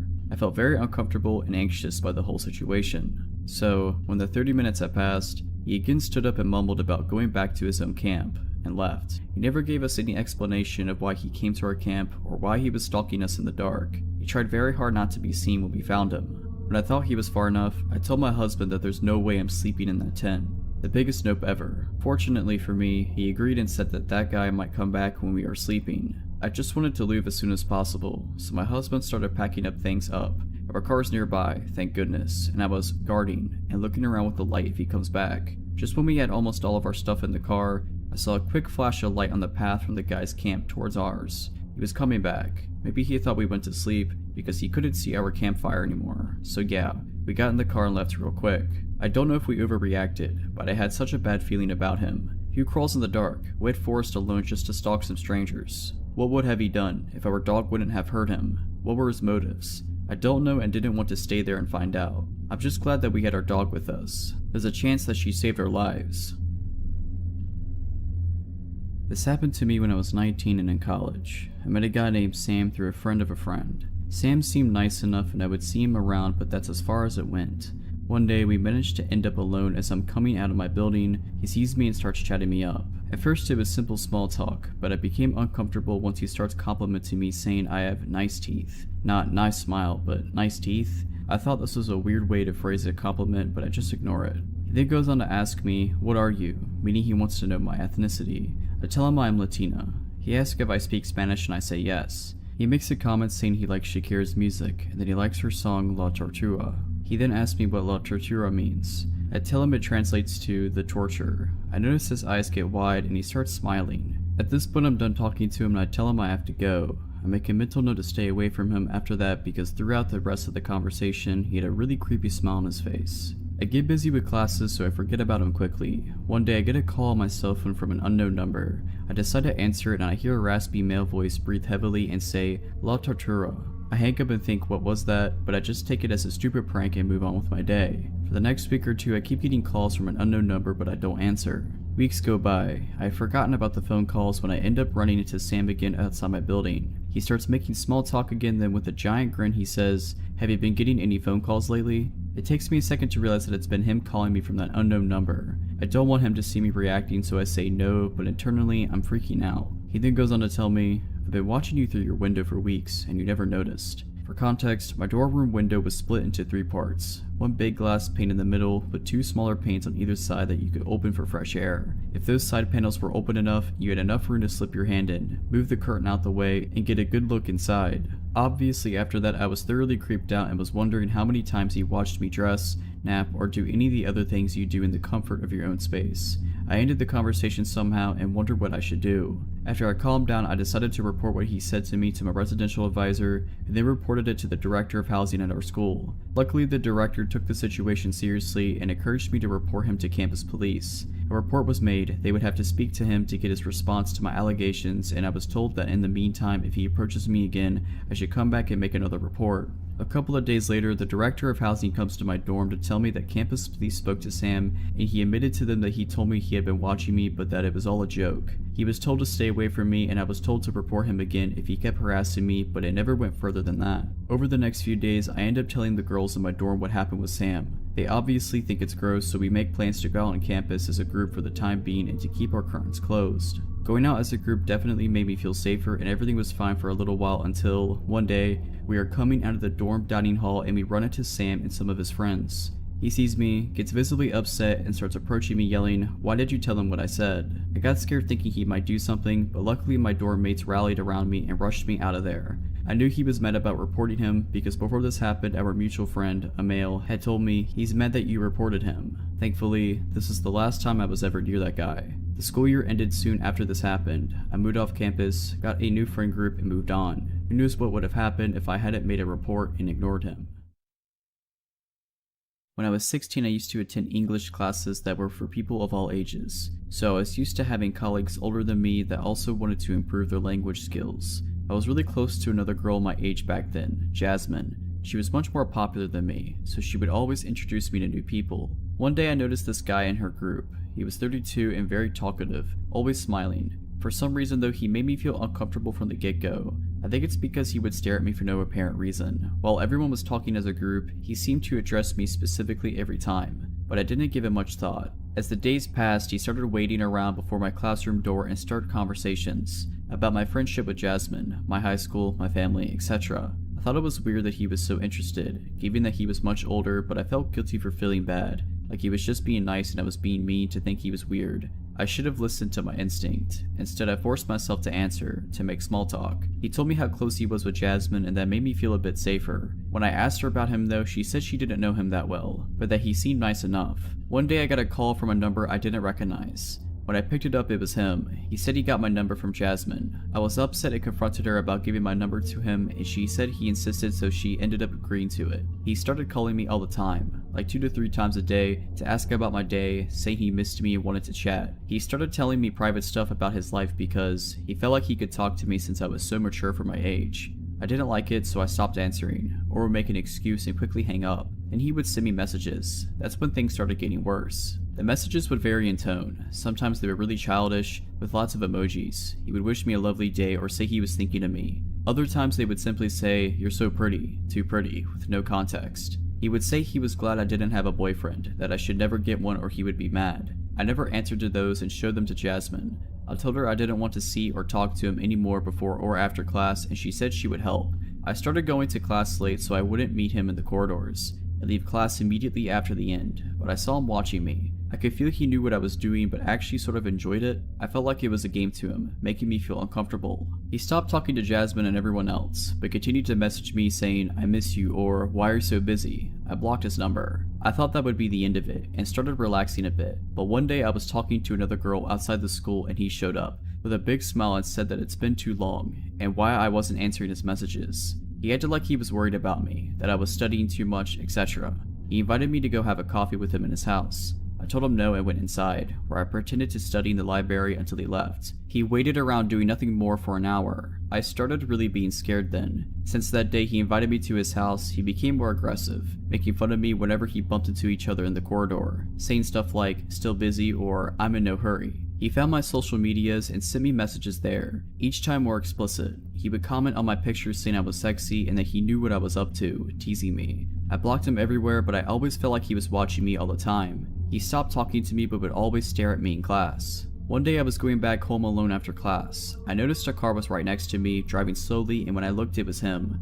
He talked to me through the window and invited me in, said he would give me a ride home. It was a residential street, not many people around. I said no and continued walking. He kept insisting and saying he knew where I lived, he could drop me there. I started walking fast then, stopped interacting with him at all. I just wanted to get to the main road so there would be more people around. He got angry then, said, "Get in a voice I almost didn't recognize. I looked at him in shock and his facial expression had changed completely. He had a dark look in his eyes, no smile at all. He looked like he wanted to hurt me. So I ran and got into the first shop I saw, a mini market. I waited until his car left and then sped home. After that, I didn't want to go back to class. I asked my mom to change classes. I never told her why. For some reason I felt ashamed, like I somehow caused the situation. I finished the semester without incidents and thought it was all over, but after 2 years, yes, 2 whole years, he came back. By then I was starting university, and any thoughts of him were out of my mind. Until he created a new account on Facebook and started messaging me again, like nothing happened, like no time had gone by. He said he was hurt I cut him out of my life, that he wanted to be my friend. I blocked every account he made without ever answering. One day to my panic he showed up in my campus. I went to a university that was close from home, but still, it couldn't have been a coincidence. He was just across the street, watching me. I hurried and got into a bus before he could talk to me. The next week I wasn't so lucky. I was eating a snack at the cafeteria with a group of friends and he just suddenly came by and introduced himself to everyone, like we were old friends. I could barely breathe. My friends noticed I wasn't feeling well and he seemed to enjoy their confusion and my fear. I pulled him aside and asked him what he was doing, asked him to leave me alone. He said he wouldn't and again had that dark look he had in the car, years before. The creepiest part was just how different it was from the expression he had around everyone else. He looked like a different person. I told him I would tell everyone, and he said he knew I wanted him. He knew I was just a dirty little tease, but that he would get me. My body and mind just shut down when I heard that, and I ran back to my friends and started crying. When I finished telling them everything, he had gone away and I never saw him again. When I was 16, what feels like eons ago, I started going to high school that had a public library in it. Upon entering the front doors of the school, there was a wide hallway with the entrance to the library being a straight walk from the school entrance. So it wasn't like outsiders had to walk through the halls to get to it. But it really bothered me that anyone with a library card could be in our school at any given moment that it was open, even if they were only supposed to check out books or use a computer. Having said that, I rarely saw adults that weren't school employees in the library during school hours. My family didn't always have the electricity on, much less the internet, so I would often stay after school to do my homework in the library where I could use the computers. The librarian's desk was in the middle of the library and there were maybe 24 computers off to one side, in 4 or 5 rows. Other than that, there were a few small rooms where the book club would meet or someone could study privately, which were locked up when not in use. One afternoon I had a research essay to do. I think it was about Homer's Odyssey, so I had asked my dad to pick me up 2 hours after school ended. I went to the library immediately after my last class and chose a computer close to the librarian's desk. Blissfully, only the librarian and I were in the room. I was really pleased to be able to work quietly, and started plugging it away at my assignment. 30 minutes into writing, I heard the doors of the library open. I didn't look up, but I could hear a man speaking boisterously to the librarian, with her responding in a very chummy way. They were talking like they knew each other very well. After a few minutes of chatting, the librarian excused herself. I can't remember if I heard her say why, but she bustled out of the room and did not return before I left. More than an hour later, which hadn't happened before. I can't say for sure, but I'm almost positive that she was supposed to not leave the library unattended while it was open. They actually closed it when she took lunch sometimes because I'd seen the "back in X minutes" sign on the door previously. Almost as soon as the librarian left, this adult man decided to use a computer. Being that we were the only 2 people using computers, you would think he sat nowhere near me, right? He sat 1 chair away from my right. I could see from the corner of my eye that he was a very large man in every sense of the word, but otherwise, he looked like your average guy with generic black frame glasses. After the first peripheral glance, I tried to avoid looking over at this guy. I also told myself that the librarian knew him, so he's probably okay. Just subdue checking his email. Nothing to be paranoid about. As I'm continuing to research for my essay and make notes, I start hearing this guy giggle in between clicking the mouse. At first quietly, but he starts chuckling within a minute. I didn't want to, but I felt my whole head turn to look at this guy's computer. His monitor was showing what appeared to be a photo covered by colorful jigsaw puzzle pieces. As the guy clicked on the puzzle piece outlines, they disappeared, revealing the picture underneath. When I first looked at it, the picture was completely visible except for 2 pieces. The image was a naked man posing with his arms over his head. The creep looked over at me, still chuckling. I had the feeling he was canvassing for my reaction, which was unmasked disgust. I logged off and moved to a different computer, which I thought sent the message that he may be uncomfortable. I logged into my new computer and as soon as I started typing, the guy got up, walked over, and sat down next to me. I promptly stood up, kicking over my chair, unplugged the computer. I wanted to log out really fast, and ran out. My dad wasn't going to be there for another 30 minutes, at least, so I waited in the bathroom. Whenever it was about time for me to get picked up, I walked toward the front doors to leave the school, and I decided to peek in the library. The creep was sitting at the computer still, but his body was turned to face the doors and he was looking straight at me, with a big grin on his face. I dropped out of school that year, and this honestly played a part in that decision. I felt so vulnerable, and looking back I think that librarian might have been secretly creeped out by this guy and was playing nice in front of him. She might have made a lame excuse to leave the room so that she didn't have to entertain him, which I would understand if she wasn't leaving him alone with an underage student. I didn't trust the school to take it seriously, especially the librarian, so I didn't tell anyone. I just hope that guy isn't prowling around the high school still. Last year I, a 20-year-old female, had taken the morning off from work so I could pick up my friend from a pretty serious medical procedure. It had been a tense time and I really just wanted her to get through it okay so she could begin to heal and feel better. I live in New York and her appointment was right off of 42nd Street by Grand Central Station, which is arguably one of the most well-populated, busy areas of the city. I had just gotten off the subway and was walking east past Grand Central Station when I made eye contact with this dude walking towards me, and half a block away. He was a thin, looking guy with really creepy eyes, and he was looking basically directly into my soul. It was incredibly unsettling. We were far enough away that I tried to play it off, looked down, and casually strafed to the right a bit so that our paths wouldn't cross. When I looked up, I noticed he mirrored my movements so our paths were directly aligned again. I strafed again to the left, and he again moved to be in line with me, eyes still locked on me. I felt a sick feeling in my stomach and started to freak out a little. He was getting much closer now and we were basically trapped in a group of people, so I didn't really have space or time to cross the street. I also didn't want to turn around and go the opposite way because then my back would be towards him. I took my headphones out and kind of slowed down, but he was absolutely still coming for me. When he inevitably got close enough to me that we were within arm's reach of each other, I guess my fight or flight took over and I grabbed him by the shoulders and shoved him aside, sidestepping him. He was full on attempting to collide with me. The group of people around us barely reacted, which is crazy to me. I thought I dodged a bullet, except after shoving him out the way, he began screaming at me. I yelled back at him, "What were you doing? Get out of here, you're creepy, keep moving," and other random phrases that just felt right in the moment. Deep down I think I was just hoping if I made a scene someone would step in to help, but nobody did, and then I noticed that he'd stopped walking and had fully turned his body around to face me again, and then began to walk toward me again. He was yelling at me this time, calling me disgusting, crude names, telling me he was going to smack me and teach me a lesson, etc. I absolutely panicked and began jogging away, only to look back and realizing that he was now jogging after me, still threatening me and screaming at me.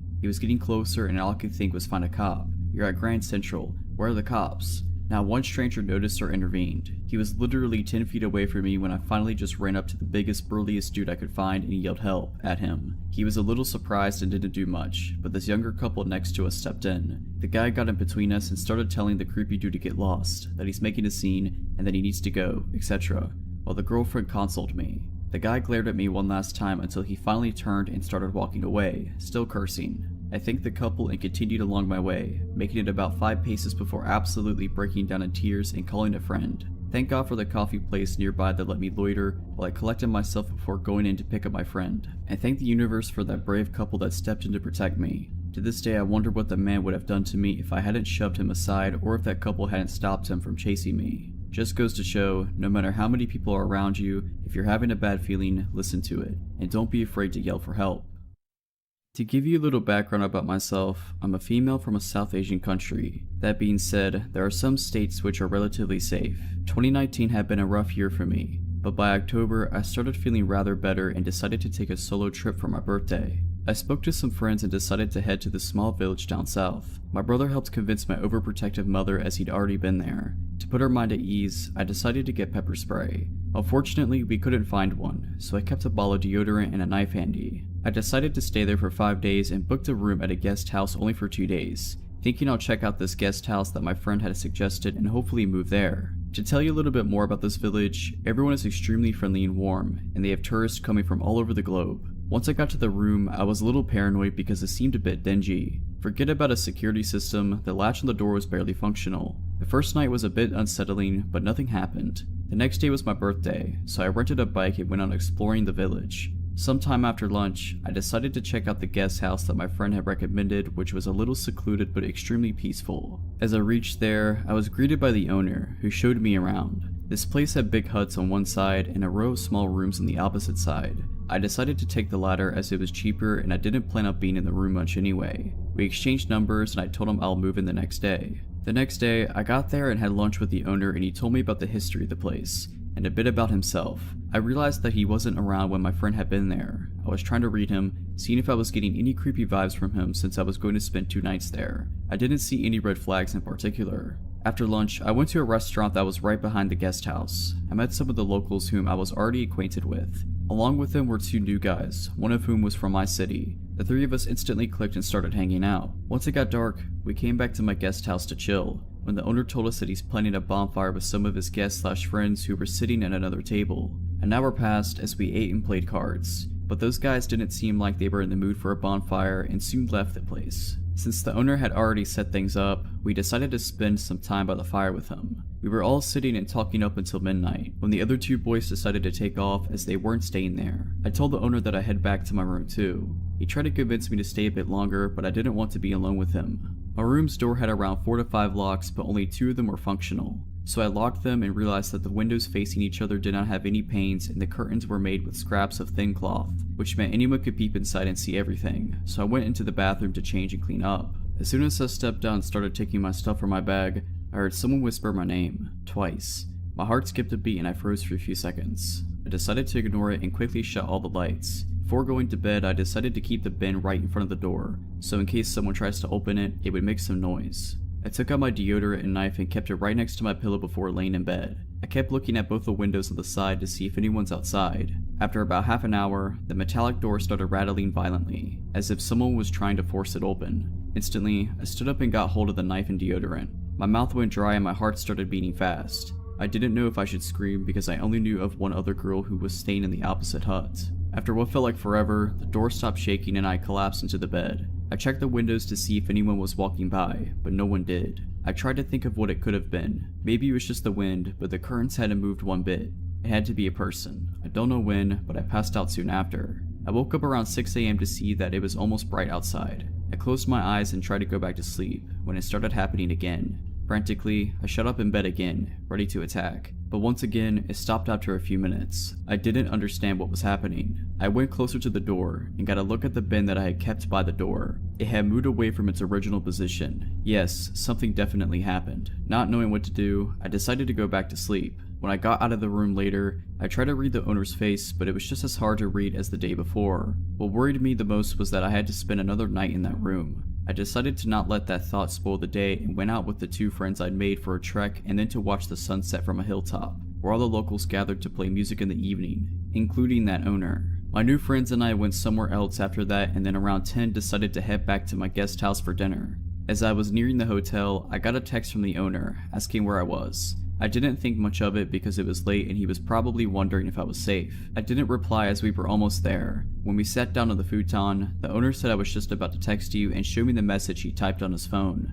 I was just thinking about you. I'm not sure what that meant, so I looked at his face trying to read him and realized he was trying to do the same. Quickly I decided to act normal and told him where we were. We all sat, met a couple more people, ate, smoked, and around 11, the guys decided to head to their guest houses. At that point I got up and told him I'd head to my room too. He looked at the time and asked me why I was ending the night so early. I told him that I was really tired from all that walking and that I wanted to be up early. He didn't push any further as there were other people around. I went back to the room filled with anticipation and dread, but thankfully nothing happened that night. The next day I checked out, but my bus wasn't until 5 PM. I didn't want to be left alone with the owner, so I met up with the guys, leaving my luggage at the reception, which was also the eating area. When I came back, I picked up my bag and thanked him and left in a hurry. I still have no idea if it was the owner or the only helper that I saw around. Whoever it was trying to forcefully get through my door, let's not meet.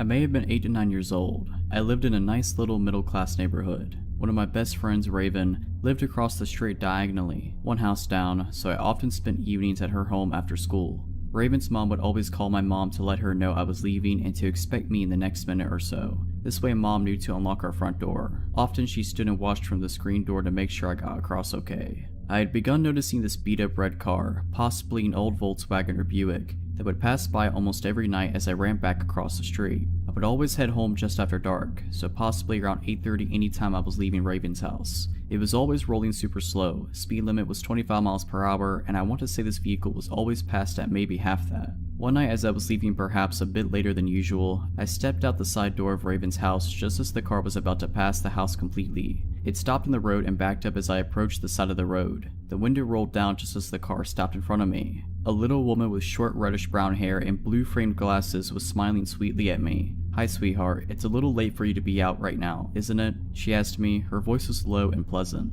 "No, Mom lets me. I'm just walking home," I replied stupidly. "Oh gosh, how silly of your mom. There's all kinds of bad people out late at night. Where do you live, sugar? I'll give you a ride." Just then, my mom came bursting out the front door and screamed, "Leave her alone," as she began running to me. The woman's pleasant demeanor dropped and I heard her mutter a word, possibly as she slammed her foot on the gas and took off at well over the speed limit. She didn't stop at the nearby stop sign, just blasted through it to make her escape.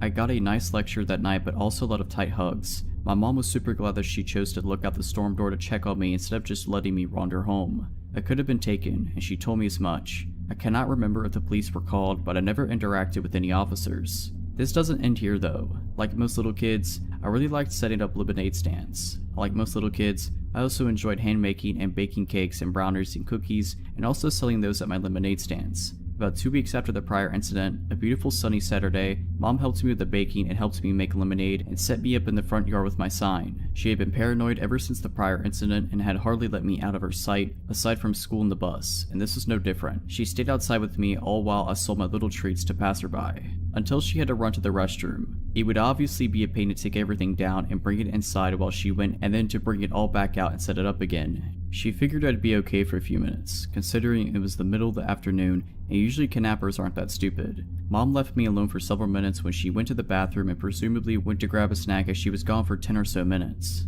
A familiar face walked up, about 8 minutes in. She appeared from around some bushes down the street. I didn't see her in the distance walking up. I honestly saw her stand up from behind some bushes and brush herself off and begin walking towards me. Her clothes were smart and sophisticated looking, almost like a pantsuit. It was a real clash with how ratty her car had been, but that same placating smile was on her face and her eyes glinted behind the same glasses. "Aw cute, a lemonade stand. Hi again, sweetie. Sorry for bothering you the other night. I didn't realize how close to home you were. Mama told me to not talk to you. Go away." I said it as meanly as I could muster, but Mom had rightfully made me so frightened of this woman that I'm sure I just sounded like the scared little girl I was. "Come on now, Mary." She spoke my real name, first and last, and my eyes got big. "I'm a friend of your parents. I live down the street. Remember, we met at the pool this past summer. I had no recollection of her. If you're their friend, why did you leave so quick?" "Mom," I began shouting for my mother. This made her crouch down in front of my table, eye to eye with me. "We don't need to do that. I just want to talk to you. You like to bake, right? I have a really fancy kitchen with a nice baker's oven. All sorts of cool gadgets to make baking cupcakes and stuff like this super fun." "No, no, no, Mama." I stood up and pushed the table into this woman and started running for the front door. This woman kicked the folding table away and started to chase me until my mom appeared in the doorway. She flung the door open and I barreled into her, and the woman stopped running and stood in the yard. "What are you doing to my daughter?" my mom shouted at her. "My God, your child is rude. I was just trying to buy a cupcake and she shoved the table into me and ran. Now I have lemonade all over my clothes." The woman lied through her teeth. I don't think she was expecting my mom to come back. "That's the lady from that night, in the car." I was now trying to get around my mom and hide behind her. My mom pulled out her cell phone and this time I know she called the police. The woman immediately ran off back the direction she came. The cops appeared. One took statements while the other one patrolled the neighborhood searching for her. They ended up finding her car parked at the grocery store that was up the road about half a mile at the other end of the neighborhood. They waited for her to show up and claim it. She never did. They couldn't find her. So, random lady in the red beater, please, let's not meet again. This happened a couple years ago when I was 16. I had just recently got my first job at a chain sandwich shop. It was located in the shopping mall outlet at the far end. There were quite a few businesses around it, including a restaurant down the way and a super Target on the other side of the mall on the far end of the parking lot. My parents were always super protective and taught me at a young age to be aware of my surroundings and protect myself, and rarely even let me walk alone to begin with. On this particular day, I had left my phone at home because I wasn't allowed to have it at work and had a daily time limit on it anyways. Thanks, Mom. I had ended up finishing up my shift early, and my mom was still shopping at the Target, so told me to go ahead and walk over to meet her. began walking towards the target and had to wait for passing cars. One silver car stopped and let me walk across. I smiled and waved thank you, and the man in the car did the same, and turned on the street going the direction I was walking. I didn't think anything of it, as it was a relatively busy parking lot and most of the shops are over on the other side by the target. A minute or two goes by and I spot the same car now driving in the opposite direction towards me. I make a mental note but think I'm just overreacting. That is, until he turns back around. At this point I'm concerned and notice I'm now a part of the mall that's a little less crowded with a more empty parking lot. I get this uneasy feeling in my stomach that he's following me, and to test my hypothesis, I switch my direction. Instead of heading towards the target, I walk towards the restaurant. The car immediately turns into the parking lot. I switch into freak out mode and speed walk to the front doors. In my time of panic, I didn't realize that the parking spots for the restaurant were completely empty. I pull on the doors and they're locked. They were apparently closed on Sundays. At this point, the man in the gray car was parked in the lot in front of the restaurant watching me. The way he was parked, I would have to pass this car to go back on the path I originally was on. I stand there a moment pretending not to notice and think about what to do next. I obviously don't want to walk any closer to the car than I already was. I decide to cut through the side shrubbery of the restaurant and head towards the closest shop I could find. The gray car comes out of the parking lot still following me, and I bolt into the dollar store across from the restaurant. I see the gray car park and I walk up to one of the cashiers and explain what happened, and I ask if I could use her phone to speak to my mother. She says of course and tells me to stay in here until my mom comes to get me. I call my mom and tell her about the car, and she of course freaks out. By this time, I think the man in the car caught on because he eventually backs out and leaves. My mom shows up and thanks the cashier lady, and we drive to the target. Aside from us both being shaken up, we were okay. It definitely ruined me for walking alone again. Now that I'm an adult and live on my own, I carry pepper spray and a pocket knife anywhere I go just in case. I rarely walk anywhere unless I'm with someone or it's only a few minutes away. It still scares me today to think of what could have happened, or what that man's intentions were. So, to the man in the gray car, let's not meet again. This all happened last summer when me and my childhood best friend, we were both 15, decided to go camping for her birthday.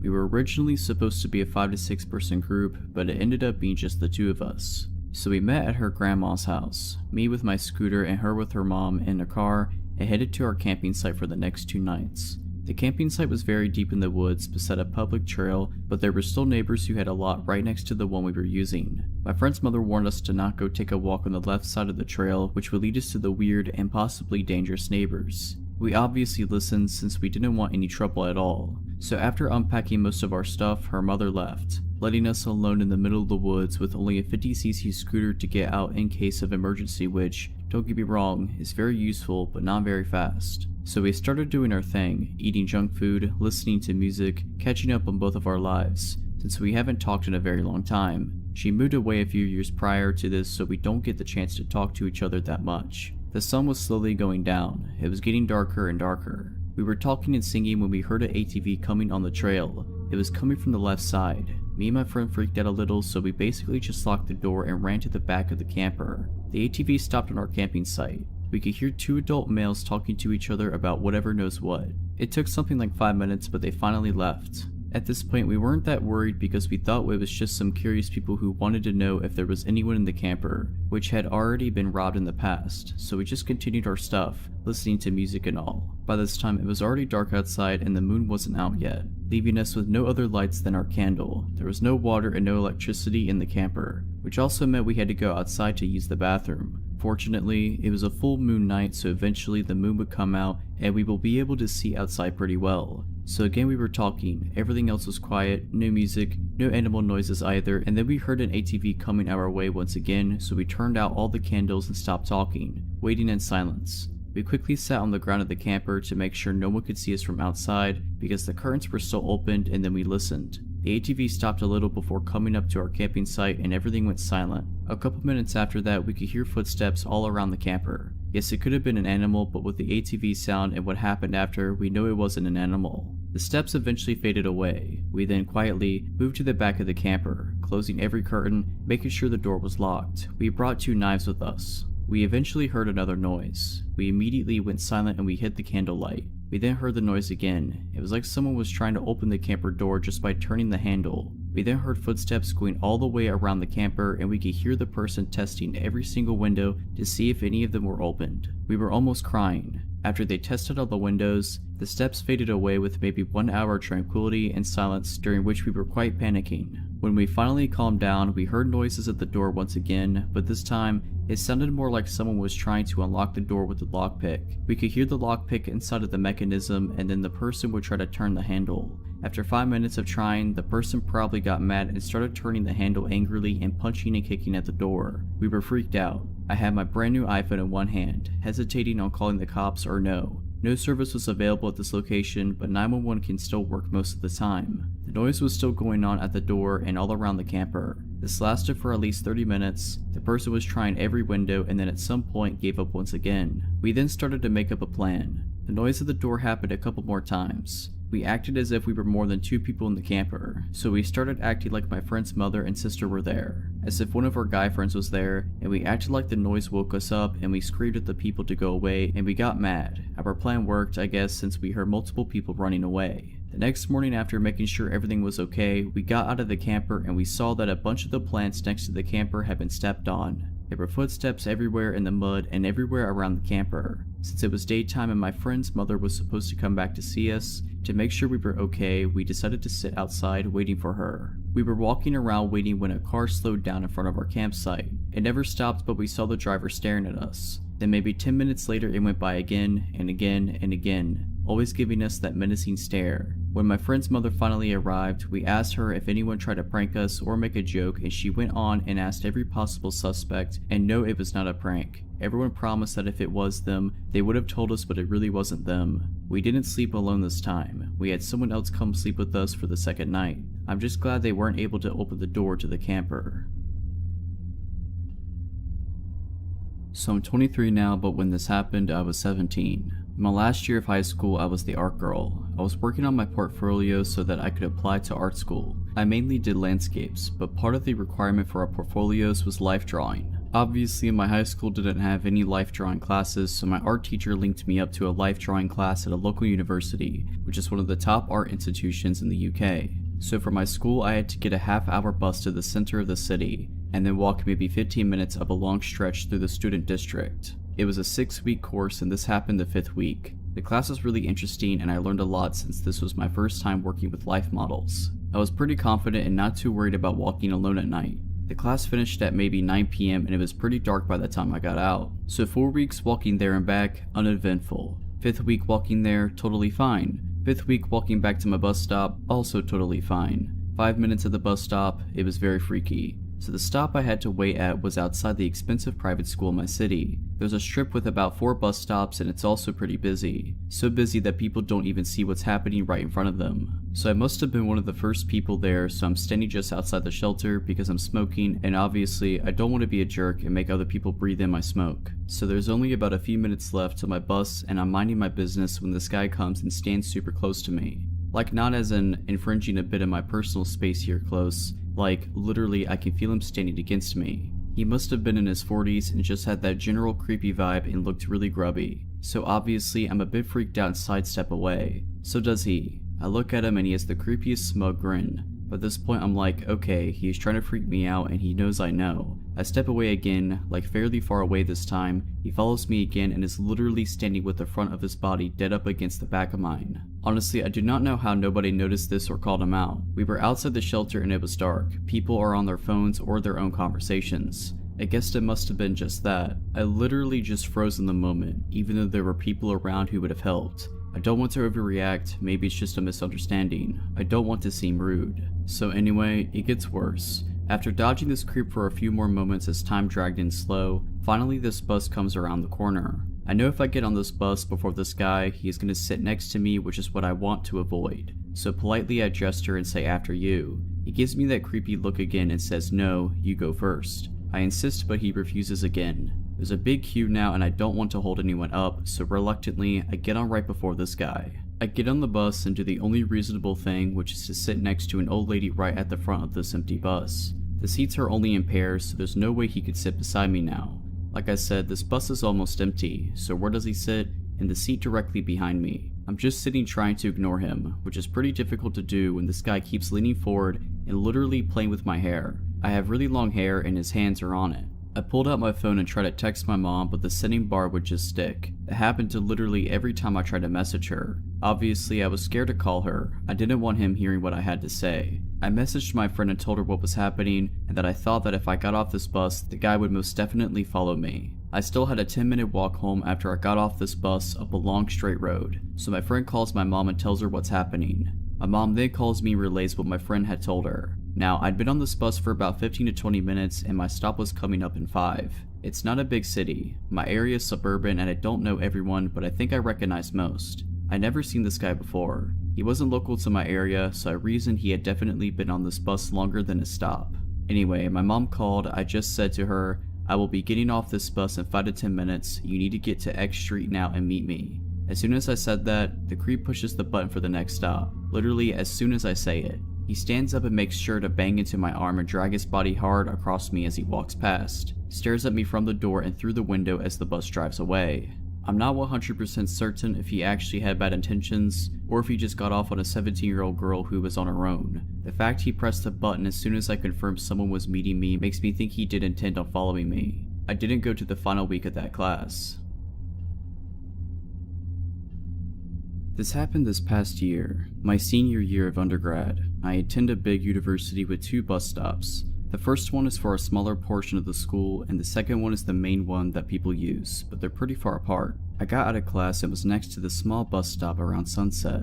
This guy, I'll call him Eric, comes up to me of all people in line and starts asking if this bus would take him to one of the student housing areas. It was kind of odd because it was partway into the year, but whatever, he seemed genuinely confused. I explained yes, this bus would take him there and his stop is the same one I get off of. He asked if he can wait in line with me and he was nice, so I said sure. We're talking and waiting for the bus and it doesn't come, so I decide to walk to the main stop and he follows. Again, at this point it's not creepy because it's just small talk. We walk to the other bus stop and we just jump on one over there. Eric sits next to me and is berating me with questions that I'm now answering very shortly. Then everything he says is flirty, like, yeah, come see my pool so we can tan. Let's work out together and get sweaty in the sauna.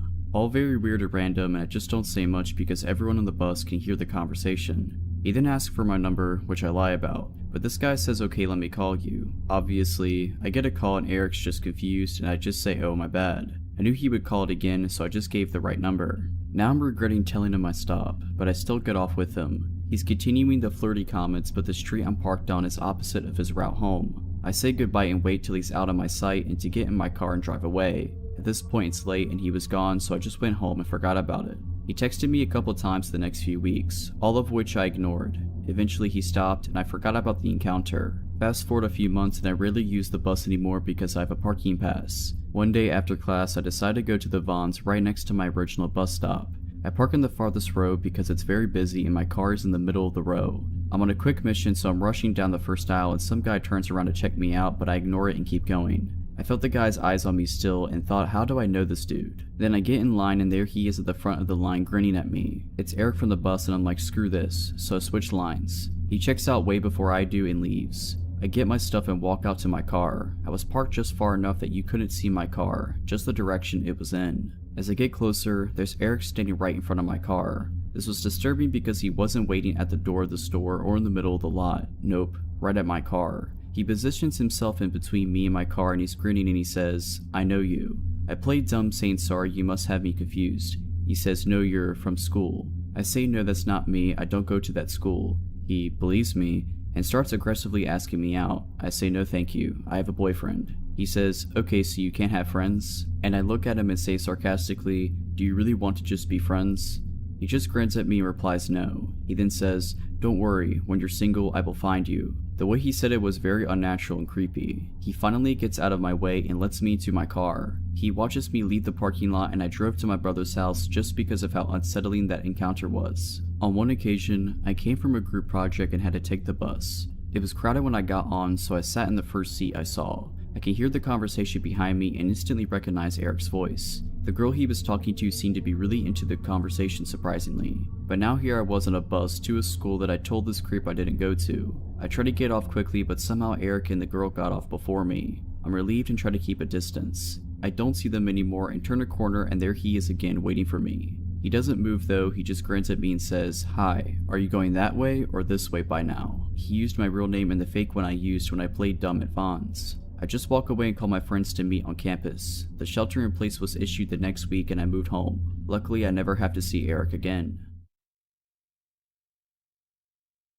This story is from my days as a gas station clerk. This happened during a football Saturday, so the store was full of people from the moment I walked in. Most of the night is a blur because it was just cashiering for the first 6 hours of my shift. It was around 3 a.m. and things were finally starting to taper off. There were only a dozen or so people in the store. I just usually kept my head down and focused on the transaction in front of me so I wouldn't get overwhelmed, only looking up now and then to make sure the store isn't on fire and no one's stealing the wine case. I wasn't even looking around when I saw him. I just saw something strange in the corner of my eye and spun my head to look at him. When I got a good look, I was startled. This guy's skin was almost translucent white and he was soaking wet. His teeth were gritted and looked too big for his mouth. He was shaking as fast as he walked past the counter. I could hear the bathroom door slam from around the corner. I went back to my transaction and told myself that I needed to remember exactly where he was. I couldn't forget he was in the bathroom. I rang out the next few people, watching for him the whole time. After another 10 minutes or so, the store was suddenly empty. Customer rushes tend to be like that, from 100 miles an hour to just nothing.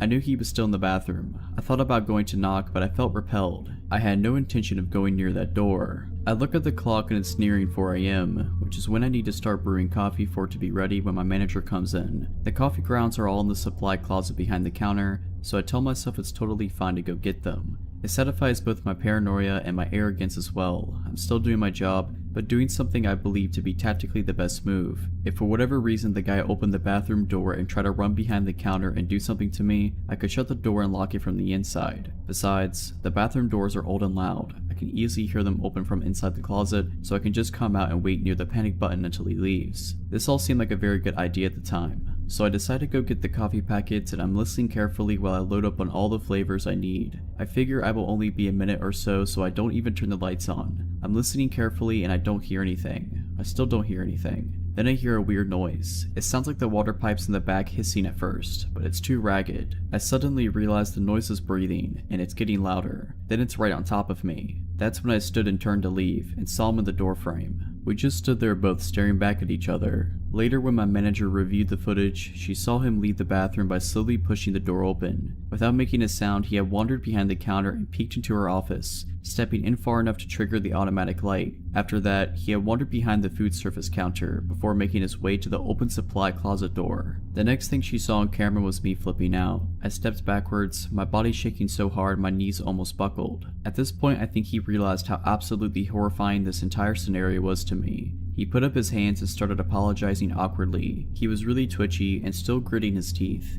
I basically went on autopilot for a moment and said I wouldn't talk to him until he got out from behind the counter area. He walked backwards until he was barely on the other side of the employees only entrance, standing next to the soda machine. He began asking for an iPhone charger, telling me he was lost. He said he had no money and just needed to charge his phone here until he could call for help.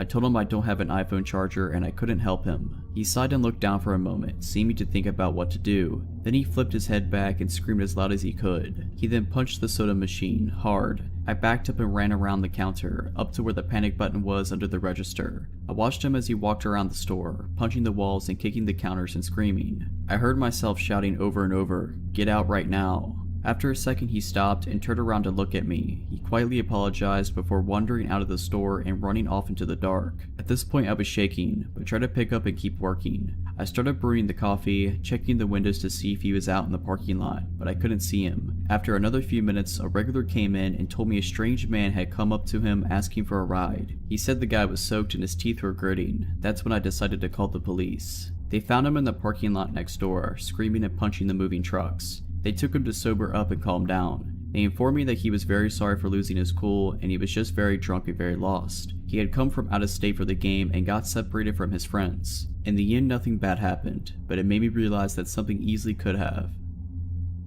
If you're liking this video, all I ask is that you make sure to subscribe to my channel and like this video. Thank you. My skin still crawls thinking about this guy. He saw me shopping for school supplies and things for my new apartment one evening during my first week of grad school and decided I was his mark. I had just moved to my new college town, didn't even have a cell phone yet after leaving the one my folks paid for during undergrad behind. As I left the parking lot with my purchases, I noticed this truck pull up behind me at the exit. It was late and there weren't too many people out. I pulled out and so did he. It was a few miles down a long retail street with lots of stoplights before my turn. As I drove, I realized the guy in the truck was trying to get my attention. Over the next few miles, he kept trying to get me to look at him. Some red lights he would end up ahead of me, some behind or beside. At every light he positioned himself so he could stare at me, either directly or in one of his mirrors. His gaze was unwavering and my anxiety rose. He was driving oddly, speeding up close to my bumper, hitting his brakes when he was in front of me, swerving close to my car a couple of times. Finally, at a red light where he was beside me, I glanced over and absolutely started to panic when I was met with an unbelievably empty, unwavering stare. He saw that I was terrified and he was following me, and he was trying to force me to pull over. At one point I scooted through an intersection on a hard yellow a couple of cars ahead of him thinking I could shake him.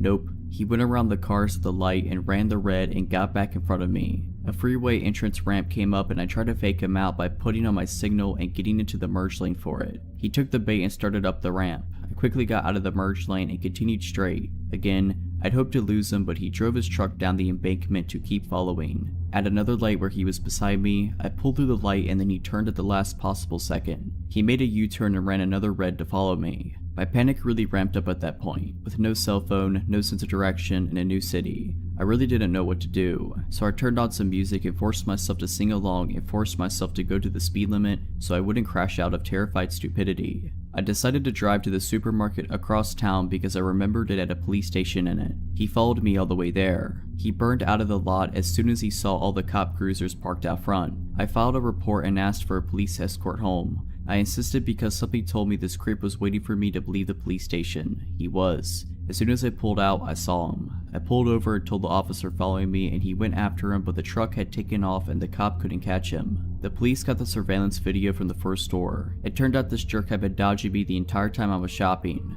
I saw my surveillance footage following me through the store. I saw him follow me out, close enough to grab my elbow. I saw footage of him circling the lot in his truck, waiting for me to pull out when I took too long to unload my cart. My heart sank. I was able to remember 6 of 7 digits of his plate and the make and model of his truck. In the end, the cops did nothing. They said it was a he said she said since the surveillance video didn't catch him doing anything particular unlawful and was a losing case to try to charge him with anything.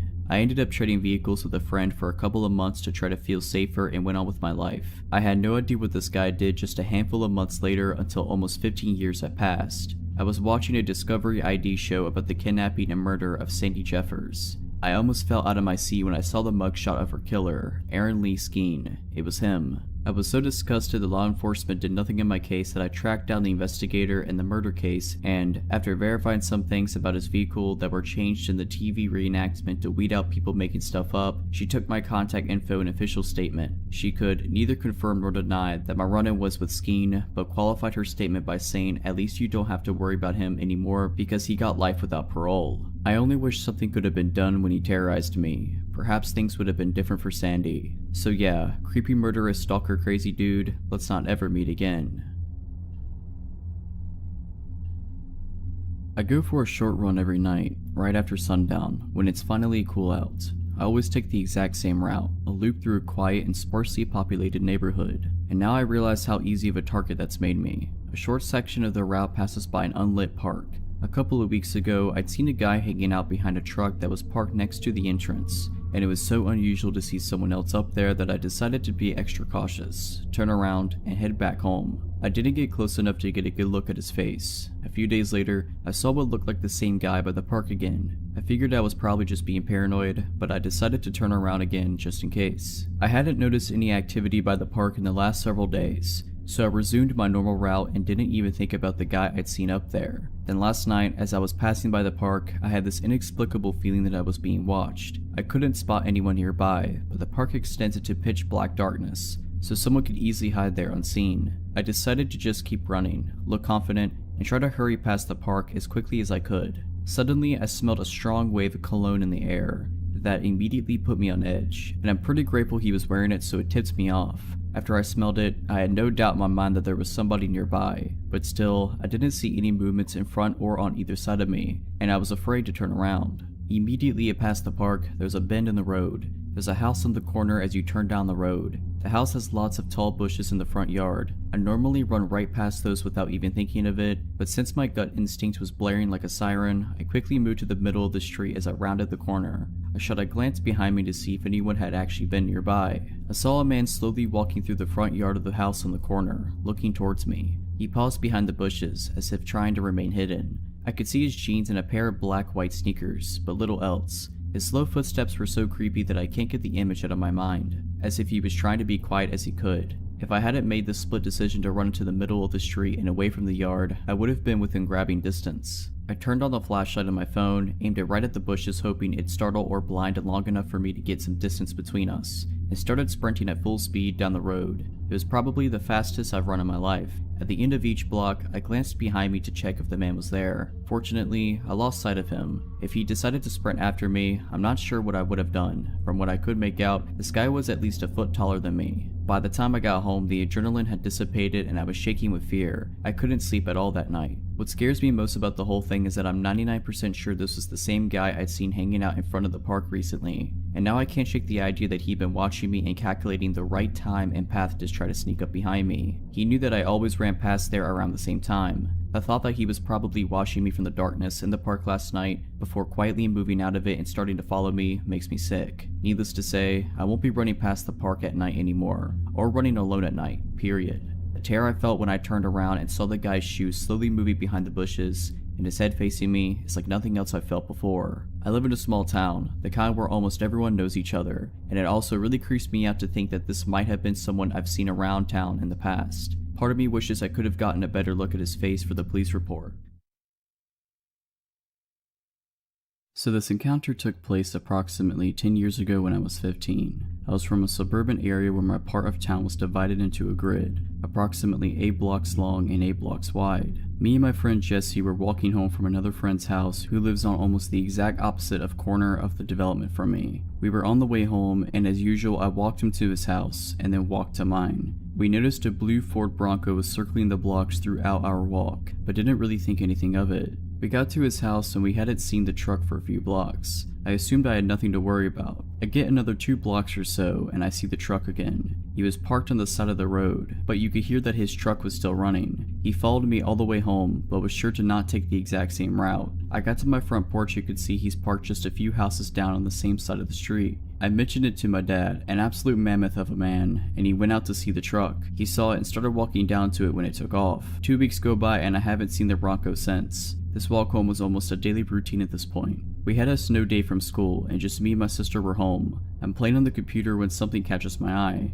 Directly to my right is a window and there's a man standing in it. Now this window's on the first floor, but still approximately 5.5 feet off the ground, bi-level house. This man's entire head and body still fit the window. He's got curly hair, a full beard, and looks to be pretty big as he fills almost the whole window. We locked eyes and I ran out to confront him. I know, stupid. He ran off down the street to the same blue Bronco parked in almost the same spot as last time. He pulled off faster than I could catch him. This time I called the cops. I gave them as much information as I could, and basically all they said was they'd keep an eye out for him. I showed them where he was, and they were able to confirm it by the footprints in the snow leading to and away from the window. Now what had me a bit concerned was I wore a size 12 shoe. My dad, who was still significantly larger than me at this point, wore a 14, and his shoes were still a bit smaller than the imprints in the snow. Well then, we're screwing with Bigfoot now. A few weeks go by and there hasn't been any more weird encounters. My head's been on a swivel every time I'm out of the house. I don't want to say that I was looking for a problem at this point, but I was.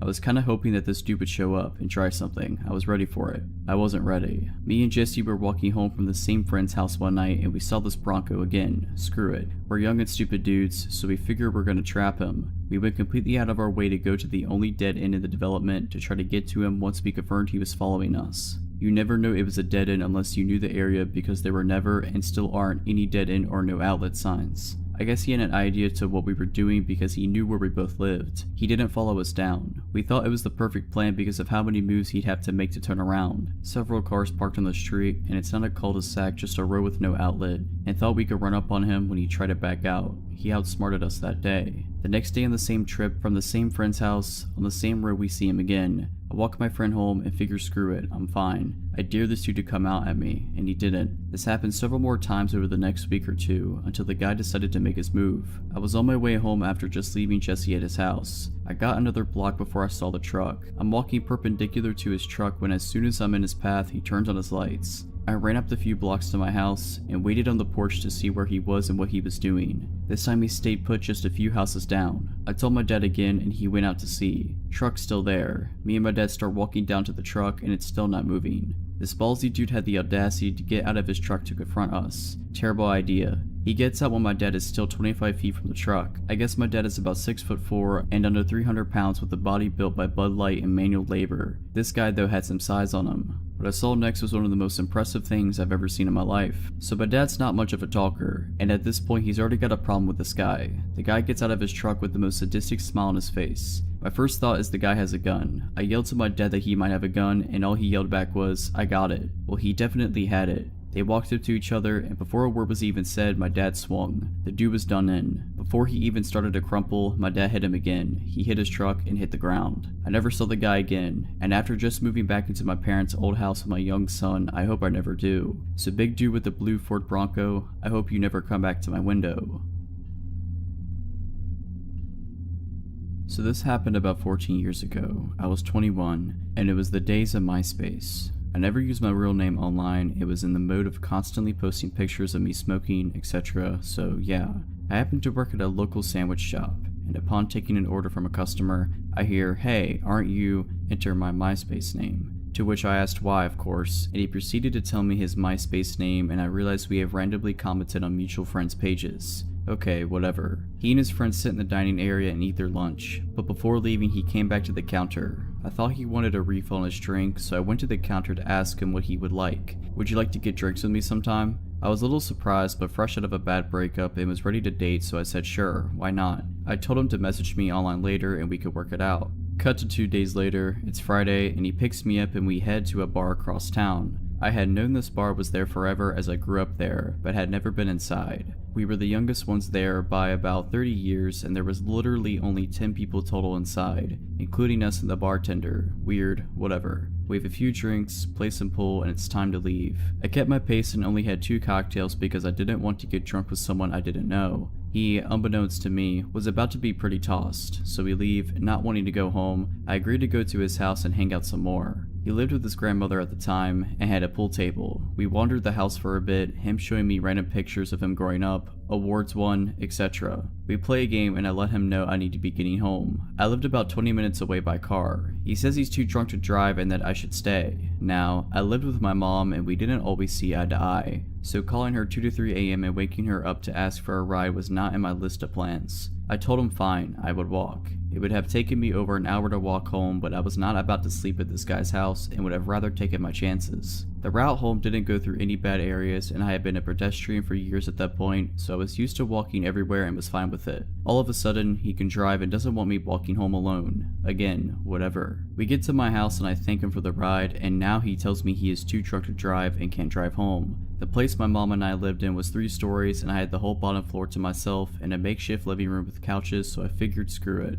Sleep it off on the couch and go home in the morning. By now, I had already decided this was going to be the only date we ever went on. Not because of the whole driving situation, but I just wasn't into him. He proceeds to lay on my bed the minute I let him inside like some stray dog or something. So being tired and annoyed and just basically over it, I said fine, I'll sleep on the couch. Well, I don't know how long I was asleep or how he even stayed awake, because it took me forever to fall asleep knowing he was there, and this was all just too weird. I wake up to this guy's hands around my throat. Well, kinda woke up. I remember laying there with my eyes closed and my mind thinking, what's going on? So I pretended to roll over to basically let him know I wasn't unconscious, and he stopped. 20 minutes later, same thing. This time I sat up, pushed him away, and started yelling at him. "What are you doing? Get out, now." And the strangest thing was, it was like he wasn't even fully there. His eyes were open, but it's like he was in a trance and wasn't even fully aware of what was happening. I I grabbed his keys and wallet off the table, opened the door, shoved him outside, threw his keys and wallet at him, and slammed the door. He never knocked or anything, and I kept the lights off so he couldn't see me watching him through the window, phone in hand ready to call 911. My mom was 2 floors above asleep. He kind of staggered off where I couldn't see him, so I just sat on my bed listening. 30 minutes later, I heard his car start and drive off. I logged onto MySpace right away, blocked him, and blocked his number in my phone. I showed my boss his picture the next day, explained the situation, and just let him know that if I ever saw him walking again, that I was walking to the back until he left, and to just tell him I quit. Never heard from him again.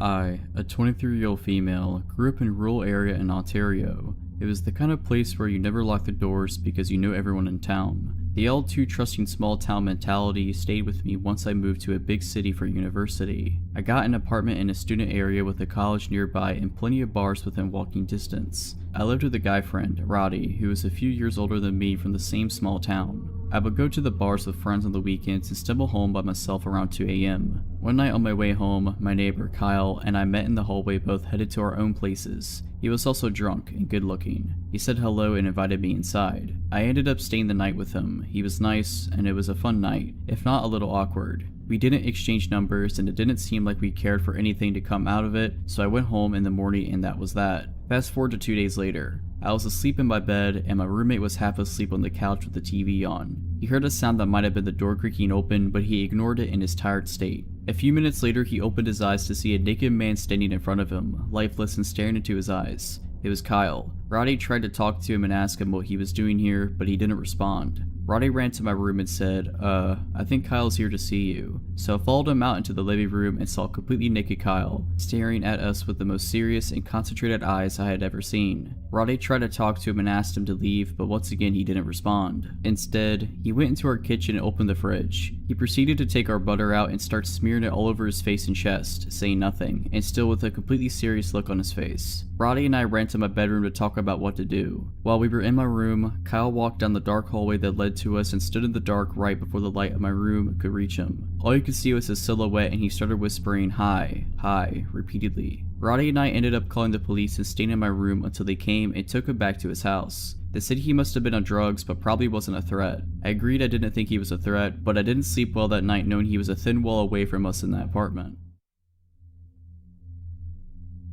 My family decided to fly across the country to visit me in LA, where I live. We thought it would be nice to visit Catalina Island. When we arrived, it became apparent to us that it was off season. It was late November, the weather was cold, and as a result, the island was nearly empty besides locals and a few straggling tourists such as ourselves. Our first priority was to ditch our luggage so we could explore the island, so we immediately checked into our motel, though that word hardly does the place justice. I called a motel because all the doors to the rooms exited to the outside, but in actuality our room was one of the 20 to 30 quaint guest house looking buildings arranged in sort of a horseshoe shape around a walkway, with rooms on either side of the path. The entrance to the motel was essentially one of the points of the horseshoe, and if you walked dead straight, you'd reach the room we were given, essentially on the corner before you have to go right to go further into the horseshoe.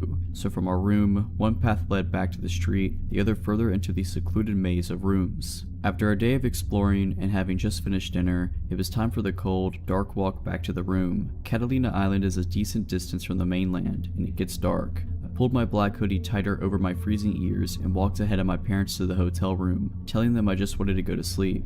And I did immediately. I was already losing consciousness as they entered after me, drifting off without so much as a good night. I then woke up to my mom saying my name, a harsh whisper. The room had 2 beds, my parents' bed closer to the door and mine further in the room. My mom's voice cut through the silence again. She sounded concerned for me. I didn't blame her, considering my mental state at the time. Groggy, I rolled over. "What?" I asked. As my eyes adjusted to the dim moonlight coming in through the curtains, I saw her turn to face me. She was surprised to see me in my bed. Her eyes got wide. If I'm in my bed, who was she talking to? We both looked back to where she was previously looking to see a hooded figure in all black standing over their bed. This was horrifically startling as it was on an island in the middle of the ocean and wake up to see a hooded stranger looming over you. This moment seemed to last forever. My mom's words became low and severe as she said my dad's name in a dire voice I've never heard her use before. Then the hooded figure did something so bizarre and unsettling. It didn't advance towards us, but instead crouched in the corner near where it stood. The way it crouched was so absolutely unexpected, even in regards to this already unexpected situation, that it terrified me.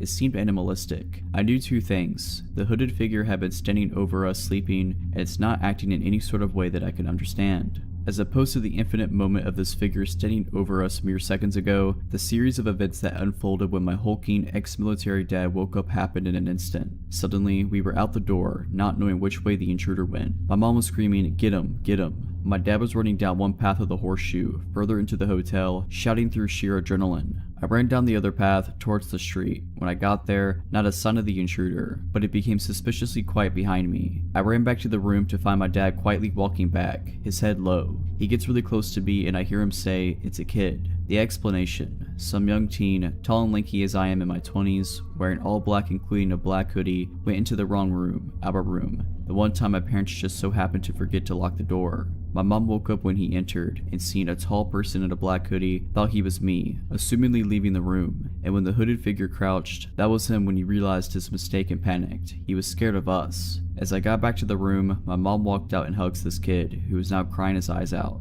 I would be too if a massive ex-soldier was sprinting after me with murder in his eyes. So, to the now traumatized kid from Catalina Island, sorry for the misunderstanding.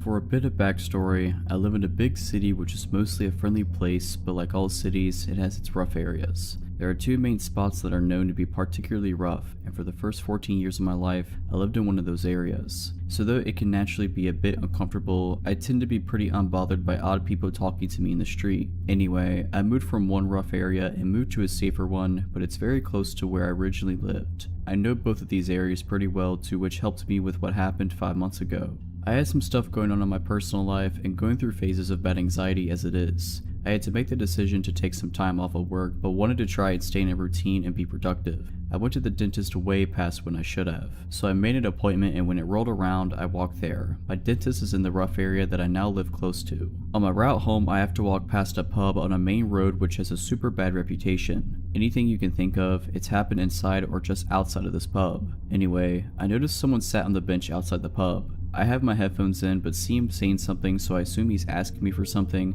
and take an earplug out. He asked me if I want to join him for a drink. This was around 11:30 a.m. by the way. I just said no thanks. Now as soon as I got a few steps away, I had this bad feeling like something was just not right. As I mentioned though, I was going through a phase of bad anxiety, so I chalked it up to just being that. After about 2 minutes, I go to turn left and see the man walking in my direction in the corner of my eye. I told myself it was nothing, but took my headphones out anyway just in case, as I was about to walk through a narrow road that leads to a car park and is always very empty. All of a sudden I hear him shouting at me, "Hey miss, I'm talking to you, wait." He catches up to me and tells me, "I'm not a creep, but you're too beautiful to let go." I try and stay polite but also make it clear I'm not interested. He asked if I was single. I said yes. When he asked what I was doing that night, I said I had no plans. I 100% know I should have lied, and as the truth came out I was really annoyed with myself, but whatever. He seems to get the message and I say I really have to go, so I carry on walking thinking that it's the end of it. So I make my way across this big car park. At the end of the car park is a cycle/pedestrian lane that has a massive wall on one side with 2 lots of steps that lead to a car park to a retail park, and bushes on the other end, and it's super narrow. I get into the lane and hear footsteps like someone is running, probably a jogger. I'm getting paranoid until right behind me I hear, "At least give me your number." I finally start to panic and realize actually it's not my anxiety and this is super shady. I give him my number but change the last digit, and this guy proceeds to attempt to drop call me. Clearly my phone doesn't ring, and then he starts getting annoyed saying I need to give him the right number. He then has his hand basically on my phone, standing way too close to me and orders me to type his number in and drop call him. Creep now has my number. Still not enough for him, I reiterate that I'm on my way somewhere and seriously need to get going. He then grabbed me by my elbow and I had a massive adrenaline rush. Next thing I knew, I was at the top of one of those sets of steps that lead to a much busier and open space. I ran as fast as I could. Luckily, one of my friends works in one of the stores in the retail park, so I ran over to it practically looking over my shoulder the whole time. I find my friend, visibly shaking, can barely speak. She asks if I'm okay and I just burst into tears. I gather my thoughts and tell my friend what just happened. He's been calling my phone this whole time. She takes my phone and notes his number and then blocks him. She takes me to the staff room and convinces me to file a police report, which I do. Unfortunately though, I found out street harassment is not actually illegal where I live, but because he made physical contact, it might not be a complete lost cause. The police tell me they will be in touch. Now fast forward until around 2 weeks later. A mom's friend who knew about what happened sent her an article and asked her to show me. I genuinely couldn't believe my eyes. It was about a man who had followed a girl and then assaulted her in the same rough area. At the end of the article is a picture. It's him. I haven't heard anything from the police, and since he had already been charged, I figured there wasn't any need for me to contact them again. My heart goes out to the girl, and although currently in jail, I really hope neither of us ever have to face him again. His charge was pretty serious, so he will be there for a long time, thankfully.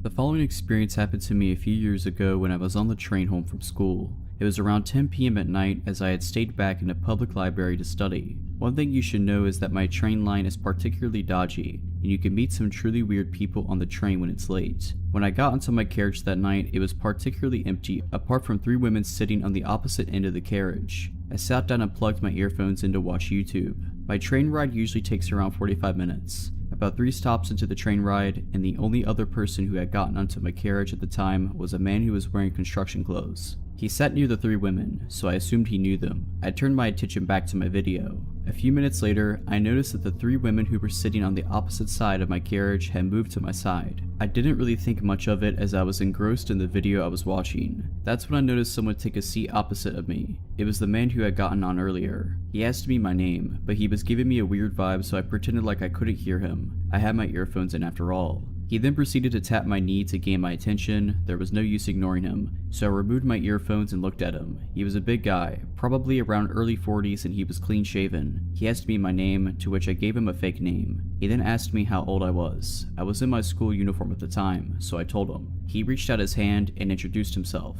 Not wanting to be rude, I extended my own hand to shake his hand. This is when things started to get weird. His handshake was super weird. His grip was abnormally tight and he seems to pull my hand towards him as he shook it. I quickly withdrew my hand. He then asked me if I had a girlfriend, as he thought I was quite attractive. Alarm bells began to ring in my head and glanced over at the 3 women who refused to even look over my direction. Seeing as they would be no help, I would just have to look out for myself. He then took out his phone and started showing me a picture of a girl who seemed to look around my age. He then asked me if I thought she was beautiful. Again, not wanting to be rude, I simply nodded and said she was. He then asked me if I would be interested in marrying her. I just started laughing as I thought he was just joking around, but his eyes were dead serious, and he just glared at me. He repeated his question, to which I responded that I did not know her and that it was inappropriate. He suggested that I give him my number so that he could arrange for us to meet. This seriously creeped me out and I politely declined, stating that I was busy with school and that I was not looking to get into a relationship. As I said this, the train was coming to a halt at a station. I was still 3 stops away from mine, but I decided that it was time for me to get out of the situation. I apologized that this was my stop and that it was nice to meet him. As I got up to leave, he extended his hand for a handshake and thanked me for talking to him. I didn't want to shake his hand, but I did not want to trigger him, so I reached out my hand. Suddenly, he grabbed my hand and pulled it towards him. His eyes were full of anger. He then asked, "What, you don't want to marry my daughter? I will break you." I quickly broke the grip and left the carriage. As it was nighttime, there were always police officers patrolling the platforms. I rushed towards one of the officers and told him everything that happened. I then described his clothing and which carriage he was sitting on. While waiting for the next train, the same officer came up to me and told me that officers had picked him up 2 stations down and thanked me for letting him know. Although the officer asked for my details, I was never notified as to what happened to him. I just hope that I never have to experience a man on a train like that in the future. If you're liking this video, all I ask is that you make sure to subscribe to my channel and like this video. Thank you.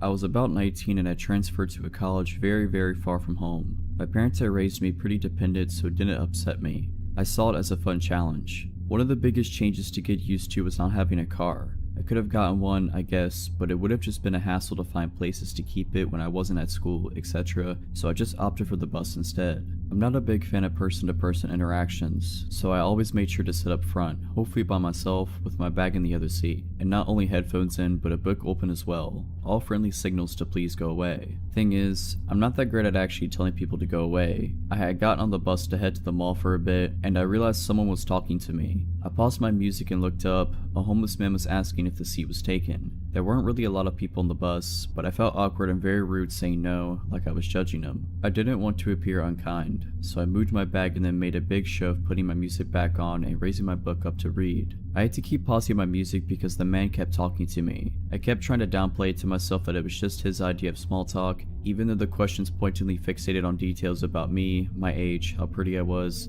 if I had a boyfriend. I lied and said yes, of course, and that didn't dissuade interest at all, and so on. It was a very, very long 20 minutes. He kept getting closer, never overtly touching or filling the space in a way that I could make an obvious complaint about, but by the time we arrived he was practically faced completely toward me. It was definitely blocking me from moving to another seat. Finally my stop came and I jumped up.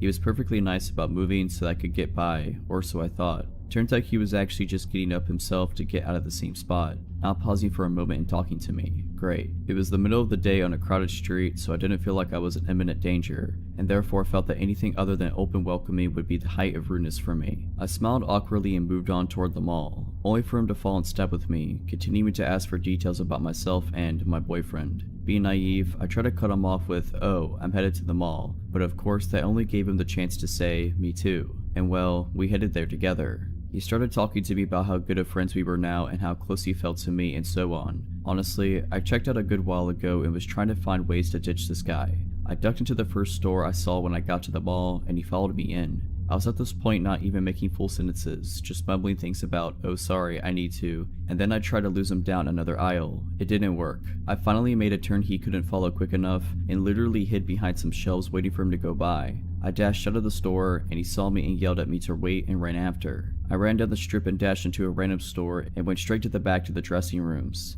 I hid in one of them for as long as I felt that I could, and then I peeked out and saw him in the larger mall area, scanning. He finally moved off down the wrong way and I stayed in the store another half an hour, pretending to look at clothes. I don't know what the shop girls must have thought. I was clearly shaken into the point of tears, but I had called my mother by that point and was keeping her on the phone. When I left, I ran out of the mall and went around to a different bus stop, in case the man would be back at the first one. I was so scared that he would show up again and this time follow me to my apartment. There's a lot I didn't do right in that situation, but I'm just glad I was lucky enough to lose the guy. I can't say what my job was, because what I did was literally the name of the company, but it had something to do with law in a small basement office. This office had 2 main rooms and a bathroom. The boss worked in the room in the back, while the rest of us, 3 in total, worked in the front. This wasn't a place where clients came and met with us. It was just where we got work done on computers and packages sent before leaving. Oftentimes I worked alone the last 3 hours, which in reality was great. I got to listen to whatever music I want, sing and get stuff done on the computer. On occasion my boss would come to pick something up or just get a bit more work done. And on this day he did, but he came in with an older gentleman that I didn't recognize. My boss explained that the man was a customer from one of the companies on the top floor and he left only to realize he really needed to go to the bathroom and asked to use ours. My boss stuck around near my desk until the man left and then got to work. As I continued to work, I began to cough and wheeze a bit. Breathing became painful and, at first, I didn't know why, until I gradually got a whiff of smoke, cigarette smoke. None of my coworkers smoked, and I don't know if I'm allergic or intolerant to cigarette smoke, but I instantly feel ill whenever I begin breathing it in. I shrugged it off and watched my breathing, being sure nothing bad was happening to me, and not soon after my boss grabbed his coat and began to leave. He said, "Your coworker will be coming in a bit just to pick some stuff up," and as he opened the door, the scent of smoke burst through and on the ground were cigarette butts from what he said. Thus, he continued with, "And let's have you lock the door behind me too." I couldn't agree more. That was creepy. But if it was the man who used our bathroom, it wasn't too strange to assume he hunkered at the bottom of the stairs to take in some smoke before leaving. When my boss left, I made extra sure that the door was locked before continuing with my work. Another hour had passed by, about an hour and a half remaining of work when I began to smell smoke again. My heart sank as I turned my eyes to the door and quietly got up from my chair. I usually took off my shoes at work. Like I said, we didn't have clients come there. We were pretty chill when it came to wardrobe, but even with them off, I tiptoed over to the door and pressed my ear against it. I didn't hear anything at first, however, the scent of smoke was prominent there. For one reason or another, I decided just to go back to my desk and wait until my coworker got there. Not 10 minutes more in though, I heard this click, click, click sound. It was subtle and I had to look around to spot where it was coming from. It was the doorknob of our office. From where I sat, I could see it just slightly jerked back and forth. The person was doing it slowly as I was sure they were trying to be quiet. By this point, I called up my coworker to come sooner. In some ways, I felt safe. I was in a locked area after all, but who knows, right? After calling him though, the scent began to diminish and the doorknob stopped moving. I tried to listen for someone going up the stairs. I didn't hear anything for a long while until I heard someone coming down them. It was my coworker. He came in and said, "There are like 10 cigarette butts out here." I explained further what had happened as he came in and locked the door himself. I also explained the man who'd come in to use our bathroom prior. Like I said, I couldn't be sure if they were the same person. There wasn't much to take from the offices. The computers were fairly old, wouldn't at all get a good chunk of money from them, and everything else was paper. We weren't at all at a place that kept money around. So if it was him, I can't fathom what he saw that he'd feel the need to come back in to steal. My coworker somewhat brushed it off. He figured that the person was gone, all was fine, and went to pick up what he needed to. He ended up staying for a while, I'm not sure why, perhaps he felt like he needed to, because as I began finally finishing up my work, the smell of smoke came back. My coworker and I looked at each other, almost as a way to confirm that we both smelled it. The click-clacking of our computer stopped and we just waited and waited and waited. We didn't take our eyes off each other as the click, click, click came back.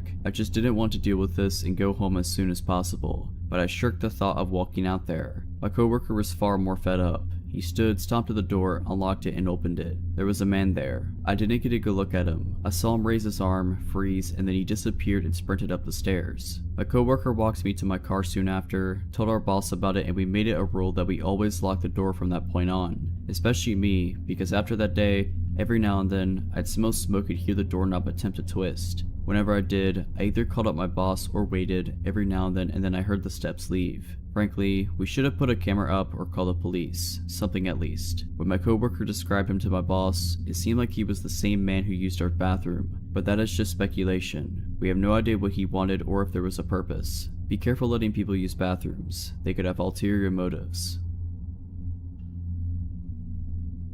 When I was about 8 or 9, my family took a trip skiing to a small resort a couple of hours from where we lived in Spain. The resort itself was a sleepy little town of about 400 to 500 people max, with a few small supermarkets and hotels and not much else. Typically, we picked the worst time possible to embark on the trip, which we had been planning for a good few years. The night after we arrived there was a blizzard, and so we spent the first half of the week locked in the hotel. Although we were able to go outside for the remaining few days, we had little to do given that the slopes were shut. The story I want to tell comes from those first few days locked in the hotel. Despite my parents' annoyance at the timing of the trip being a nightmare, myself and my sister, who was 11 months older, were having a fantastic time. Locked up in the mountains with nothing to do, we were able to spend our days running around the hotel, eating sweets and watching the TV in the lobby. I should probably mention at this point that the hotel was somewhat of a maze. The large bar restaurant area where my parents sat each day reading was at the center of the hotel. The myriad of smaller rooms then connected to the bar area at random points, shooting off in different directions. These rooms often had no discernible function. Each one had the same mahogany interior, and they were full of couches, fireplaces, and antiques that allowed for great games of hide and seek. The rooms would often have offshoots themselves, connecting to new rooms which would then connect to yet more useless wooden caves. As such, it was possible to be 4 or 5 rooms away from the main hotel area at any one time, without knowing exactly where you were or how to get back. Anyway, at some point along the weekend, myself and my sister decided to play hide and seek. Bearing in mind the above, it was almost an impossible challenge to find the hider. At one point in the game, I was just about to give up on searching for my sister until I heard her voice from what sounded like a few rooms away. After successfully navigating the web of rooms, I emerged to find her sitting on a couch alongside a German man with gray hair, probably in his 60s if I had to guess. As soon as I emerged into the room, the man turned to me and told me he was taking my sister to the swimming pool and asked if I wanted to come. I remember immediately thinking it was odd that there was a swimming pool that we hadn't heard of. My parents had been complaining that morning about how much TV we were watching, and so I was sure they would have taken us there if they had known about it. And besides, the hotel did not seem of the size to be able to host one. I told the man that I have to ask my parents first, and told my sister to come back with me to find them. He immediately replied that I should go and that he should take my sister on ahead. I told my sister that she absolutely had to come with me, but excited at the thought of the swimming pool, she said she didn't want to. We began to argue, with the man taking my sister's side and encouraging me to go ask my parents' permission whilst he waited with my sister. I dug my foot in, telling my sister that our parents would be very cross if we went somewhere on our own. And after a few minutes bickering, she eventually gave in and came back with me, giving her assurance to the man that we'd come back. Of course, when we told our parents, they were livid. My dad went back to the room to try and find the man, but with all the offshoots and given that all the random rooms looked the same, it was almost impossible to be sure that we were in the right one. In any case, there was no sign of him. I remember my dad screaming at the hotel lobby that he needed a list of all male guests and their room numbers, but of course they wouldn't give it to him. We spent the rest of the trip by our parents' side, terrified at the thought of being locked up in a blizzard with him. Thankfully, we never saw the man again.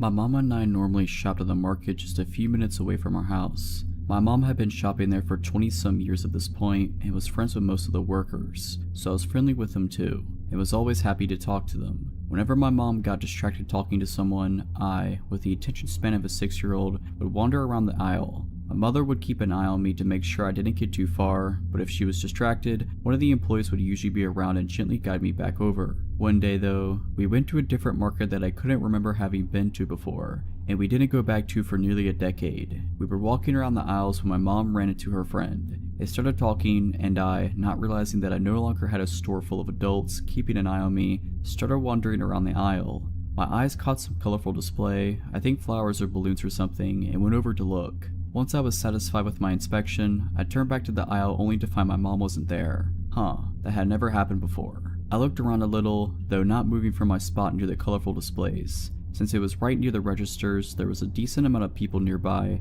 which I'm thankful for now. As I was looking around, an employee came up to me. He was older than my sister, she was 12 or 13 at the time, and younger than my dad, in his mid-40s, which was about the only way I could gauge age. Now, I would say he was probably in his early to mid-20s if I remember right. "Hi there," he said sweetly, in that tone you normally speak to kids in. I cheerfully said hello, actually stepping a little closer. "Are you looking for mommy?" I say yes, happily explaining that I had last seen her talking to her friend and that I could normally find her easily when I wandered away, so I wasn't sure where she could have gone. "Does she leave you alone often?" "Not really. My older sister was normally with me if my mom wasn't. She was 12 or 13 and she was super mature, so if my mom had to leave her for a little bit, she knew I'd be okay. And she never left us alone in public, just at home if she needed to run somewhere, never for very long. And my dad was at work a lot and didn't come back until late usually." "Where do you live?" "Well, you wouldn't know it, I just learned my address. We just learned how to mail a letter in school, even took a little class trip to the mailbox in our school corner to send them out. I knew how to write my address now, and I knew how to say it." "Where do you go to school? Who picks you up?" "Well, I go to the local elementary school. I don't know the address though, sorry, but I know which street it's on because I wait on the sidewalk for my mom or daycare sitter, depending on the day, so I see the street sign a lot since I'm usually waiting for a while to be grabbed." It had only been a few minutes since I last saw my mom. Even with how much information I was dumping, I was a very fast talker, but I was starting to get a little antsy. Not because I was uncomfortable talking to a stranger, but because I had skipped lunch that day specifically to calm my mom into letting me get a bagel from the store next door, which is why we were at the market in the first place. My mom was holding onto the bagel to make sure I didn't try to eat it too fast and choke, which I had done several times in the past. I wanted my bagel, and while I liked talking to this grown man who made me feel smart and was oh so interested in my life, I liked bagels more. Plus, if I caught my mom when we were near the bakery section, I might be able to use my charm and get a cookie. So I gotta find my mom now. "Oh well, I'll walk around with you and help you find her. You wouldn't lead me through the market you work at where you can easily bring me to the back room, meat locker, or any number of places?" "Yeah, sounds good."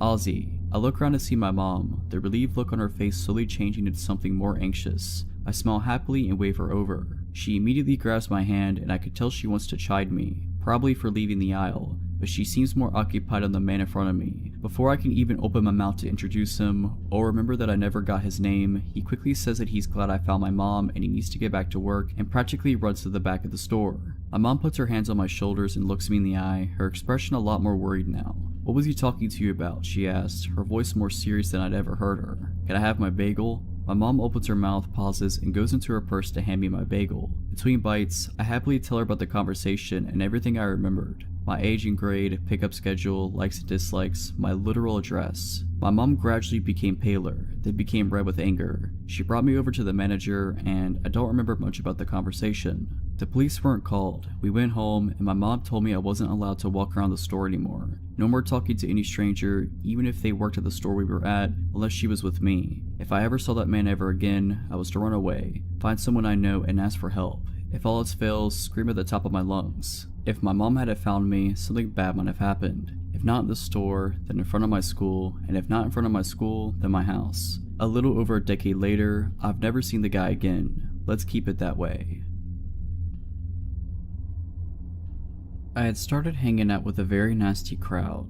They loved to party, never had their own cash, destructive, impulsive, you get the drill. An ex-friend of mine, we'll call him Bob, started hanging out with me quite a bit more and more as the weeks passed by. Bob worked as a pizza delivery driver. He never washed his clothes, to which he owned maybe 3 outfits, including his work uniform and only women's clothes. The women's clothes he wore to be punky. I saw no shame in that. Even thought it was kinda cool how he didn't care what others thought about it. But that also means he liked my clothes, so like a little sister might do, he constantly took my clothes. Keep in mind, he also barely showered. Often, he even woke up before 5 p.m. in time for work. He jumped off my couch, took a pack of my cigarettes without asking, and sped off. Within the 4-month period he stayed in my home, I literally saw him go to take a shower about 5 times. Long after the situation was dealt with and he was gone, I left that home with a stench. He paid nothing, not a single bill, never contributed to groceries, cleaning, nothing, nor was he on my lease. Yet, he established residency in my home legally.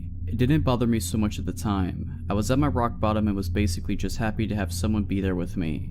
I considered him to be my goofy and annoying best friend, until that wasn't enough for him. He began to become obsessed with me. Very quickly he went from basically having everything he needed in life for free, while he kept any money or tips he made, but decided on his own accord that we were to be together. If I'd return home from work, friend's house, etc., he'd cry and follow me room to room, asking repeatedly why we can't just be together, that we were best friends already, we should date. I was not attracted to him. Going through a divorce at the time, I did not want to ruin our friendship. It got to the point where I avoided going home. I'd stay with my mother or friends because he'd cry and follow me, desperately trying to convince me to be with him. I'd almost often find him in my bed at this point, and he quit his job to have a better chance of seeing me. I had told him if this continued, I would no longer allow him to crash there. At one point, after avoiding him for a few days, Bob really started to come out of his shell. He cornered me screaming, "I'm sick and tired of being rejected by you. It's not happening anymore." Now I was scared. I never saw him as a threatening individual before, just a goofy character. I asked him to leave and he was no longer welcome. He refused. He said by law, he was required a 30 days notice to be evicted. When I spoke with the police, they understood my situation, but explained he'd either have to be evicted or I'd have to get a restraining order. I filed the restraining order, which they immediately granted me, but he chose to ignore it. Once he left my home, I locked all doors and windows. When he returned, I showed him the order, to which he replied, "I'm not leaving." I tried calling the police every time he showed up, but by the time they'd get there, he was gone. There were shoe prints on that door and cracks from all the attempts he made to force it open.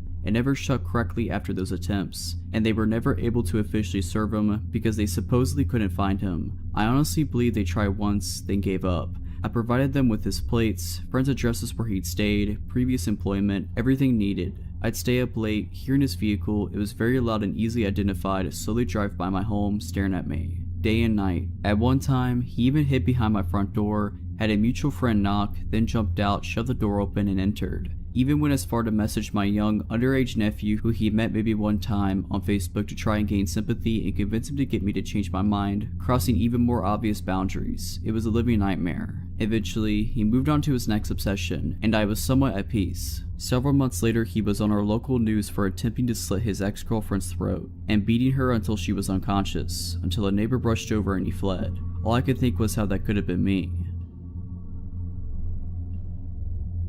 When I was 18, almost 10 years ago, I had a phone call that completely changed my life. I got woken up at almost 6 a.m. by an unknown number. I figured it was my boyfriend, now husband, since his phone number usually showed up as the famous unknown number. He usually called me before going to work at around 7:30 a.m., but sometimes he'd call me at 6ish if he wanted to talk to me while waking up. I answer, he says what's up, and I'm still half asleep but start talking. He tells me he has a little problem and that he wants to see me. Being 18 and the fact that I started dating him recently, I also was down for this. He tells me how he absolutely loved seeing me last weekend and how good I looked. He basically described what we had done during the weekend. If I remember properly, his parents weren't home for the weekend and we had the house and the car to drive around. And we had lots of fun obviously, and how much he loved some of the things I did to him.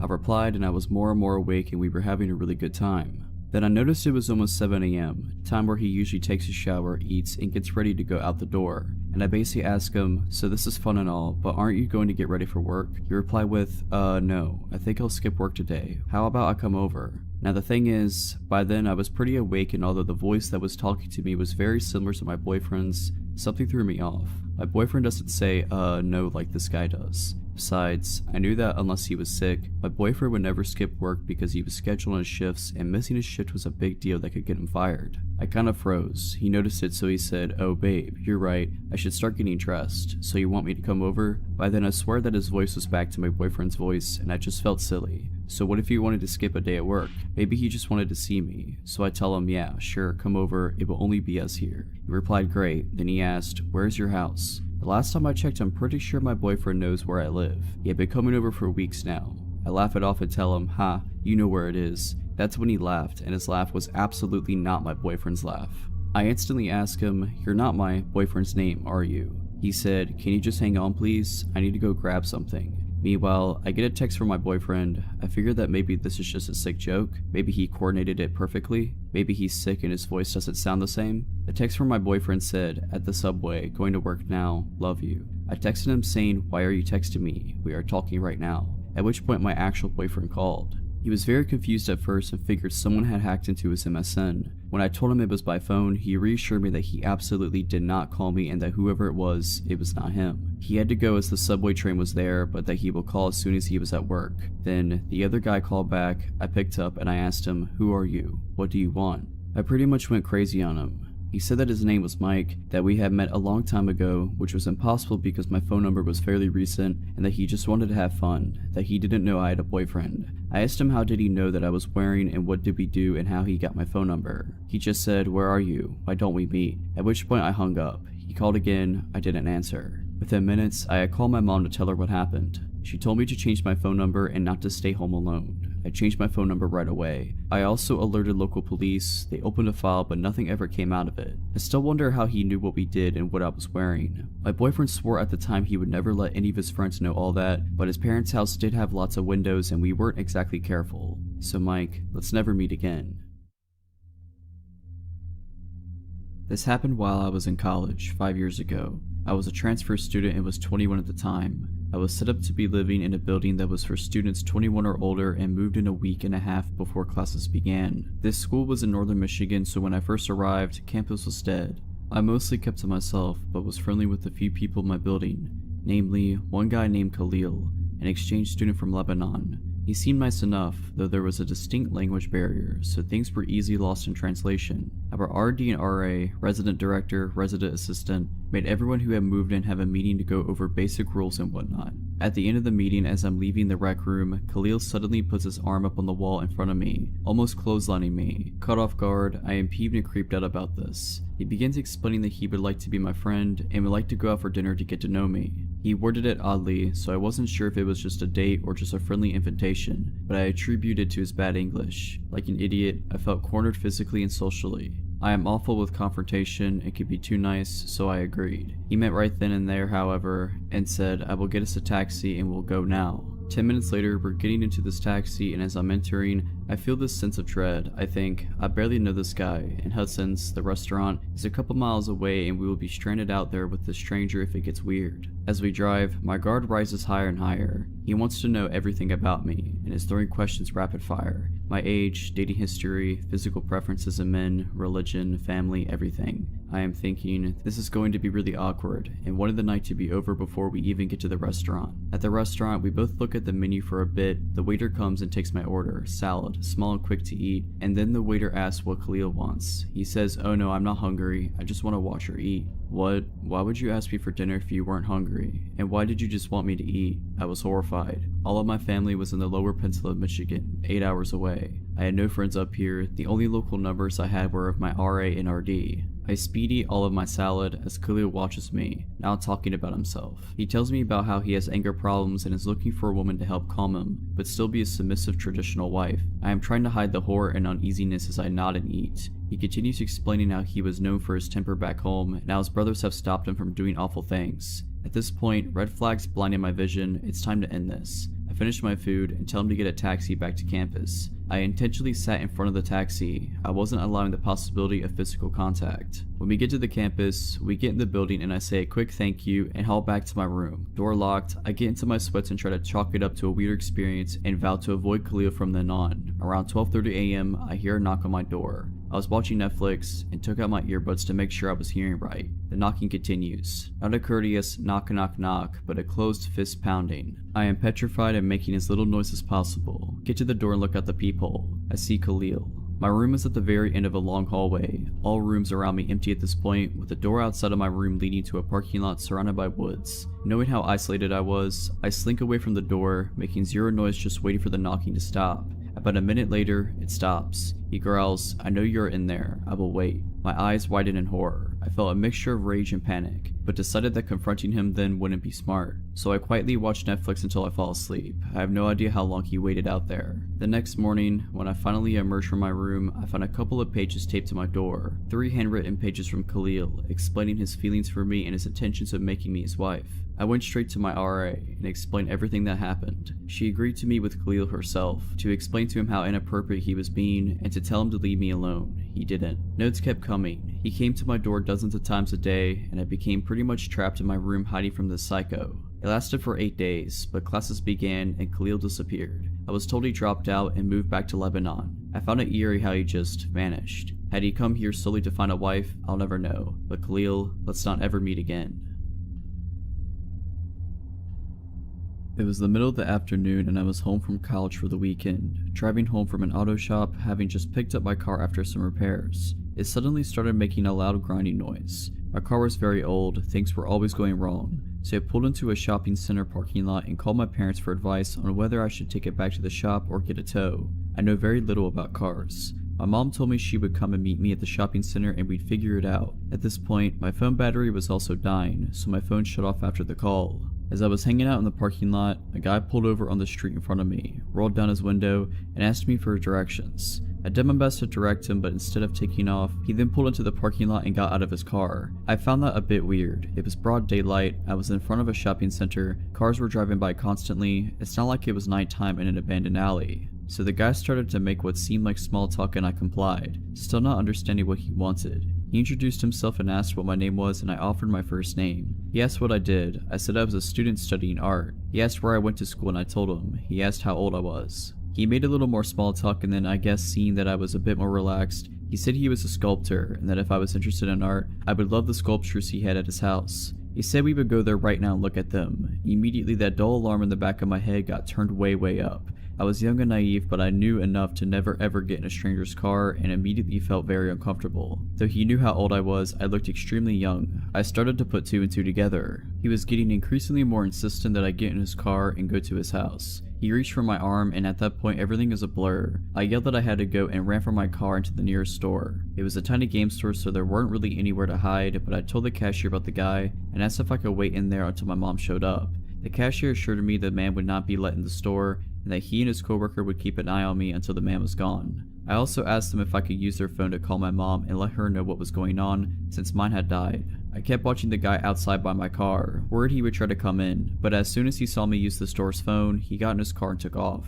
I wish the story ended there. The whole encounter really shook me up, but as I reflected on it, I realized, through the questions the man had asked, he had my first name and exact birth date, by asking how old I was and getting my birthday. He also knew where I went to school, though thankfully it was several hours away from my hometown where I encountered the man. I asked a friend of mine what kind of info he could get based on what he had, and much to my distress, my friend showed me he was able to find out my full name, my phone number, and my home address with the info I had given the man. I felt like such an idiot. I had always been taught to be wary of strangers and not give them personal info, and I was baffled by how easily this guy had gotten personal info out of me just by pretending to have a casual conversation. Nothing happened for a few weeks and I started to stress less, and stopped thinking about the encounter, and stopped worrying about running into the man again. Then one early morning my cell phone rang. The number was restricted. I answered. There was heavy breathing on the phone, but no reply. I hung up.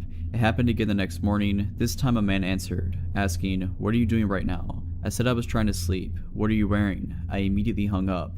The calls continued. The next time I picked up, I told him if he called again, I'd call the police. I got a few more calls from a restricted number after that, but stopped answering, and eventually they stopped. I'm still not sure if the calls were from the man I met in the parking lot, but it seemed likely. It was just too much of a coincidence they started after that encounter. I spent a good year being afraid of that man. I still can't believe how foolish I was giving him info about myself so easily, and it was an important lesson in how smooth and sneaky creeps can be, and now I'm much more careful about what I say to strangers. I still don't know what he had planned if I had actually been foolish enough to get in his car, but I'm very glad I never found out. If you're liking this video, all I ask is that you make sure to subscribe to my channel and like this video. Thank you. When I was 18, I worked in my college's residence building at the front desk and I think I almost got assaulted or murdered. You be the judge. During the summer, the building operated as a hotel, so 2.5 floors were hotel rooms and half of the 3rd floor were student rooms. The whole building operated with the hotel swipe key system that was pretty outdated, and all the doors were powered by 4 AA batteries.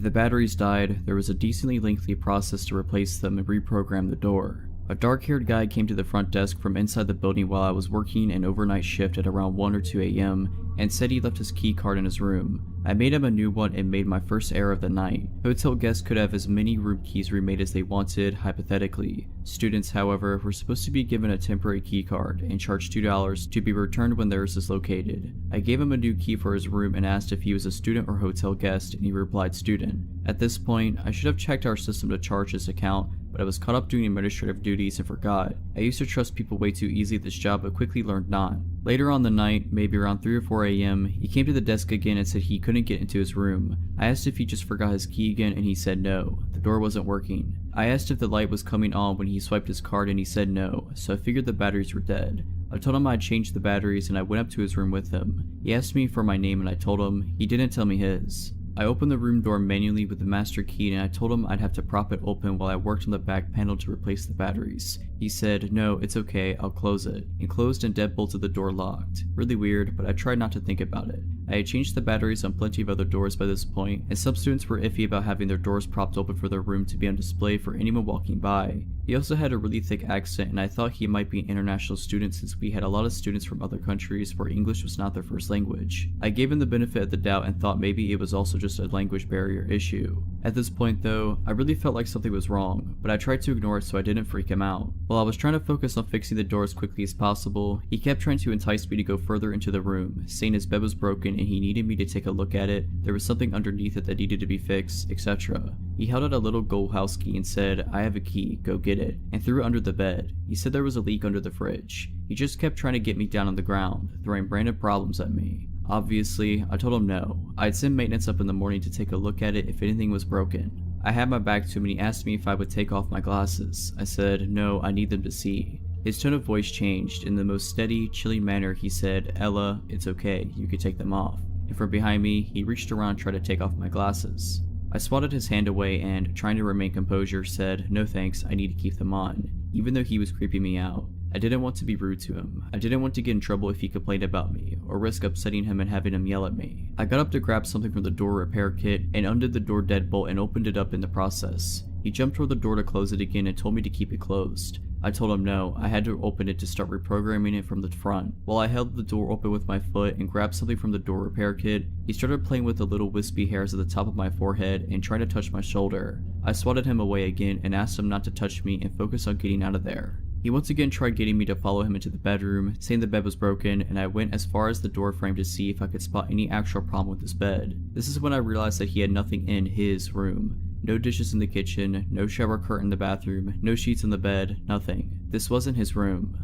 My brain once again went back to the international student theory, thinking he had just arrived today and hadn't got a chance to buy anything yet. But in the pit of my stomach, I knew something was wrong. I fiddled around with the door for a few more seconds before announcing that it was fixed, and quickly gathered the door kit and left. Before I had reached the elevator, he came back out without his shoes on to follow me. He tried to get back in to get his shoes and called out, Ella, the door isn't fixed, you need to come back. I went back and opened the door manually and told him if the door was broken, I'd have to send up maintenance to fix it in the morning. I knew he was going to follow me to the elevator again, so I closed the door behind me once he went inside and ran down the stairwell as fast as I could. When I got to the front desk, I checked the computer and saw that the room he was in was supposed to be empty. It wasn't a student room or a hotel room. I locked myself in our back office and called campus security. He came down a few minutes later and went behind the desk. I yelled at him to get on the other side and wait, now that I knew he wasn't a resident. He tore the corner off a slip of paper I had sitting on the desk and drew a flower on it, then put it back on top of my papers. When security arrived, he ran back up to the empty room and tried convincing them he lived there so he wouldn't have to leave. He kept showing them his key, which I decided to work on the door again somehow. They escorted him back downstairs and came to ask me if he really did live there.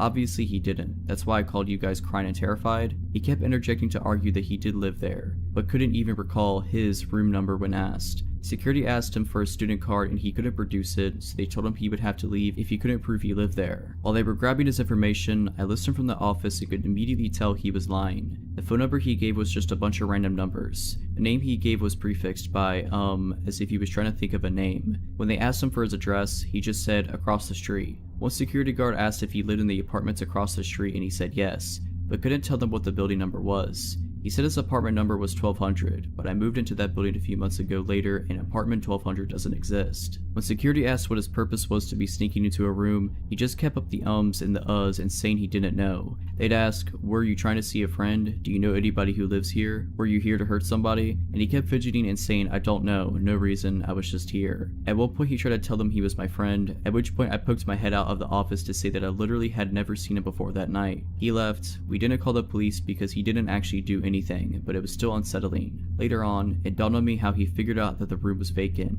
One of the housekeepers had been using it as her personal break room. A few days later, a housekeeper came to the desk and told me they found the door deadbolted open, the TV on, and a housekeeper inside watching TV. She must have forgotten to close the door when she left for the night, and when the creep let himself into the building, he found out. I never saw him again, and to this day, I still have no clue what he was doing there. I haven't worked there since last winter, and overnight shifts still give me the creeps. The lesson I took from the story was always read through your lease/rental agreement fully before signing.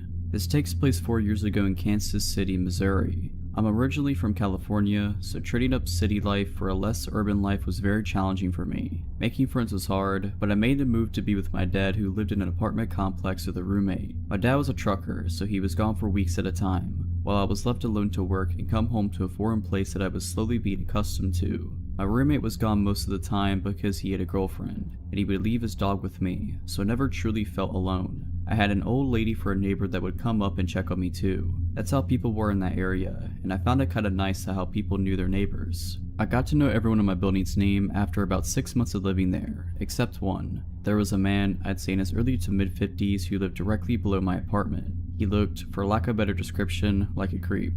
He was balding except for on the sides of his head, which that hair was straggly too. He was tall and kinda skinny, had outdated 90s glasses, and a thick mustache. He was the only person in the building who wasn't friendly, or at least didn't make the effort to say hello or introduce himself to me.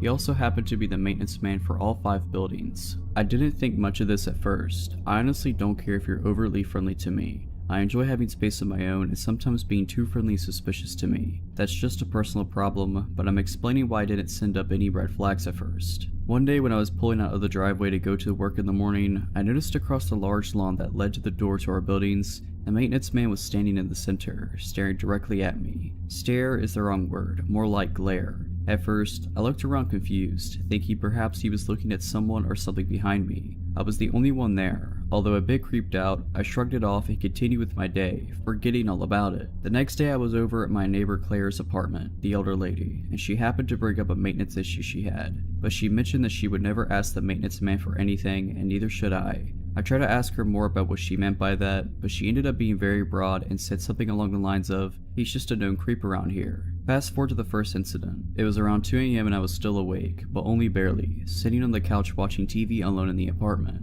I was starting to drift off into sleep when I heard a soft noise near the front door. Thankfully, the show was very low in volume, because I normally don't pick up on quiet noises most of the time. I turned off the TV and began listening. Next to the living room on the right side is the patio area, and on the left is the kitchen and the front door. The light from the moon and outside lamps were flooding through the patio glass door, so I could see the doorknob to the front door moving, not just moving, but someone was using a key. In an instant, the door flung open and I was on my feet, with nowhere to hide at that point. I stood my ground and saw the silhouette step into the kitchen. That's when I saw it was the maintenance man. My stomach dropped and he stopped dead in his tracks when he spotted me, looking as if it was unexpected to find me awake. I noticed he had a large coat on, even though it wasn't winter or even cold that particular night. I noticed that only because the jacket looked bulky, as if he was carrying things in it that I couldn't see. "What are you doing?" was all I managed to squeak out. I was shaking, my knees feeling like they were about to give out. For reference, I was a 22-year-old woman standing a whopping 5'4", with no way to defend myself at all from where I was standing.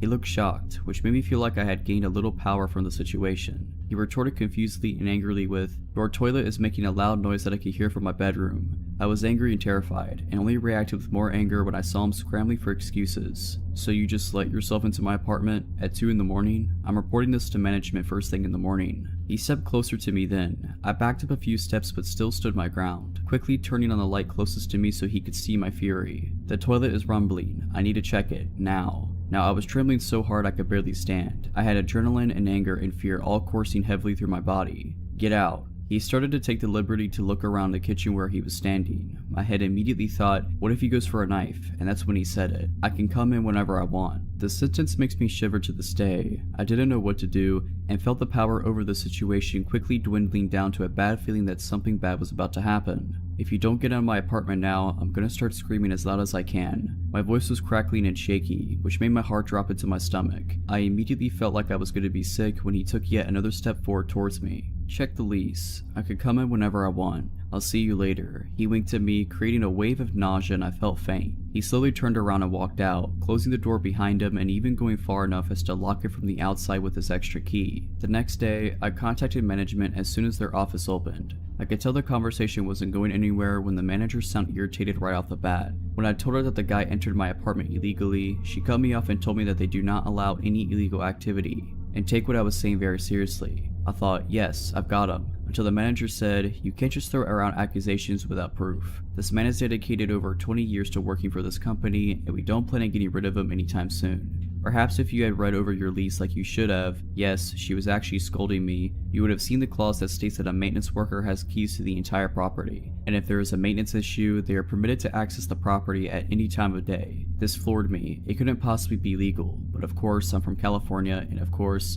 I didn't read the lease carefully. When I moved there, my dad was already living in the apartment and I literally had nowhere else to go. So if I were to be living there, I was gonna have to sign the lease no matter what. So I did. Needless to say, nothing got done. Fast forward again, a few days go by and I don't see Mr. Maintenance Freak until I do. This time I'm pulling in after a long 10-hour shift at work. I haven't forgotten about the scary incident, but I put it in the back of my mind for the time being to concentrate on other things, although I lost sleep over it. I park my car facing the large lawn area again and start using my phone for a few minutes. I'm peering down on my phone and glance up for a split second before I see him there. He's standing across the lawn staring angrily at me. I mean furious. I quickly look back down and pretend I have not seen him, getting that sinking feeling again. As a paranoid person, I put the key in the ignition just in case and pretended to keep scrolling on my phone while subtly locking my door. I glance up again and this time he's walking towards me, very fast. I look in my rearview mirror, hoping to see someone that he may be stomping angrily towards, and of course no one else is there. It's nearly dark now, but when he gets about 10 to 15 feet away from the front of my car, I can hear him shouting something, but I can't make out what he's saying. Now I put my phone down and I'm watching him come right at me until he reaches my window and starts banging it all with his might,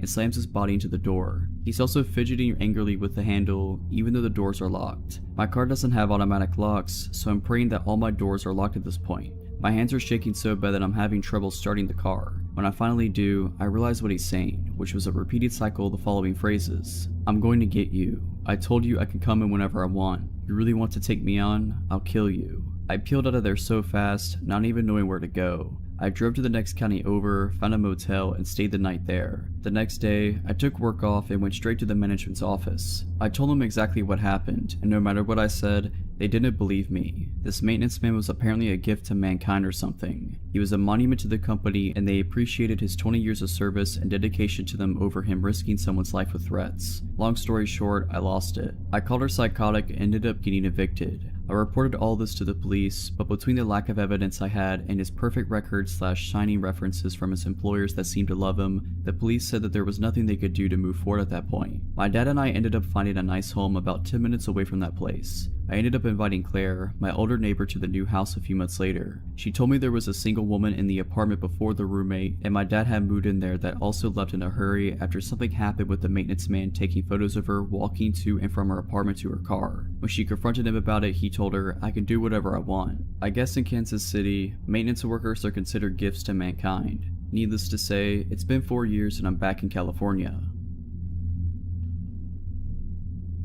This happened when I was about 18 years old. I was big into running back then and lived in a town that was a suburb but had big swaths of farmland, as in smallish tomato and strawberry fields, not huge never-ending wheat fields. I preferred running on the dirt at the edges of these fields because it was a lot easier on my legs than running long distances on concrete or asphalt, and I was usually training for half marathons. This particular day I was planning to run an easy 6 miles. I told my mom and she suggested I do a loop and then meet them at the dog park about 3 miles from our house as my halfway point. This is pre-cell phone area, but being careful I took a walkie-talkie my dad always used and my mom took the other one. Now, the walkie-talkie had a range longer than the ones my brothers and I played around with when we were younger, but it definitely did not work 3 miles away and I honestly had no idea what its exact range was. So, I take off to my run. I'm planning to go on the sidewalk for a little bit until I get to the fields. I think it was lettuce or something then, but short small plants. I'm running in the dirt with the road a few yards to my left. I have to run south and then turn right onto a slightly smaller,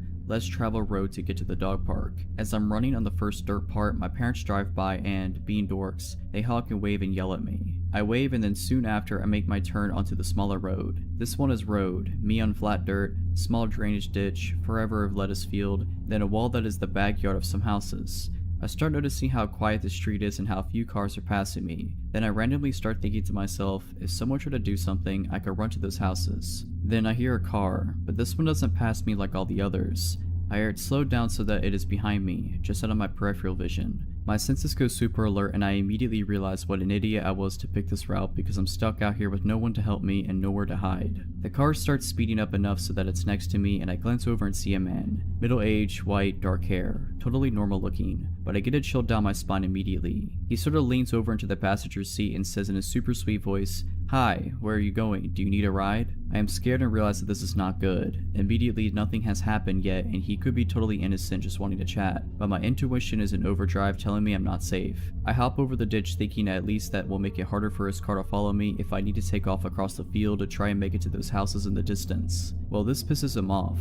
He guns it and gets closer to the ditch and in front of where I am, and then he says in a voice I can only describe as bone-chillingly evil, "You know, you shouldn't be out here all alone. Something horrible could happen to you out here and no one would ever know where to find you." He put his car in park and is taking off his seatbelt when I remembered the walkie-talkie. Piece of junk is all static because I'm too far away, so I immediately turn down the volume and say loudly, "Hey dad, yeah, I see your car. I'm over here by this red Buick. Do you see me?" Fake wave to no one. There was no car coming from the direction my parents were, and when I had started talking, there was no one behind us either. But by the grace of the universe at that exact moment, a car turned onto the road. The guy saw it, looked at me, and sped off so fast he left skid marks. I have never run faster in my life, and I was looking behind me every few seconds and thought he'd be waiting for me at every intersection I had to cross. I was shaking and I was scared and relieved when I got to the dog park. I told my parents everything and my mom called the cops. They took a statement but said it would just help if something actually happened to someone else. The weird part was, I was having trouble getting my story out and I was so upset, and before I gave a description of the car, the cop asked, was it a red Buick? He wouldn't tell us why, but that just added to my feeling that I had narrowly escaped something awful.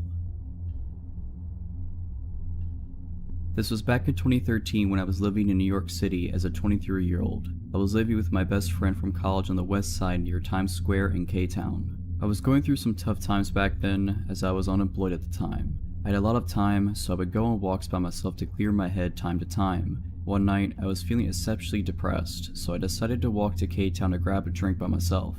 I walked into a Korean bar and I got some weird looks from the waiter as I asked for a table by myself. After ordering a couple of soju bottles, I was feeling pretty drunk, so I decided to walk back home. However, as I was exiting out of the bar, this Korean guy followed me. He looked very normal, just like a nice Korean guy. He told me that he saw me drinking at the bar by myself and that he would love to walk me home to make sure I got home safe. I politely declined. After all, my apartment was pretty close. But he insisted and he looked so harmless that I decided to take him up on his offer. We walked like 10 minutes I think, and it was quite pleasant. We were both a little drunk, but I remember talking about all sorts of things, nothing personal. When we finally arrived at my apartment, I thanked him and wished him farewell. Now, my apartment was a 5-story walk-up, and there was a main door where we needed a key to open to get into the building. No doorman. I didn't think much of it and inserted the key to open the door and went in. The door takes a while to close shut, and it was my mistake for not checking before I went up the stairs. While I was approaching the second floor, I heard someone grab the door from closing, and I heard footsteps coming up the stairs. I literally got goosebumps all over my body, and I felt like I was in danger.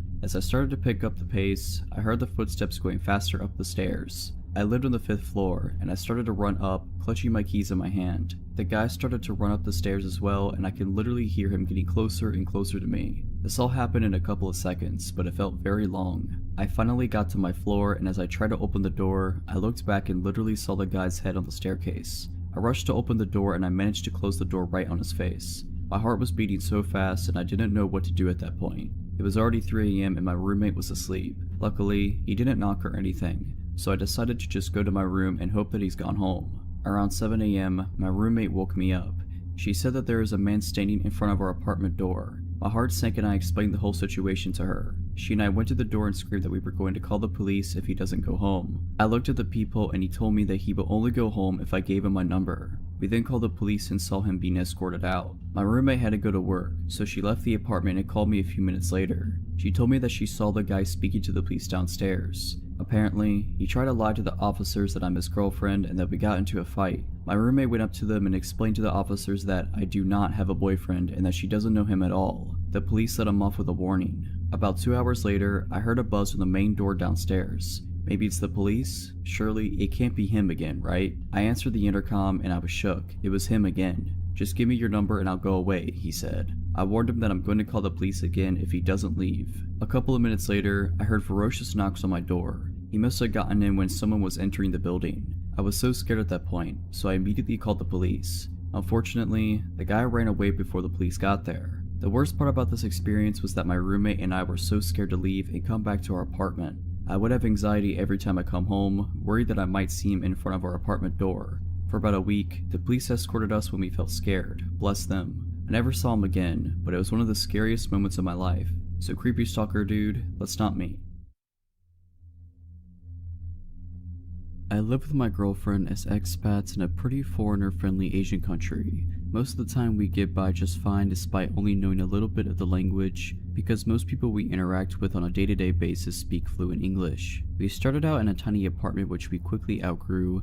We found a gorgeous condo with nice amenities and decided to move in. This condo is owned and managed by a local owner rather than by an association or company. The building is a little bit older, which means that instead of key card access to our door, it came with a traditional key lock inside and bar latch, which is nice because it's more durable than a chain.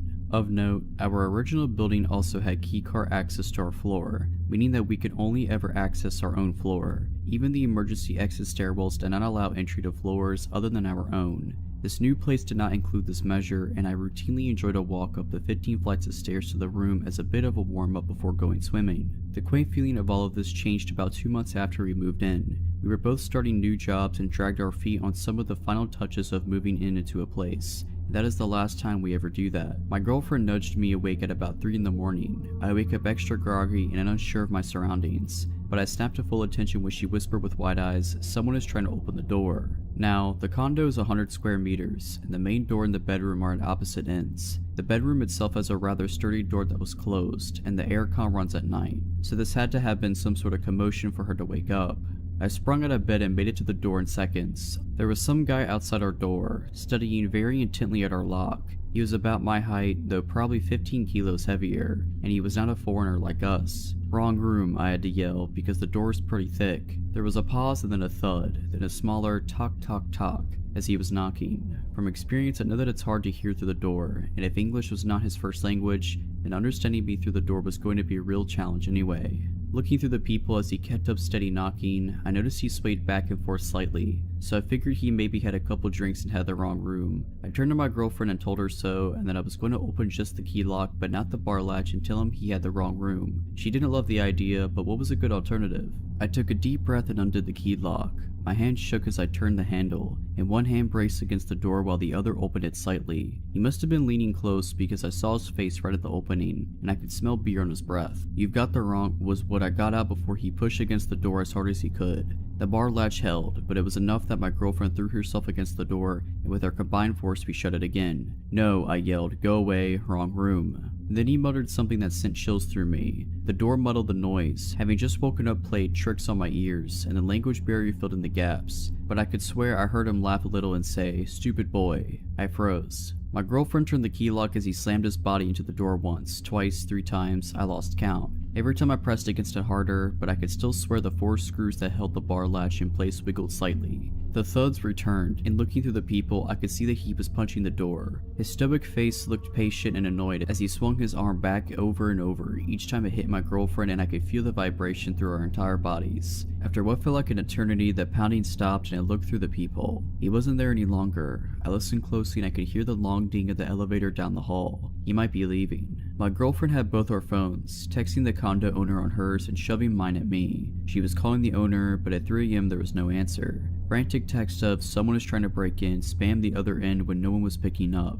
She messaged friends of ours who live in the next building, but we both knew it'd be hours before anyone responded to us. We calmed down a bit and agreed that we were going to be up for the rest of the night, but that we'd settle up with the condo owner in the morning and report it to the building management. There were security cameras in the hallways, so they'd be able to follow up. Then I heard the elevator ding again. I was shaking as I returned to the peephole and watched as the chunky man returned. He was hanging up a mobile phone, and he retrieved something from his pocket, a knife, a multi-tool, and that's when I said, "He's back," and I grabbed the biggest kitchen knife within reach and reached to brace the door. My girlfriend was almost in a full-blown panic as she grabbed the cast iron skillet. That's when I realized for the first time that there was a chance that someone was going to die. The door handle was wiggling as he started to poke at the lock with whatever was in his pocket. If he opened one lock, the only thing between him and us would be 4 tiny screws on the bar latch. And if he got in this condo, we were going to defend ourselves as best as we could. And that's where I realized we were foreigners, and dealing with manslaughter charges in a foreign court system would be an absolute nightmare. Or if we severely injured him and he was able to communicate his story, his way to the police, while we struggled with an interpreter.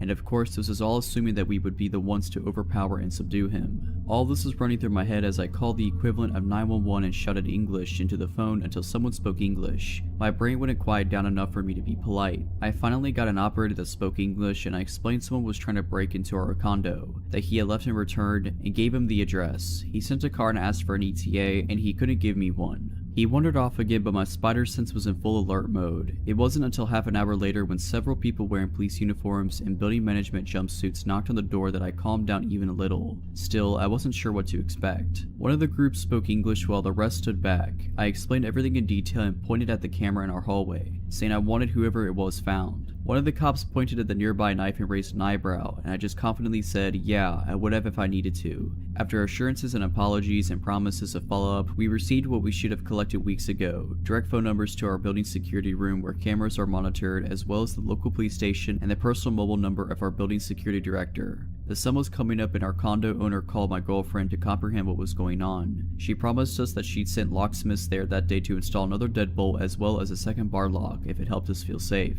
The follow-up of everything was that the guy was indeed someone who got drunk and mistook the room. It was on the wrong floor. His wife had to come collect him more than once, and he would be fined for the cost of installing the extra locks. So while it is a bit comforting to know that he's a random drunk instead of a burglar, I still explained to building management that I have no desire for an apology from him. I don't care if he feels bad. Police reports here can be messy, and locals can hold severe grudges that I did not want to deal with. I will only keep from a full police report if I literally never see or hear from him again.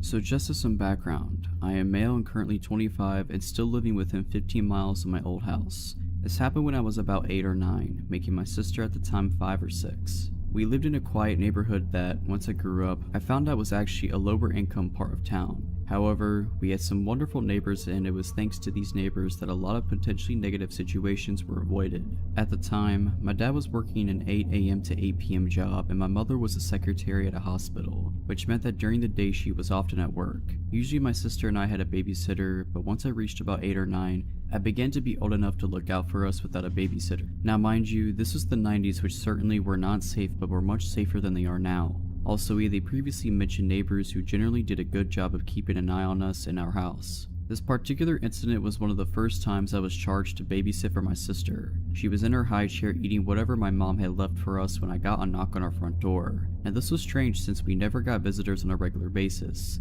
other than the boy across the street who would want us to come out and play, but he usually just yelled my name while knocking. I was young and naive and decided to open the door. There was a locked screen door beyond that. I left that closed and locked. Outside was a middle-aged man. I hardly remember his facial features or even body type. I remember his yellow shirt and dirty jeans. "Can I help you?" I asked innocently. No alarm bells going off yet. "Hey there, are your parents home?" Alright, first alarm bell. My parents teaching me not to trust strangers rushed through my head, but I still didn't quite fully grasp the potential danger here. My mom went to the store. She'll be back any minute. Weird half lie. I could have said she was here but in the shower or that she was laying down upstairs. I'm glad I didn't tell him that she wouldn't be back for quite a few hours, but looking back it's scary how naive I was. Well, that's no problem. Hey, so look, my dog went missing and I think it went into your backyard. Do you mind if I can come in and we can go check it out? Okay, so I might have been dumb, but I wasn't that dumb. There was no way I was letting this stranger into my house, especially with my sister there. She was my first thought. Sure, I didn't want to have any harm follow me,